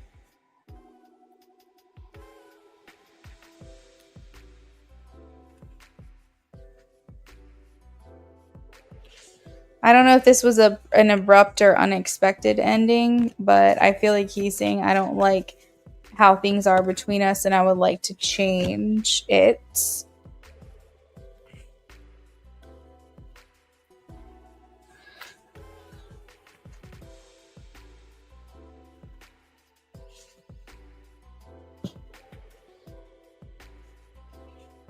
Yeah, I see that. I see that here. He's the Two of Wands and the Eight of Cups. They came out at the same time. So he's basically stuck between two paths of like trying again with you or moving forward. He says he's deciding whether to stay or go. He is trying to detach himself from this connection and just follow his like wanderlust and like excitement for maybe something new. But at the same time, he can't really let you go. Like he still holds a candle for you, meaning that like you might be the one that got away kind of for him. But he's saying like, I'm just trying to move on, trying to move forward because I feel like she's not open to me. She's not receptive to me. She doesn't want to be with me. But at the same time, we have the Wheel of Fortune, and that's kind of like maybe things will turn around. The wheel, imagine a wheel turns around, or he feels like maybe there will be a time where there's a turning point and the tables will turn. Like, just imagine things, what goes up must come down. Like, I feel like he's thinking maybe at some point our time will come because the Wheel of Fortune has to do with time.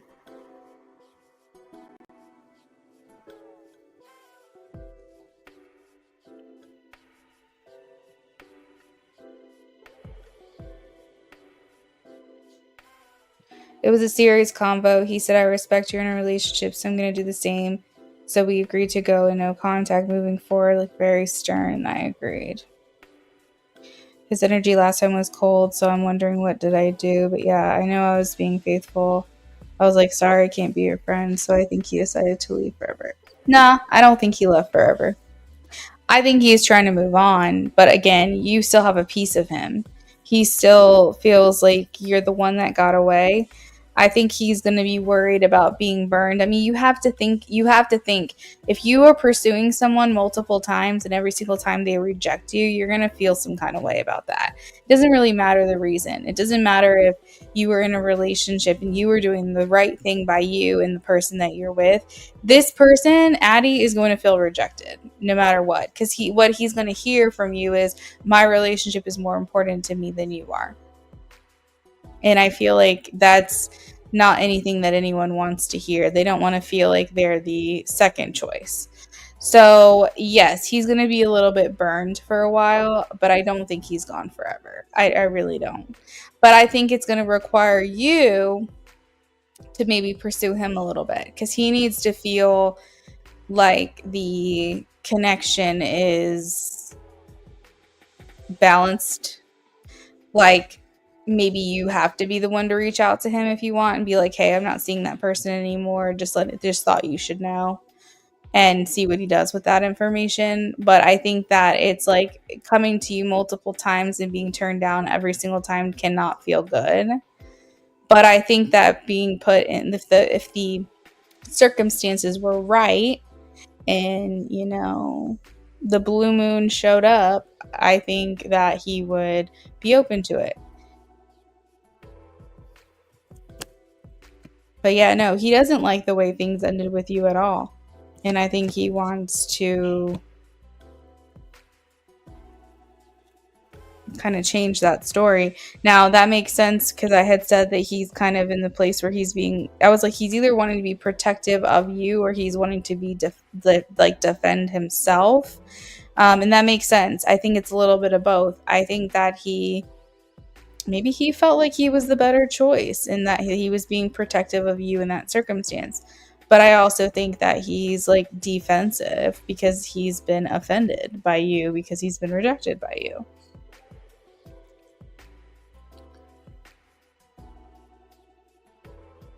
You said, girl, oh, well, no, because then he told me he has someone, but apparently he didn't take it so serious the last time. I told him no. He said, okay, then I'm going to be committed to her. So he was blunt, like I expect. So here's the thing. You said you're with someone else and this is my choice. And he was making you were making your person. I'm sorry, I can't remember his name. Let me scroll up. What's his name? I already forgot.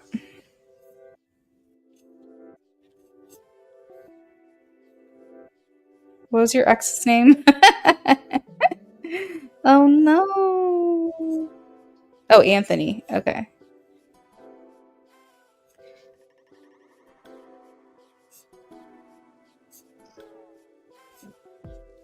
Wait, I lost my spot. Okay. So you were putting Anthony, I believe that's your ex's name, above Addie. But Addie was putting you above this other girl. So you can kind of see how that it's not equal. So Anthony was your first choice, but Addie's first choice was you. And so I think there's a little bit of a bruised ego and a little bit of offense that he's feeling right now. And I also feel like he shouldn't have committed to the other girl either, because that's not fair to her.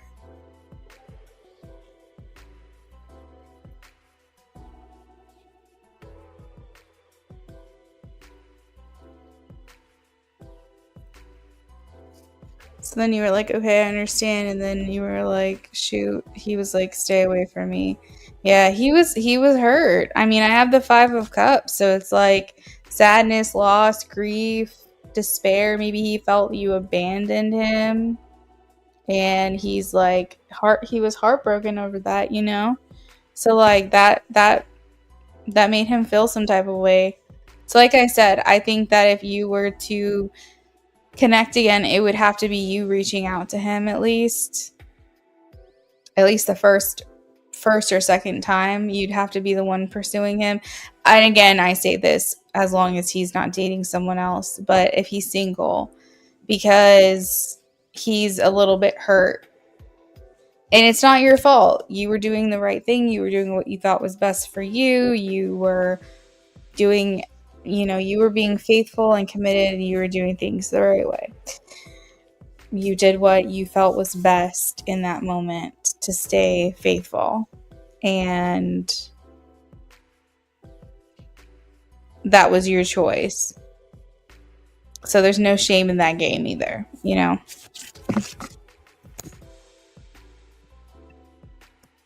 Does that answer your question? That to like confirm there are still feelings here. I cut the deck and I have the 2 of Cups and the Ace of Cups, and remember we had the Knight of Cups as well. So this person still has feelings for you. Okay? And there's a fine line between love and hate. So he could act pissed off, but if he's mad at you, it means he still has feelings for you. Ah, I see.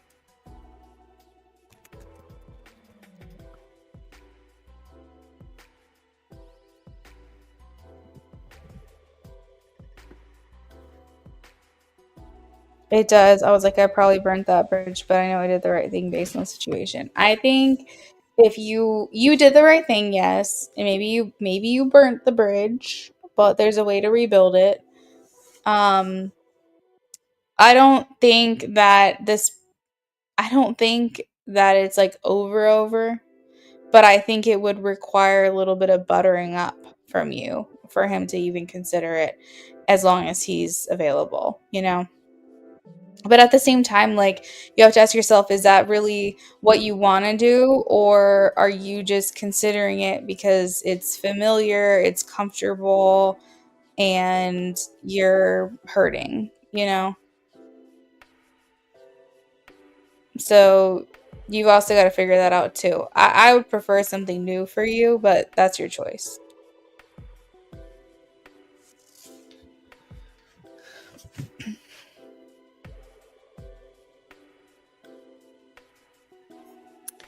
Alright guys, well, it looks like I got through my list, so that is where I'm going to leave it for the night. But it was a pleasure. I had a lot of fun. I'm at 1% battery on my my computer, so I've really got to go before it dies on me. But Asen, thank you so much. I hope you have a good night. Anybody else who's hanging out with me, I hope you enjoy your weekend. I will be back next week with more free readings and more donations. Totally in your field. See, you're curious. Definitely going to just be on your own for now. You're welcome. Have a good night, okay? Bye, everyone.